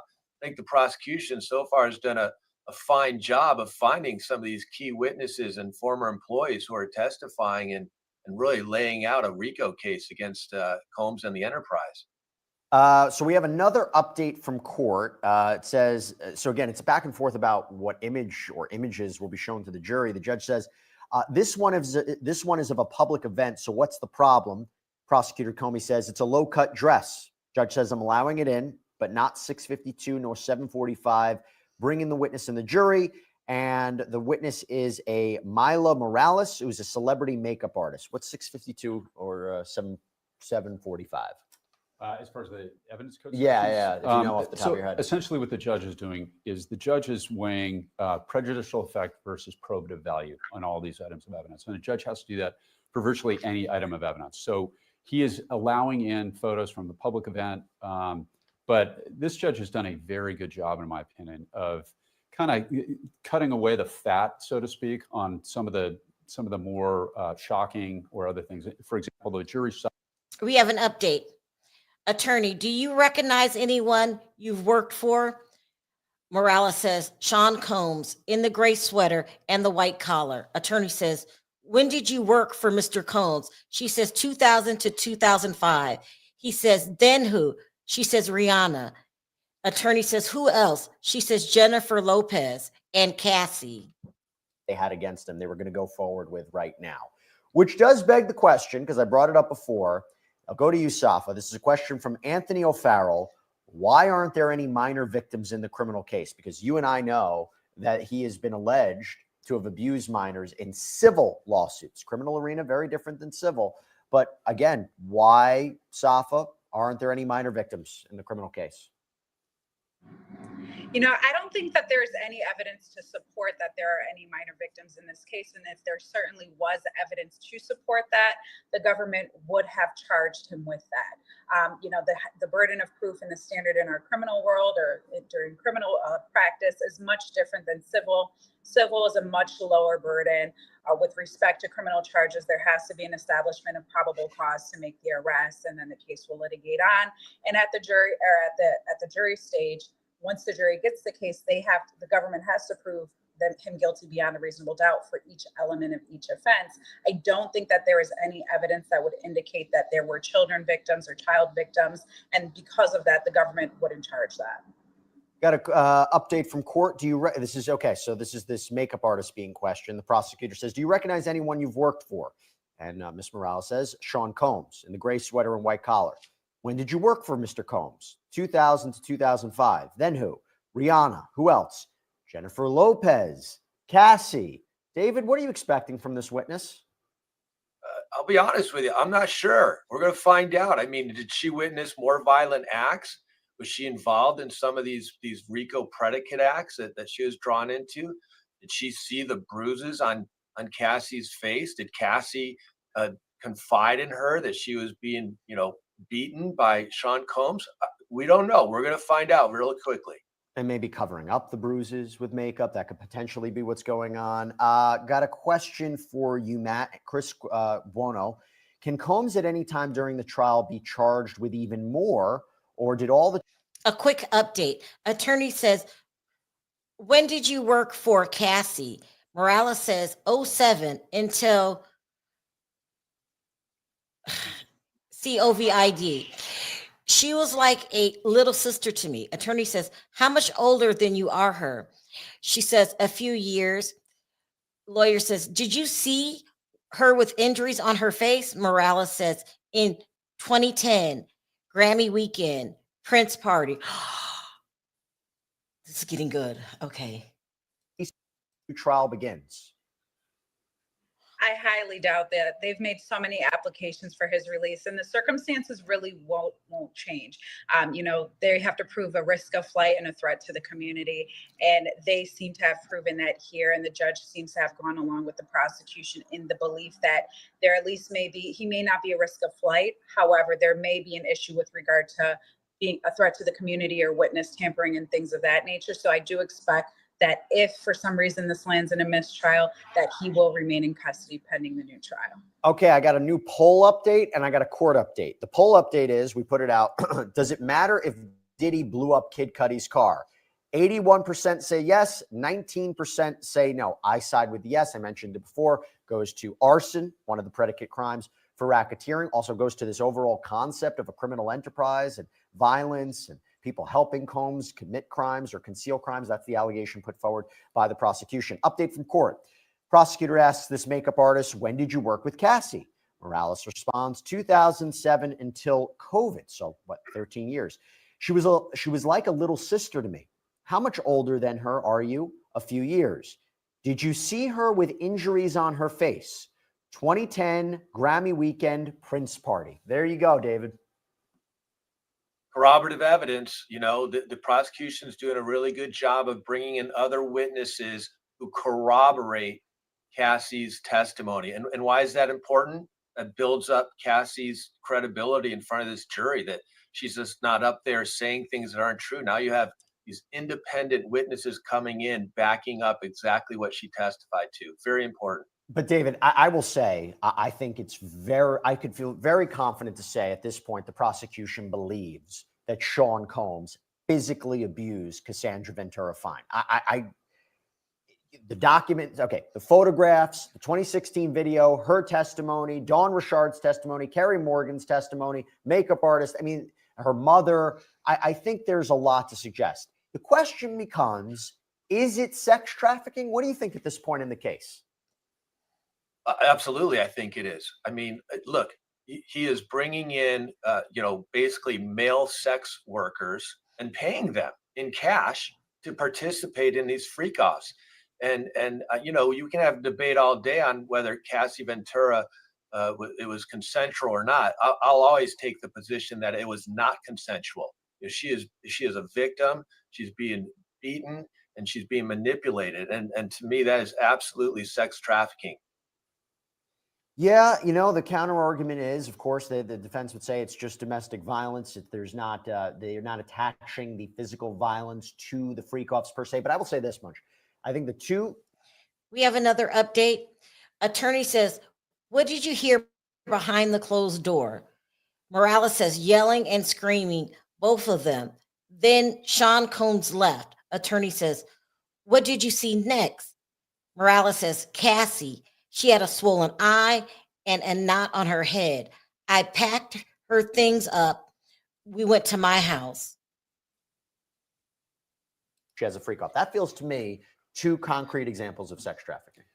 Well, that's what the prosecution's theory is, certainly. But remember, there's essentially three incarnations of that. One is it's one of the predicate acts of the RICO allegations. Okay. The other is the sex trafficking itself. But as the defense has pointed out, they must establish essentially fraud, coercion, or some form of threat of fear of force. So force, fraud, or coercion. The theory is coercion. She's being coerced to do that for financial reasons and everything else. The third incarnation, if you will, of that is the transportation of prostitutes over state lines. Sure. Those are Mann Act violations. Those carry up to a 10-year penalty each. I think the prosecution's already satisfied that. I do. What the defense is going to argue is that this is exactly what you said. This is a domestic violence case. And it's the world's most persuasive domestic violence case with the video and everything else. But that is a problem in their relationship, and it doesn't go to advancing this criminal enterprise that they've alleged. That's why they're focusing so much. He's jealous, he's anger, she was jealous, problems in the relationship. I got an update from court. Prosecutor asked the makeup artist, where were you with her? She responds, Beverly Hills. I fell asleep in the room and woke up to a commotion. Cassie walked in, then Sean asking, where the bleep is she? What did he do? Walk into the bedroom, shut the door. I'm sure this is going to continue in a second. We'll let you know what the testimony is. Safa, got a question from... So this attorney just said some of the things that I was thinking. This can easily be considered a DV case and not racketeering. Somebody finally just said it. It's going to be up to the jury. And so, you know, I feel I'm not confident that this is a shoo-in and he's going to jail. And also too, if it's a DV case and not racketeering, should we send them to jail for life if we can find drug charges? I'm back to not being totally comfortable that this is a shoo-in. But I think today's testimony from Kid Cudi, not Kaplan, Kid Cudi's testimony was great for the prosecution. So continuation of the makeup artist testimony. As I said, she was just talking about how Cassie walked in, then Sean asking where the F is she, and then he walks into the bedroom, shuts the door. So now she's asked, what did you hear behind the door? She responds, yelling and screaming, both of them. Then Sean comes left. What did you see next? Cassie, she had a swollen eye and knots on her head. I packed her things up. We went to my house. Okay. I got a question here for you, David. So this is from Fragility G4. Other than trying to discredit Cassie and saying everything was consensual, what else could the defense argue? With respect to Cassie, I mean, they can argue that, look, the whole argument is this was consensual. This is a boyfriend-girlfriend relationship, and this has absolutely nothing to do with racketeering. That is their absolute number one defense, and they're going all in on that. But they also are obviously going to try to show that Cassie was not this victim, that she was in on this as well, and that everything that happened, she was manipulative and she was a willing participant. And they want to use that to say that there's no crime committed here. There's no RICO violations here. This isn't sex trafficking. So I think they've been following that theme throughout this case. Got an update from court. Prosecutor asks then, meaning like what happened next. The makeup artist says, my doctor friend came and examined her to see if she had a concussion. What were you afraid of? Sean, I feared for my life. Objection, move to strike, overruled. How long did she stay? Days. That's important. Also, Perry, this is going back to what you were saying. I was just listening to the other channel on my break, and they were saying that Cassie can appear to be the kind of woman that loves attention. She wants attention from Diddy. So she does these things to get a reaction out of him. She does the freak off so he could be pleased with her. That's what you're saying? Because I don't want you saying I'm over talking you, huh? Yeah, that's right. Yeah. Someone just acknowledged that. All right, let's keep going. But I think what also is important about how long she stayed, keeping somebody against their will or coercing somebody to stay satisfies the elements of kidnapping, which of course is one of the other predicate acts. Yeah, no, and always have to remember those predicate crimes. You know, we keep talking about it. You wonder if the jury knows what's going on. This is such a complicated charge, racketeering, and I think this case is going to come down to closing arguments and how they properly explain it and the jury instructions. Very, very complicated. Okay, so Safa, I've got a question from DJ Bill. Do you call this a modern day? Do you call this a modern day mob crime trial? Not necessarily, and although the RICO or racketeering statute initially was created as a result of mob or criminal activities, the types of charges that we see under a racketeering charge have essentially changed. You know, politicians can be charged with this crime, business moguls, as we see here. So it is not really a mob crime as we know it to be today. It is simply just establishing that there's a criminal enterprise or an enterprise, that there's a pattern pattern of racketeering activity and the 2 predicate offenses within the 10-year period that would substantiate the charges. Have an update from court. Have you done interviews about this? Meaning the prosecutor's asking the makeup artist. Have you done interviews about this? A couple. Were you paid? No. Did you provide evidence? Photos of me and Kim Porter, early 2000s. Were you paid $1,000? Why is that important, Safa? Because it goes to the credibility of this particular witness. If the prosecution is asking her these questions, the prosecutor is going to want to get ahead of what the defense is going to try to bring out and say, well, you were paid to say these things. You were paid to give out information. And so you have an ulterior motive, that ulterior motive being money. So the prosecution is trying to get ahead of what the defense will. We have another update. The attorney says no further questions. The judge asked cross. They said, did you assist Miss Ventura for any red carpet events, Morales, possibly, and some music videos, black and yellow? Attorney says, we have photos 647, please. And then it ends right there. But this is a one-person RICO case, which is, I don't think I've ever even heard of such thing. So RICO, typically what you'll see up to 20 defendants on this type of thing. That means that everybody else that could have been charged has essentially agreed to testify against Sean Combs. And that's why they're asked questions. Did you take an immunity deal or a proffer agreement? That's right. And that's why, and we're going to hear a lot more of those. It's people that were very close, who are involved in some of these predicate acts, who are essentially turning state's witness against him. I get a question all the time. Do you think as a result of this trial, as a result of this testimony, anybody else is going to be charged? No? I think they would have done it by now. Now, and also going back to one of the earlier questions, victim number 3, that puts the prosecution in a very delicate situation because she is apparently ignoring a subpoena right now, or it appears that may be the case. And then so somebody's alleged as a victim. Do you take a victim into custody? Do you hold them in contempt? It becomes very, it can be some very difficult circumstance for the prosecution. Yeah. All right. We got an update from court. Prosecutor, no further questions for the makeup artist. Now we move on to cross-examination by Sean Combs' defense counsel. And Anna Esteveo asks, did you assist Miss Ventura for any red carpet events? Response, possibly, and some music videos, black and yellow. We have photos, 647, please. So we're going to see where this goes. I think we have an idea of where this goes. David, this is for you. This is from Word 789. Does Diddy owe Kid Cudi a new Porsche if he's found guilty?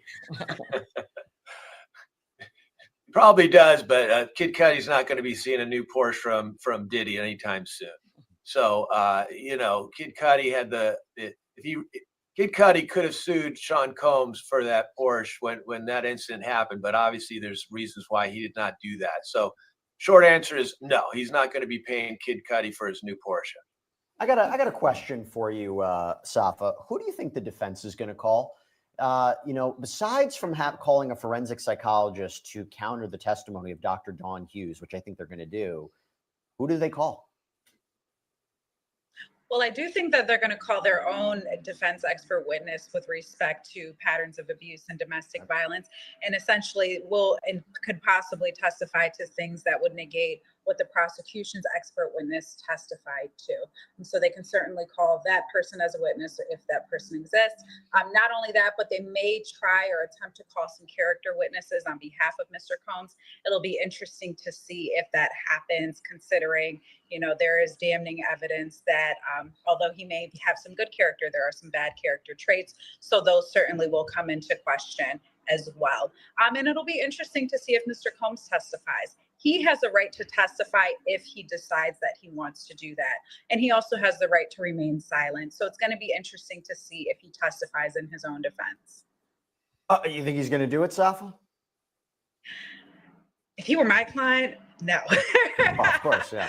But it depends because, you see individuals who are accused of domestic violence and who are in relationships with individuals or victimized individuals on domestic violence. And there's a certain personality trait that they have And I noticed, and especially as a former domestic violence prosecutor, abusers, they like to control the narrative.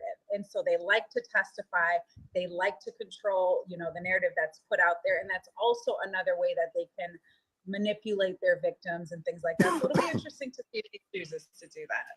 Got a question for you, Matt, from Ashley Glass. Is it possible that if Diddy is convicted, could he work with the government to give other names involved? Because surely he's not alone. I guess the question would be for more leniency.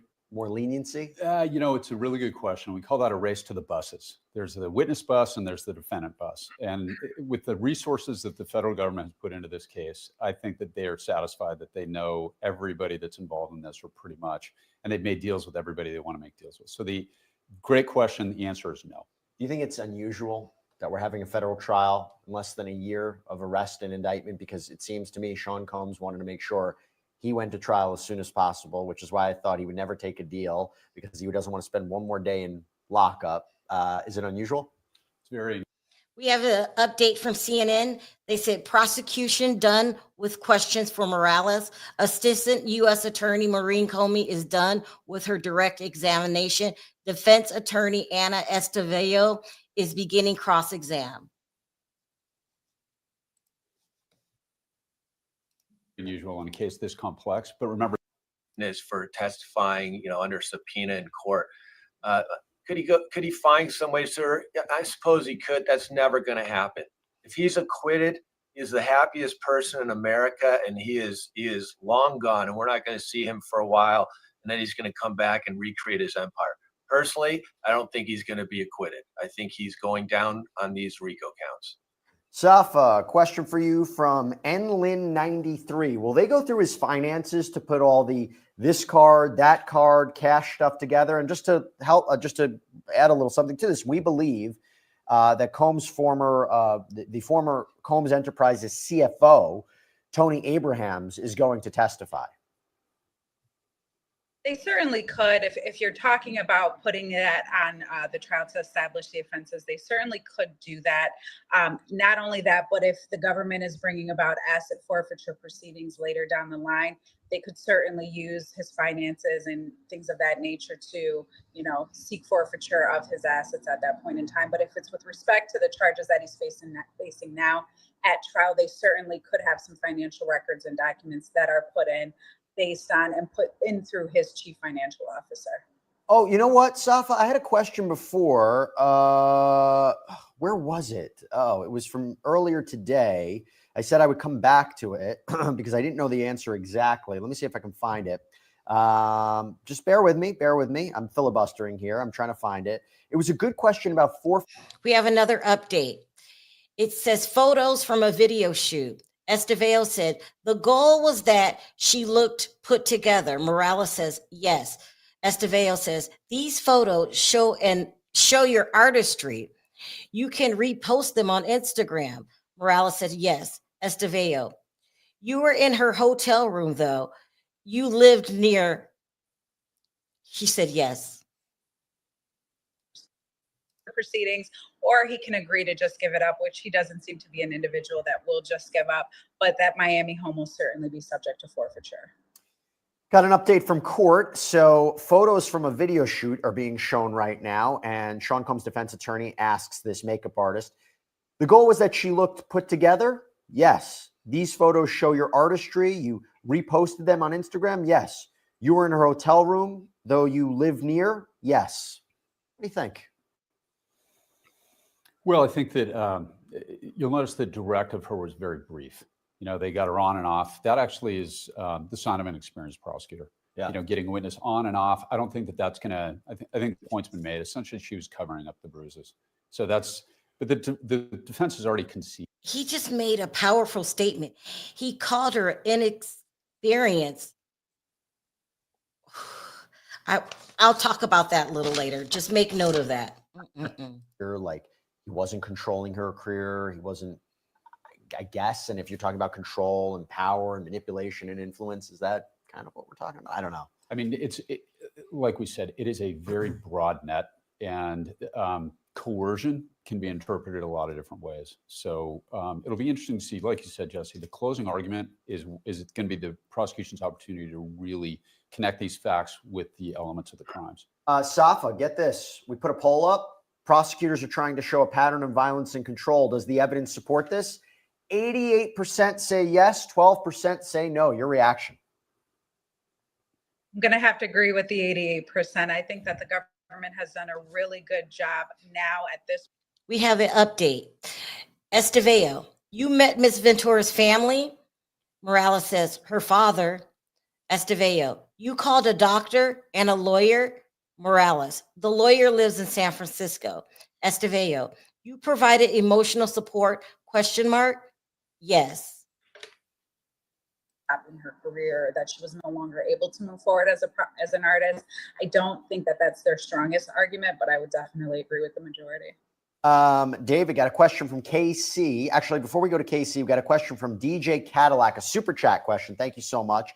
Is misuse of RICO setting a dangerous precedent, David? And I'll throw that to you too. It can. I mean, look, I don't know if Matt Murphy, who's one of the best prosecutors in the nation, will agree with this, but RICO can be abused by the government. I mean, it's an incredibly broad statute, and it can be stretched beyond its intended use. I'm not saying it's improperly used in this case, but I'm saying it can be improperly used, and it's such a weapon for the government that once a person is charged with it, it is very, very difficult to beat those charges. Because you could put in so much evidence. You can put in so many different alleged incidents. And by the way, if you misuse a RICO charge, they stand the chance of looking like the YSL case was. It really makes you look incompetent. So they've got to really prove this. Misuse can set a tone for future laws down the line. It's very, do you guys remember in the YSL trial, I can't remember her name. It really makes you, the side that's misusing it, look incompetent and almost like they're just trying to throw out, throw everything out there and see what sticks. It makes it seem like under no circumstances you want a conviction. They're going to look really crazy if they can't get this RICO to stick. Go ahead, Perry. Oh no, I was just sliding over comments. What was the name of the lady that ended up looking really dumb in the YSL case? She's a Black lady. She dated the lawyer for a while. I cannot think of her name. Fannie Willis. If they can't prove this RICO, they stand the chance of looking like Fannie Willis and messing up their own reputation. Mm-hmm. Yeah, I wanted to know you to know I acknowledge that. Okay, let's keep going. Rich the family. This one, it's a little bit different. Okay, we have an update from court. So again, this makeup artist is being questioned by the defense. The defense asks, you met Miss Ventura's family? Her father. You called a doctor and a lawyer? The lawyer lives in San Francisco. You provided emotional support? Yes. Where is this going, Safa? Are they trying to say she might be a biased witness? Absolutely. They're trying to show that this particular makeup artist had a very close relationship with Miss Ventura, that anything that she would. There's another follow-up after that. I thought he was going to read it. Esteveo says, you did an interview with CNN with Extra TV and Don Lemon and Pierce Morgan. She says, yes. Did Dateline reach out to you? Morales says, I don't look at those anymore. Esteveo, did you ask the government if you could do more? Look at this. Point, and it is a complicated case. Before we wrap things up, I want to give everybody a little final thoughts. Matt Murphy, I'll start with you. You're on set with me. Final thoughts as we're ending week 2 and going to be going into week 3. Well, there's a lot more to watch. There's a lot more to expect coming down the line. I think that this has been a good week for the prosecution, but certainly not flawless. They took some hits, and these are very, very good defense lawyers. And I think that people are going to learn a lot about the art of trial advocacy as this trial keeps moving. I can't wait to see it myself. So we have another update from court. A defense counsel, again, seeming to go to her credibility of this makeup artist. You did an interview with CNN and with Extra TV, Don Lemon, Piers Morgan. Yes. Did Dateline reach out to you? I don't look at those anymore. Did you ask the government if you could do more? Look at this. So again, does she have a incentive to just keep talking about it, maybe gaining something from it? And are her allegations true? David, final thoughts. Look, I think I agree with you, Jesse. This is going to be a very fascinating closing arguments when we finally get there. And sure, Combs wants an acquittal, of course, but remember, it's a win for him if he gets a hung jury. If all he's got to do is get one juror to agree with his position, and he's not convicted. So it's going to be a battle down to the wire. That's for sure. Safa, final thoughts. First and foremost, I'd have to agree with both of my colleagues here. And not only that, but I think that as this case began last week, a lot of people were questioning whether or not the government could prove the charges beyond a reasonable doubt, especially because it was heavily inundated with evidence of domestic violence.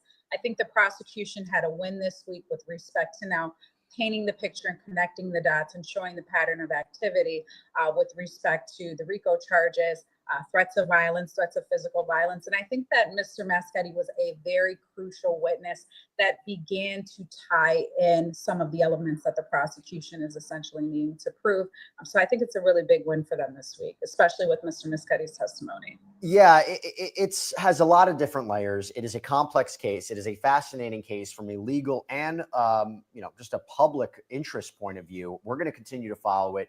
But first, I want to say thank you to Matt. Thank you to David. Thank you to Safa. Appreciate all of you. Fantastic responses, fantastic analysis as always. Thank you all. Really appreciate it. And by the way, I got to thank the audience, okay? Not only the audience that comes to our lunch shows and provides incredible questions for us to break down. I mean, Kid Cudi really saved the day.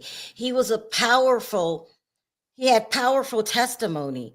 I'm hoping that these other hostile witnesses don't come on and give a performance like Kaplan did today. Mm-hmm. Because it was so much wrong with Kaplan's testimony. He just felt like he didn't want to be there. He felt like he was barely telling the truth, leaving things out. I'm so glad that Kid Cudi followed. Now, I know you think, Perry, that Cassie's a manipulator, and if anything, she's a co-conspirator. Did anything about these two testimonies today change you a little bit? I like Kid Cudi's testimony from a different reason than you might like it. You like it from speculation standpoint. Okay. Oh, he really explained how Diddy broke into his house. He really told everybody how he blew up his car. No proof. Now, could they prove it later? Maybe. But at this point, it's just hearsay. Something he believed. But at the same token, he believed that Cassie loved him until she dumped him. But Perry, is Him, it hearsay if you are arguing with Diddy and then you see the damn car blown up? Is that hearsay? you would be an eyewitness of your car blowing up, but would you be an eyewitness of Diddy doing it? I see what you mean. Yeah. Right. I'm just saying, yes. Now, do I think Diddy has something to do with this shit, people? Yes. But if you got a lot of other enemies, I'm just guessing. I don't have proof. That's just my feeling. And nobody have proof so far that I know of that he actually did it. And the lawyer just said if Kid Cudi could have sued him back then for the Porsche, but it probably was reasons why he didn't. Now you can speculate on why it was. Why didn't you sue him? That's your shit, right? Now I did a poll also, and it says, I said, did Cassie play Kid Cudi? 63% says yes. 37% said no. Why that's important? Because now we showing Cassie no longer just being the total victim. She's a victimizer. She uses people. What's a victimizer? Well, the person who victimized somebody, right? I'm saying we so used to her being the victim. Did he use her? Did he did this? What the hell did she do to Kid Cudi? Used him too. Oh, because you think she's playing the middle. She wants Diddy's attention. The way that she broke up with him and the things that she was saying. Okay, and why didn't she stay in a relationship that she loved? She played on his emotions. And let's take the guy before. I know she's not on trial, but like the lawyer said, their testimony is basically evidence, right? So I'm questioning the evidence. When I question the evidence, I have to question Cassie herself. She was with a older man before Diddy. I didn't hear anything bad about it, but she left that relationship and cheated. Well, she was in a relationship allegedly that I heard with the other producer. She left him, went to this event, I think in Miami somewhere, saying that she was going to do something, but she really went there to get with Diddy. It just shows another side. This is the side I'm seeing of Cassie. Y'all want to see the victim sides. Yes, getting beat up, she's a victim for that, right? But what I'm saying is that and y'all want to say it's Stockholm syndrome, why she stayed. I think she stayed from the greed. I'm not going to call her a gold digger, people. I'm just saying she had her own reasons for wanting to stay, whether to gain fame, to keep the status, or just to prove the other women wrong, like to be better than the other women that was in Diddy's life previously. Like it's a pecking order. And I Let's think just she wants to have a baby with Diddy so she can outdo the other baby mamas. That's just my opinion. Could be wrong. I'm not on the jury. I'm just here also talking too about. though, Perry. Doesn't it show that Diddy is extreme in bullying? People cheat all day long. He blew up the car. When is the Okay. last time you heard of anybody do? Doesn't it show that that's an unusual behavior? Can I get that out of you? That's unusual Right, behavior. no. And I would agree. But you're not telling me anything new about Diddy. He's very controlling. I'm saying that, and people think I'm defending him. I'm just trying to see this court case go through. If they can prove something, hell, I'm right along with it. If they prove it, that's what I see. I did a poll also. Do you believe they proved that Diddy blew up the car or broke into the house? 62% of the people said yes, they believe it. 38% says no, they don't believe it. But and the reason why the 38 don't believe it, because why wasn't he arrested? Why wasn't charges filed? Why didn't you sue him? We speculating. We don't know why, right? And we can say, did he paid off the cops? He could have. It's no proof. It's hearsay. It's speculation. And I'm tired of people speculating. Well, I know. No, mind. Scratch that because I got to speculate myself. Let me see if I missed this. Attorney says, are you familiar with the hotel's reservation system? We have another person on the stand. Hold on. I missed it a lot. I'm sorry, you guys. I got caught up. Estevao said, you sold photos to CNN. She's still talking to Morales. You sold photos to CNN for $1,000. Morales says, yes. Estevao says, no further questions. Judge says, next witness.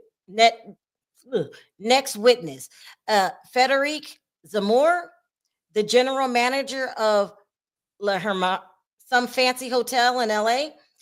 The attorney says, why are you here?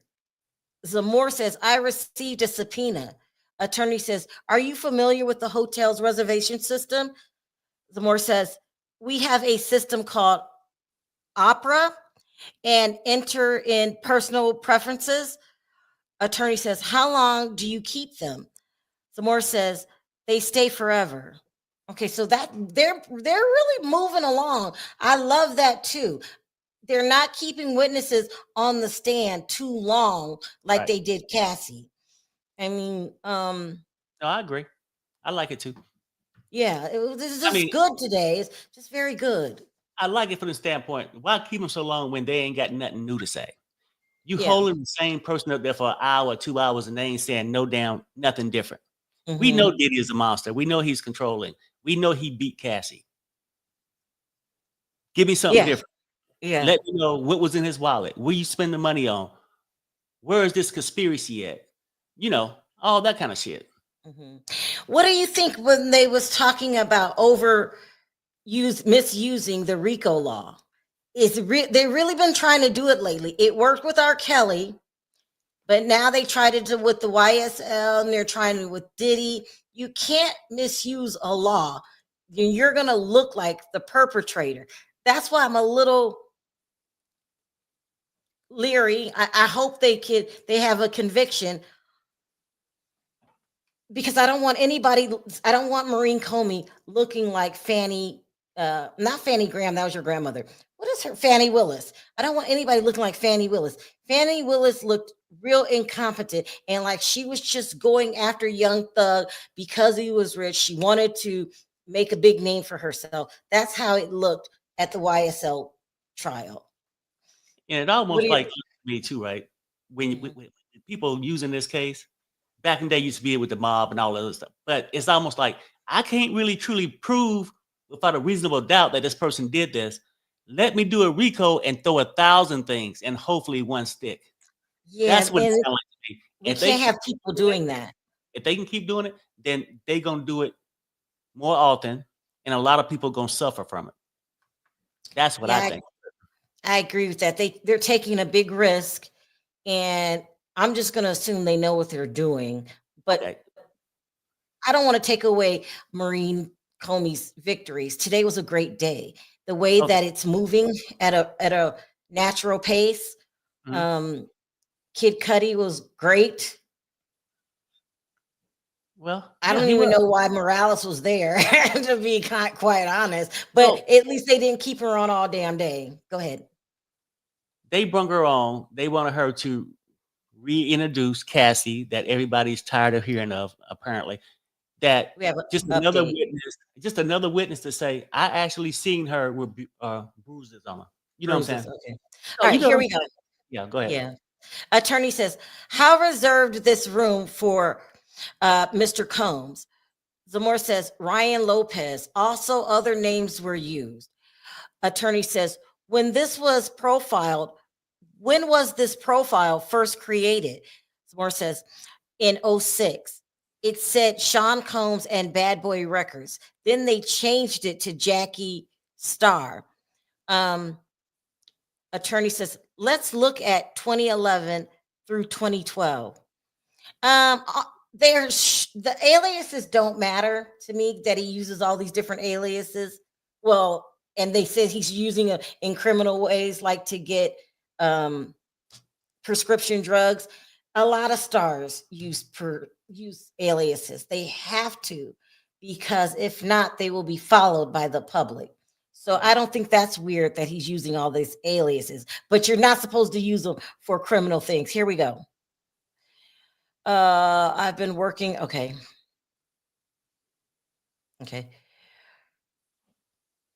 So we have a new person. This is great. This is really good. And she said she was going to complete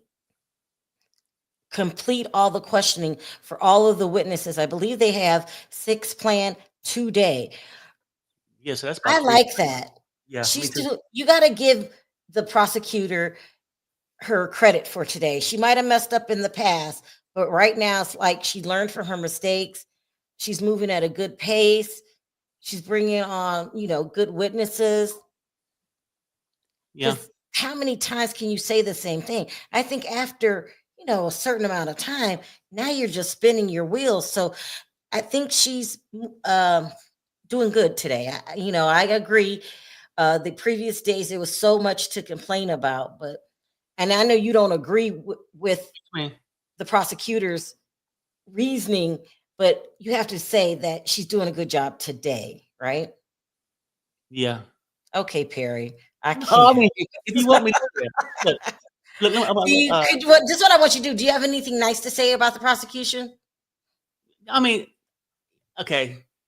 I would say they're trying to do it, but sometimes when you try it and you think that you got a witness that can prove one thing for you, it can also prove something in the defense too. Like I'm saying with Kid Cudi, you can try to sell all day. Yeah, we got this explosive. This is going to be arson, right? Now, if they got proof later that can change it, they didn't get a proof up today. He was on the stand. That would have been a perfect opportunity. Put it all out there. They showed pictures, did all this.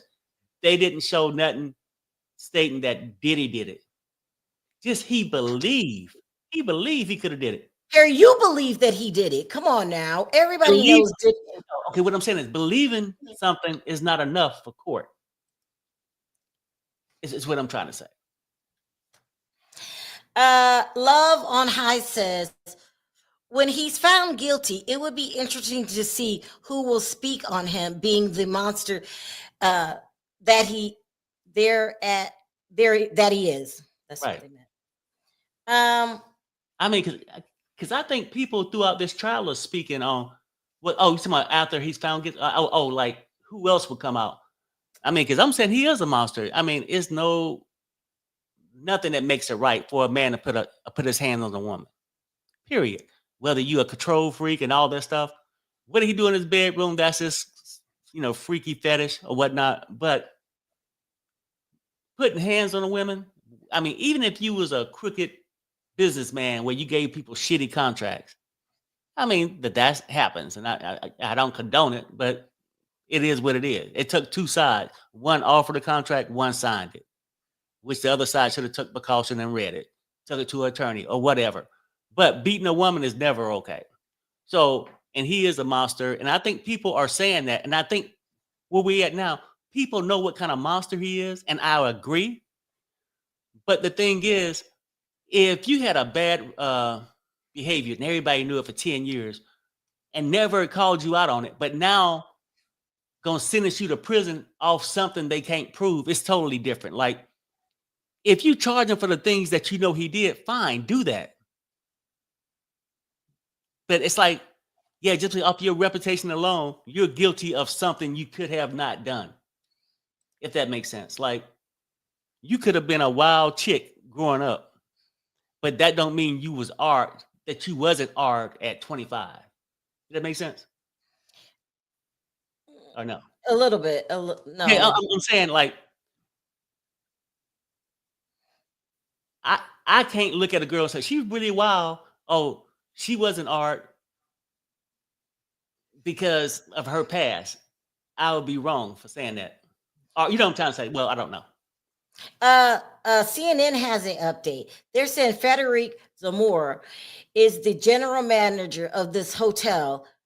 I don't know how to pronounce it. It looks like something French. It's in Beverly Hills. And the purpose of Frederic's testimony is to prove that Diddy has been checking into this hotel since 2008 on a consistent basis. He must use it for the freak off or something like that. And sometimes he uses his name, but most of the time he goes under different aliases.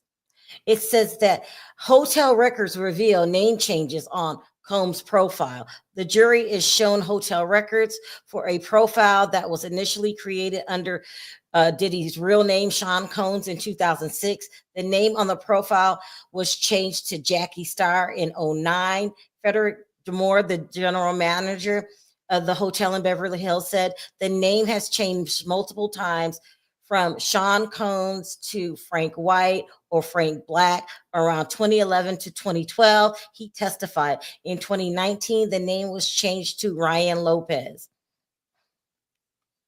Yeah. I mean, it could look suspicious, but also a lot of celebrities do that. Now, I would be more concerned with the frequency of going to this hotel. You have several homes, sir, in LA. Why do you keep going to this same hotel? Yeah. I don't know. Yeah. Just a kid from Queens.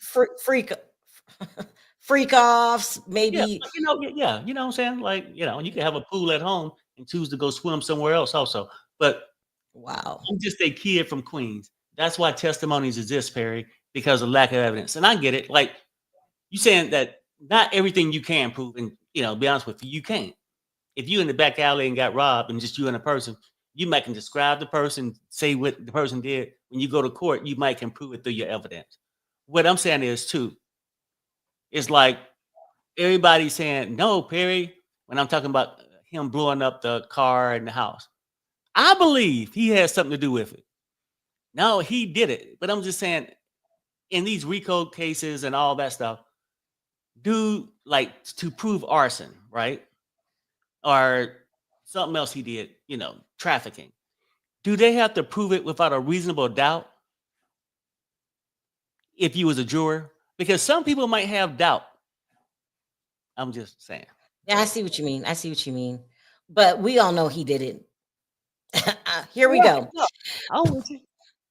The lawyer says, this reservation, what's the bill?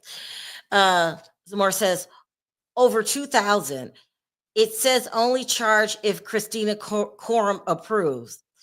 Attorney says, what were the instructions? Zamora says, put room out of service for cleaning. Like the room, hot seat, set it for 75 degrees. We got it. We're not heading back into this man's bedroom, are we? Please. We got it.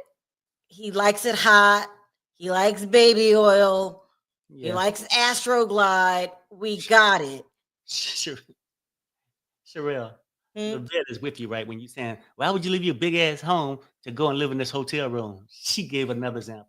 And a blow up swimming pool in the hotel when he got a big one at home. Like, who does it? But I guess some people just like to get out. Oh, wow. Okay, Perry. Now, I let you say, talk all off the wall. I ain't say nothing, but now I got to stop you. I feel we're approaching this man's bedroom again, and we're going to talk about freak offs again. Why do they keep talking about freak offs? What's the point they want us to walk away with? We had enough when Cassie herself explained what happened. She was, there. Oh, I hope she just, I can't. I just don't want to talk about it anymore. We get it. It's not changed. We know he loves Astroglide. We got it. We know that the special agent from the feds found it all in his room. We got it. Okay, here we go, you guys. The attorney says, what are these complaints? Zamora said, candle wax on carpet, security called, charged $500. Attorney said, no further questions. Good. Judge says, cross-examination. Defense says, nope. Judge says, next witness, Special Agent Josh Croft. This is great. We are whizzing through this because when a person's on the stand too long, it just gets repetitive. So she's doing a great job today. She really is. I think, yeah, they really damaged those damn hotel rooms with these stupid freak offs. $500 charged to clean a room? I've never heard of such a thing. My goodness, candle wax on the carpet. I hope they can get that shit up. I know it's very hard to get up baby oil. And he was probably, this is what I'm adding, he probably was getting a reputation with effing up the rooms, so that's why he does an alias. I don't know, but I've never ever in my life was charged $500 cleaning fee. Just crazy. That is crazy. She says, I do not want to hear any more freak off information. I'm like, I can't take it. So it looks like they're going through this pretty fast. I don't think they're going to do it again. My therapist is going to have therapy behind all this information. Enough is enough. Okay. I don't even know how they did it so much. It's just too much. Hey, Trina, the defense did not object when he said it. They did not. Jeez, we're moving at a good pace. You got to admit that, Perry. Just say it. I said I agree. That's the way I'd rather have it. Either you're going to produce something, put somebody on the stand that's going to give me something, or let them say what they got to say. Hello, bye-bye, get your ass off the stand because we got to keep it moving. And I love the fact that we want to be talking about Kid Cudi's testimony today in the media. We don't want to talk about anything else. So let's just get these people through and leave it like that for tomorrow. Somebody says $500. They should be charged at least $5,000. I mean, child. Bribery, extortion, kidnapping have been proven. We saw the video of the butt whooping. I'm gonna go on. You trying to get Perry started, but I agree. It would be nice if y'all stopped defending Diddy. Oh, you just got here. You just got here, okay? Convict convict this coward and put him under the jail. Bye. You just got here. Nobody's but Perry. I don't know if you're defending him, but he feels different about the lawsuit. And we can't even, you missed it. And now we have to be nice to Perry for a while because I don't want to beat up on him. No, I'm fine with it though, believe it or not, because like Perry, like you were crying. I got in my feelings. But You were crying. I understand a person don't want their character to be mistaken for something else. And we was going to that point where I don't believe in DV. That's a scare tactic. It was a scare tactic. Can you admit that you were crying and your feelings was hurt They and would you use feel a scare attacked? tactic Can you admit to that? ruin your character by saying that you a DV lover, and I'm saying Perry, no. nobody. Okay, Perry. No one called you a DV lover. Stop. They was trying to portray me Oh my as God. if I was Diddy. And then here was this. Perry, you can't say what people's mindset was while they were going through the abuse. Zero empathy, unless you've been through it. And that's true. I'm not, I mean, Thank I you. can't tell you what their mindset was, but I can tell you what I believe after the facts, after the stories come out. Listen, Perry, we don't have a problem with you feeling different. We appreciate the difference. Everybody's allowed to think what they want to think, and it might be somebody on the jury that thinks like you. I couldn't imagine who, but let's say that it is. See, because sometimes when you have believers like y'all, that's why we got so many users in the world. It was the disrespect of Cassie that we can't put up with. You could say what you got to say in a respectful way, and you're just really describing her to be this gold digger, and you're just leaving off the word. Do you not have empathy for the first guy that she was with that was 10 years older, that she was dating? And I'll tell you when we come back. We got an update. Yeah. Attorney says, where do you work? Agent Croft said, Homeland Security Investigations, HSI. I extract data from computers. What is your training? The SANS Institute. Attorney says, what does that stand for? He says, I don't really know. They're opaque in that way. I want to know what he has to say, extracting data from computers. This might be a very good witness. Okay, what happened when y'all went in the house and y'all took those computers and the laptop? Yay, good day for the prosecution. Now we're getting down to some stuff that we need to talk about. And they glassed over the freak offs again, just said, how messy they were. So we didn't hear anything else about these freak offs. So that's good. She's doing a great job today. And I have to give credit where credit is due. And you should give credit where credit is due too, Perry. It's all the complaints that we had yesterday. Here we go. No, that we can't say that for today. They're doing good. And the defense learned too. It was really irritating. Objections, sidebar. So they stopped it during Kid Cudi's testimony, and they're not introducing new evidence that the prosecution knows nothing about. I mean, that was just a low blow. And you don't say it 7, 8, 9, 10 times. What is it that you want me to give credit? That is going really smooth today.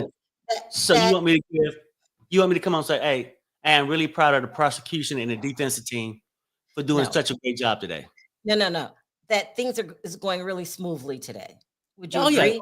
Yeah, I do. That's nice. I mean, but it's something that probably should happen every day.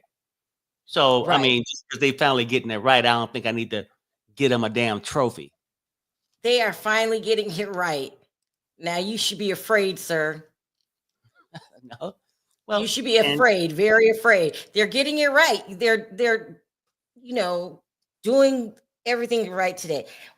We got a CNN update. Says computer forensics agent is called to the stand. The government called Joshua Croft to the stand. He is a computer forensic agent working for Homeland Security investigations. Prosecutor Emily Johnson is questioning him. Croft is the 16th witness called by the prosecution.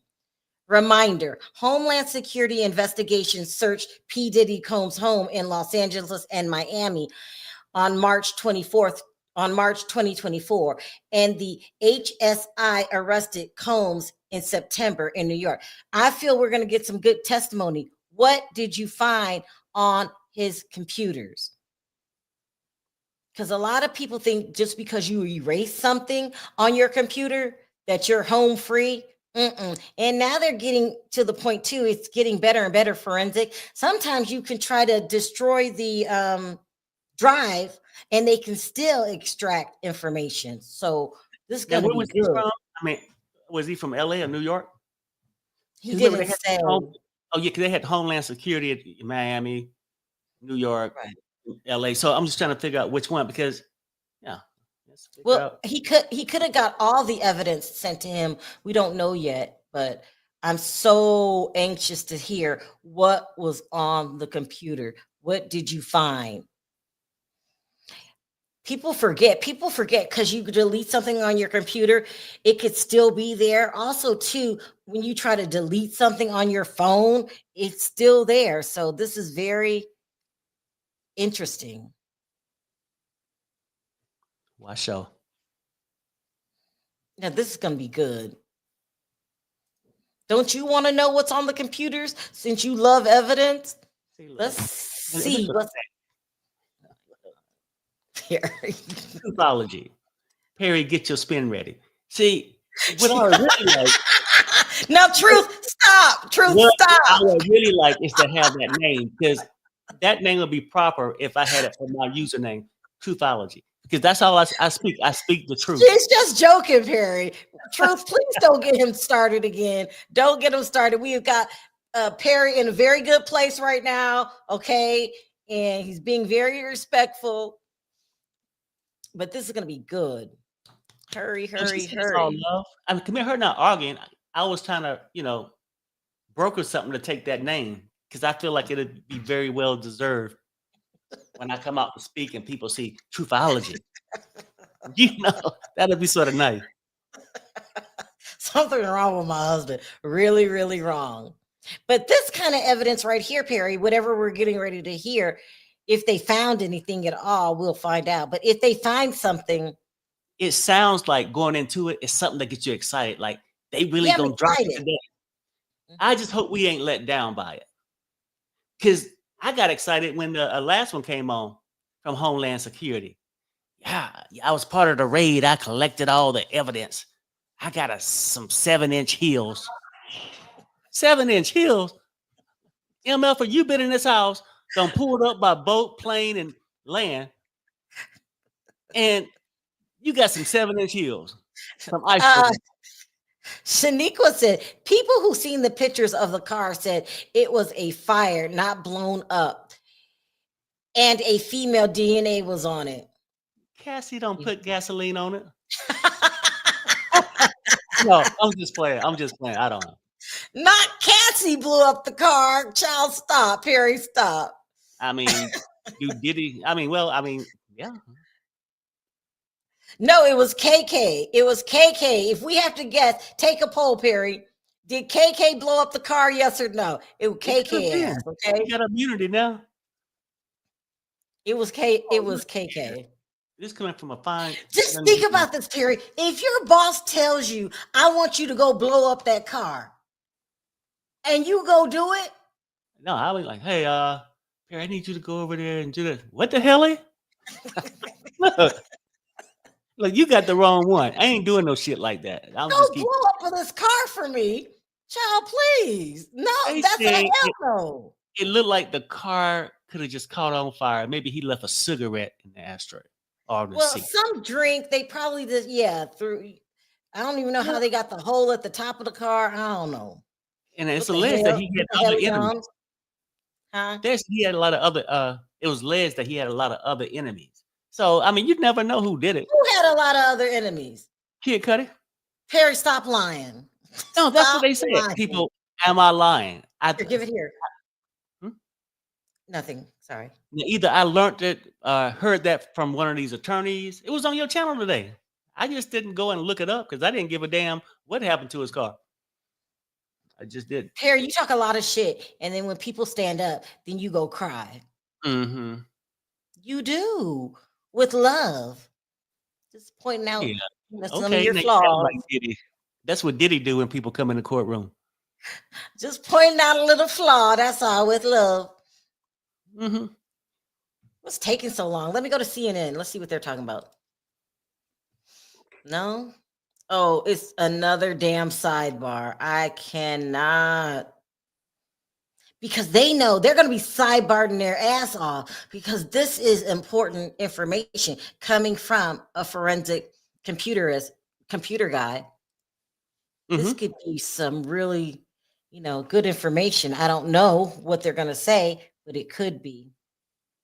Yeah, you know what? For real though, like I don't know how it's gonna go, but you get so excited about this shit, right? Like, damn, they coming on. They gonna finally give us what we've been Something. thinking about, like could have happened. Yeah. But I was let down by the one in Miami, to be honest with you. And we found a couple pieces of some AR-15s, and they found that it was something that pissed me off. It could have been the heels.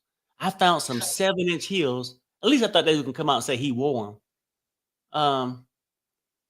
Okay, here we go. Attorney says, what tools do you use? Croft says, TX1 and a digital collector. The attorney says, whose laptop did you extract? The attorney says, Cassie Ventura. This is a MacBook Pro, roughly 2010 to 2011 with a white case. Cassie's? Huh. Let's see. Here we go. Oh, I just said that.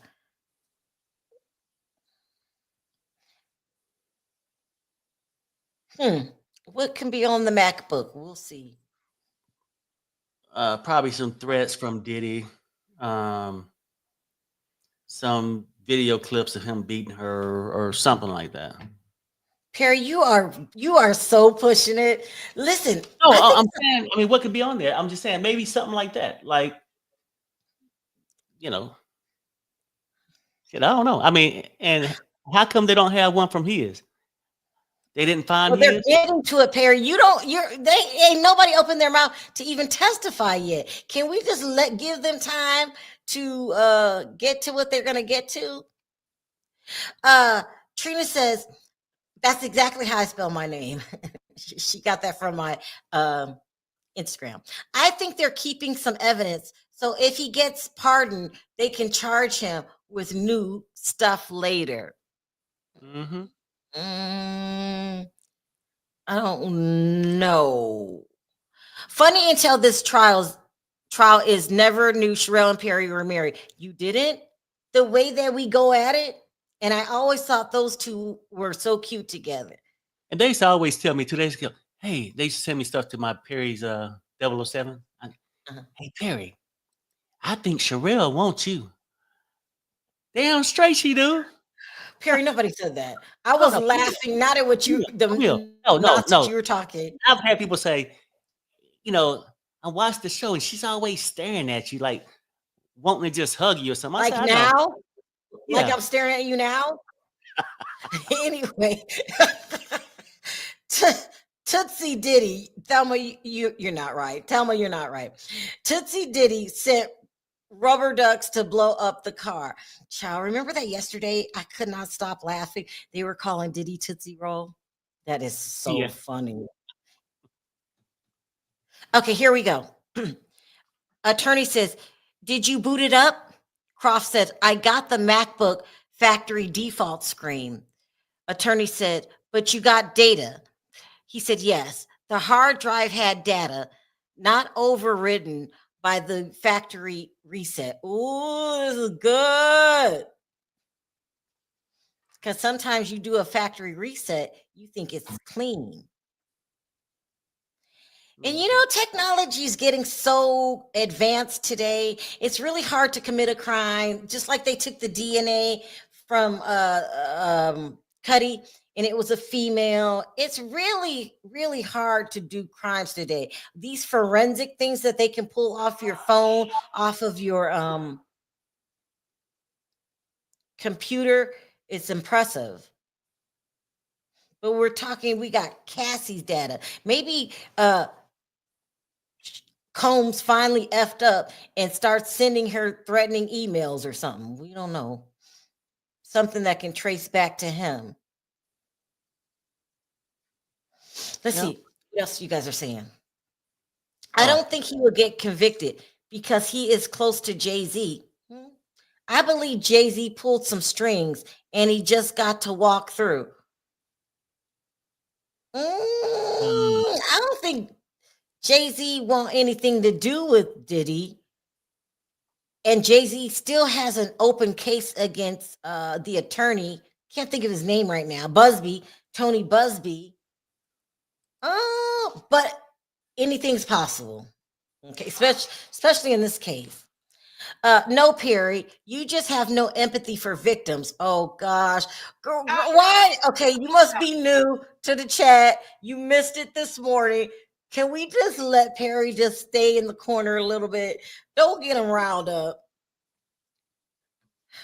I'm gonna move on, not to be rude. I just don't want to get. We are FO exhausted. I can't talk about a free. This has nothing to do with Jay-Z. That's what somebody said. Just imagine if Diddy was acquitted. I fear all of the witnesses would be in danger beyond a reasonable doubt. Diddy seems like a revengeful guy, and he would be on the hunt for whoever he thought did something wrong. And for sure, we would put Dawn on the list, Dawn Rashad. I'm sure he's real pissed at her. Street camera, home camera, atmosphere camera. That's how they got the Boston Marathon unaliver. I remember that. Yeah. It's so hard to commit a crime these days, but you got people signing up every day to do it. They want to commit a crime.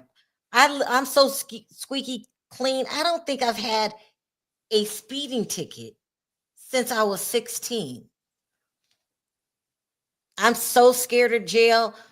Like, you know, there are people in my family, they do it. I don't know how they do it, but Perry, you think you'll be good in prison? Who, me? Yeah, it's not the place for me. I can't take it. I can't either. I stay in the house all day. It's more than Diddy do these freak offs. It's plenty big names. If Diddy only talks, it will destroy Hollywood. He can't talk. We're not gonna know who did anything in the freak offs, just like we didn't know anything about the Epstein trial. We didn't know names for the Heidi Fleiss trial. Charlie Sheen volunteered and told the public that he did it. That's what he was going through. Go ahead. I noticed how you just let me grab something to slide over, but you skip over things like this. Why is that? Well, go ahead, Switch. Leave him alone. But Perry better act right. Like, Perry be good and out there. Do you remember when Charlie Sheen admitted to being a customer of Heidi Fleiss? And then he went through a crazy period when he was saying, I can't remember what he did, but he was, what was it? You used to love it. I love Charlie Sheen. Loving it, liked it. He said something. What was the term he used? And you would crack up every time. I love a good basket case. And Charlie Sheen no. It was winning. Winning. I don't talk to the winners like you because I'm too busy winning. You love me some Charlie Sheen. Like, oh my God. I hate to say it, but you know, that's how I feel sometimes. That's exactly how I feel. Like when I sit there and debate back and forth and the other person just bow down, I feel like winning. You know, like Don't try me, people. Don't try me. All right, Perry, you done? Yeah, I'll finish. Why? And that's so bad because Charlie Sheen was a really bad addict, and I loved every minute of it. Here we go. The attorney says, "What is allocated space?" He says, "Something not viewable, something previously deleted." The attorney said, "Explain how computers store data." Croft says, "You have a table of contents. A file can still be stored in an allocated area." This is so good, meaning you could think it's deleted, but it is not. This is interesting. Perry, can you take over really quickly? I'll be right back. Yeah. That's Damien. I'll be right back. Okay. Yeah. Let me see what I got here. Let's slide over some good comments that make everybody happy. Perry winning. Right. Winning. Like, because, I shouldn't have let my emotions get to me for about 30 minutes, but I can't let my character go down like that. Like, if you can't debate me, don't just try to act like I don't care about women. Just say Perry's right, move on. That's what I'm thinking. But people, my wife is so excited right now because they got this guy on HSI, Homeland Security, right? Once you get that, now granted, I got excited when the one came from Miami, but they didn't produce anything to me. Just some bullshit. They didn't charge him on the weapons, but you mentioned it. They didn't charge him for wearing heels, but they mentioned it. They didn't charge him for sliding down a sliding board with that Istro glide, but they mentioned it. Like, we be wanting to hear proof of something.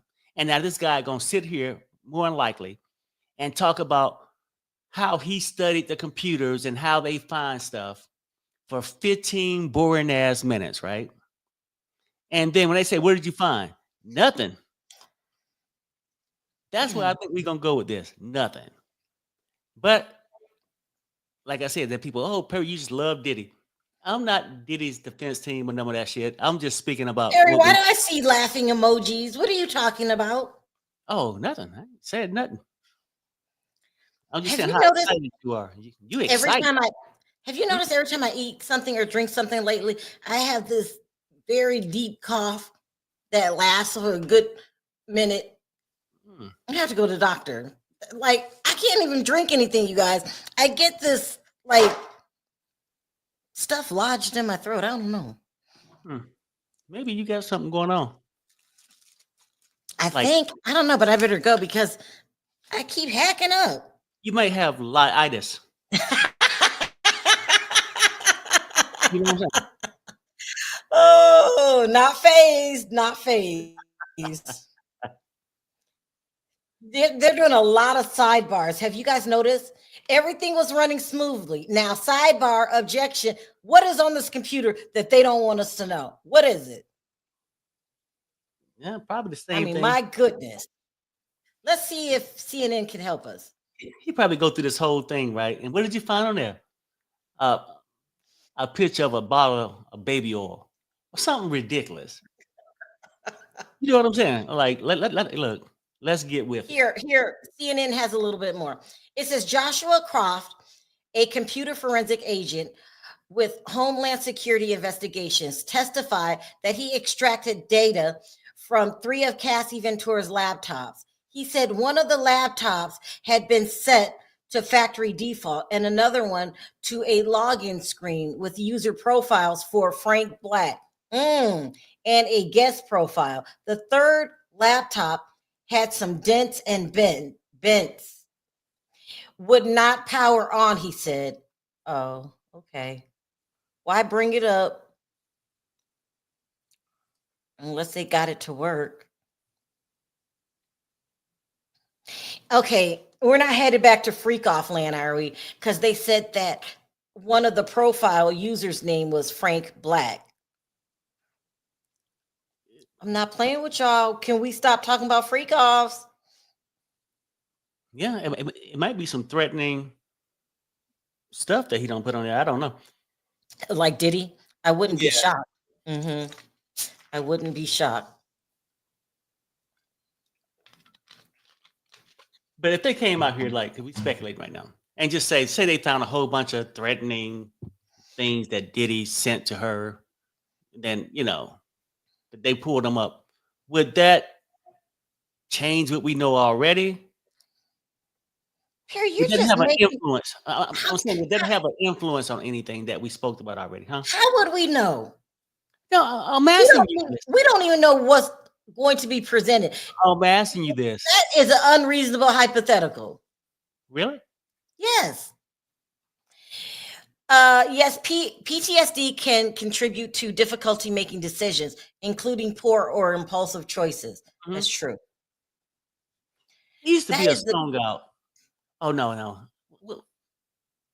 Was it a song about that's how rumors got started? Not that. It was excuses.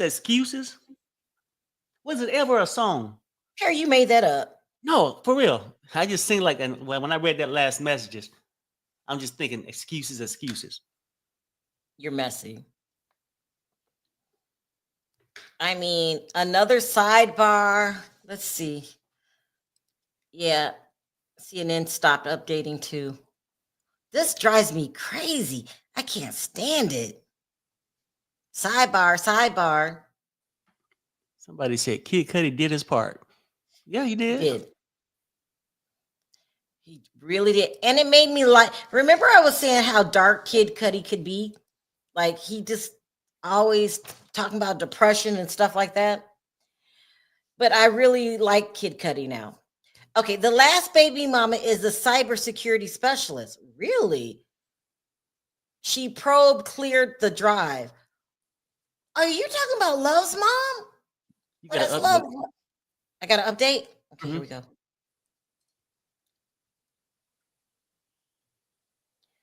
Okay, here we go. Lawyer says, so on these 3 laptops, how were they backed up? Croft says iTunes was used before iCloud. Some looks a little funky. Attorney says, but you can validate the funky, as you say, data by going through the new raw data. He says yes. Attorney says nothing further. Let me reread this because the word funky is throwing me off. Lawyer says, so on these 3 laptops, how were they backed up? Croft says iTunes was used before iCloud. Some looks a little funky, but you can validate the funky, as you say, data by going through the raw data. Yes, nothing further. I don't know what that means. Yes, she is in tech. So I know they call the baby. First of all, I have to say this. P. Diddy has the cutest baby. That little girl doing happy birthday to daddy. She's so cute. You know who I'm talking about? Yeah, I remember that when he was looking for sympathy. Yeah, because the little girl is adorable. Let's see what her last name is. The little girl. She's so cute. Especially at that age, she's learning how to talk. Mhm. Oh my God, they said his daughter's real name is Love Sean Combs. They did not give that baby the name Sean. They gave her the baby. So you guys remember Diddy was going around for a while calling himself Brother Love? Mhm. Yeah. Now you done dang the damn baby Love. Oh my goodness. Yep. Let me double check before I. Now I remember that tape though, because we laughed and joked about it. How he came out and had the baby thing, and he wanted people to have sympathy to be like, "Oh, he should be home with his baby." Well, if he was home with his baby, he wouldn't have these damn problems. He out there getting his freak on. Go Now, ahead. here's another statement that's rather concerning. They're saying Dana Tran is a cybersecurity specialist. You know those people that we'd hired to go and found out who sent me that text that Right. The yeah. IT stuff and all. Yeah. Uh-huh. Well, So she makes some money because they get paid. well, I wonder if she tried to erase something. She's more savvy than the average person that loves computers. Mm-mm-mm. And I'm confused. They don't talk about it, but it was Kim Porter, Cassie, then Gina comes in the picture, and then somewhere in there you got Chance's mother. And then where does Dana Tran fit into all this? Was she a girlfriend? Who is Dana Tran? I know you baby mama, but did he have time for another relationship? This is Um, insane. Let me see.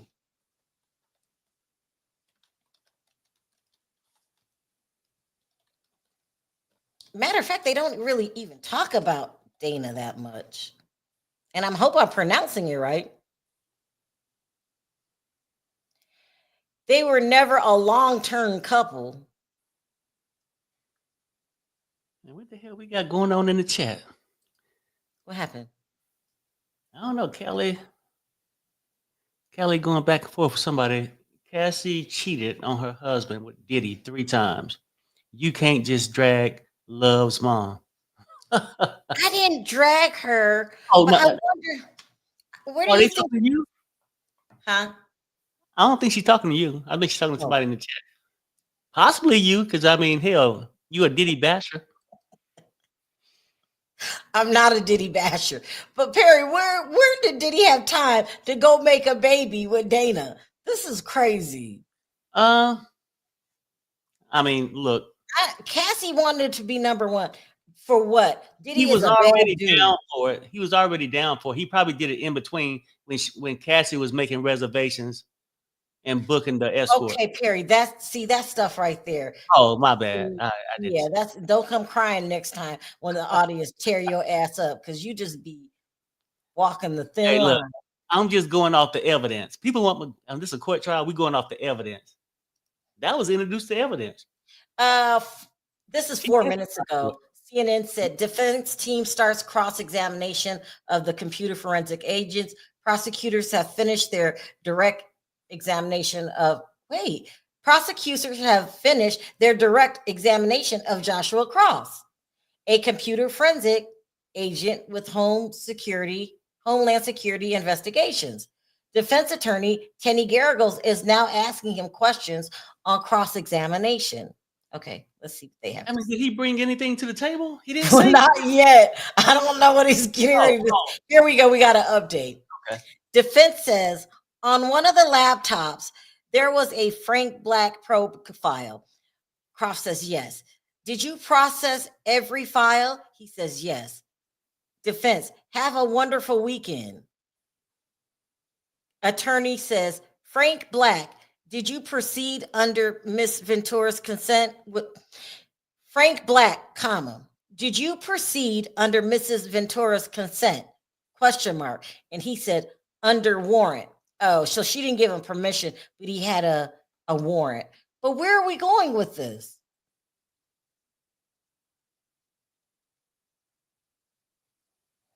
I mean, weird. Let's see what the defense, what Tenney asked, because prosecution,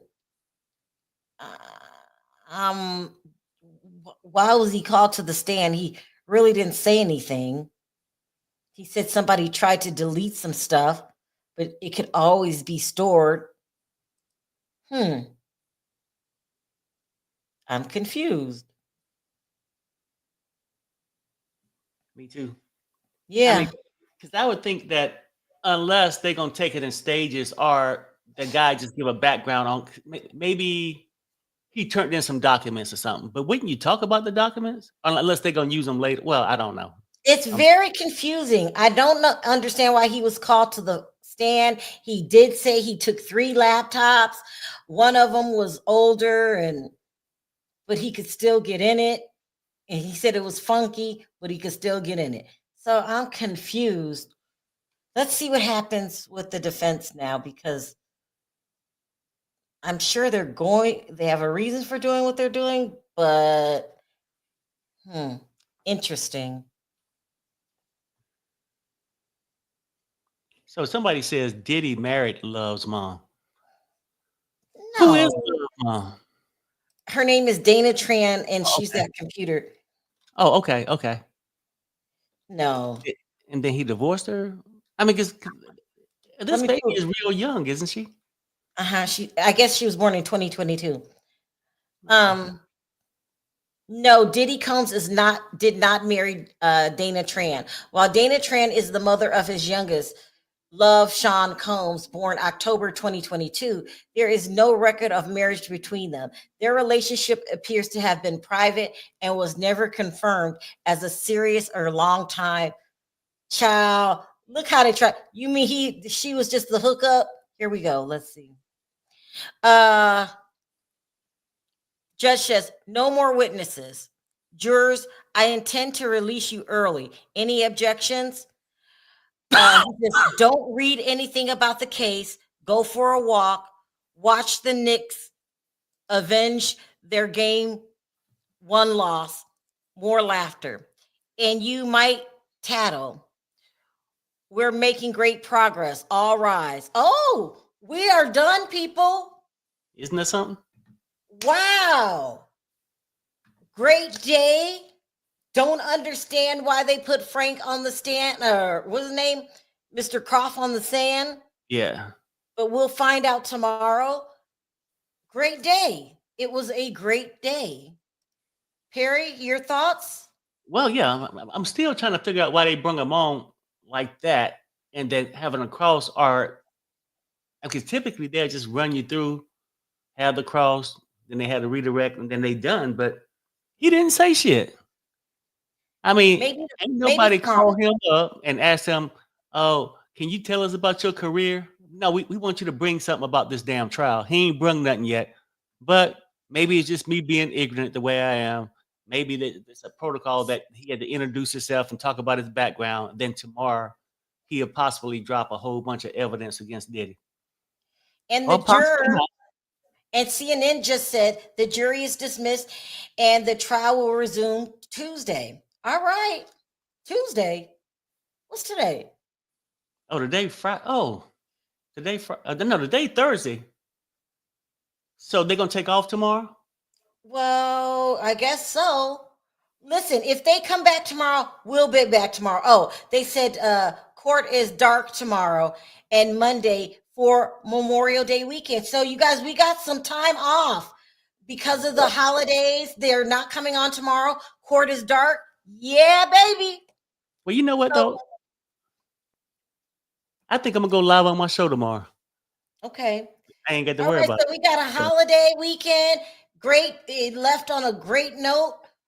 I'll see you guys after the holidays. We'll see you on Tuesday for the trial. We'll be back tomorrow with Hot Topic. Enjoy your weekend, people, with the baby oil. Bye, you guys.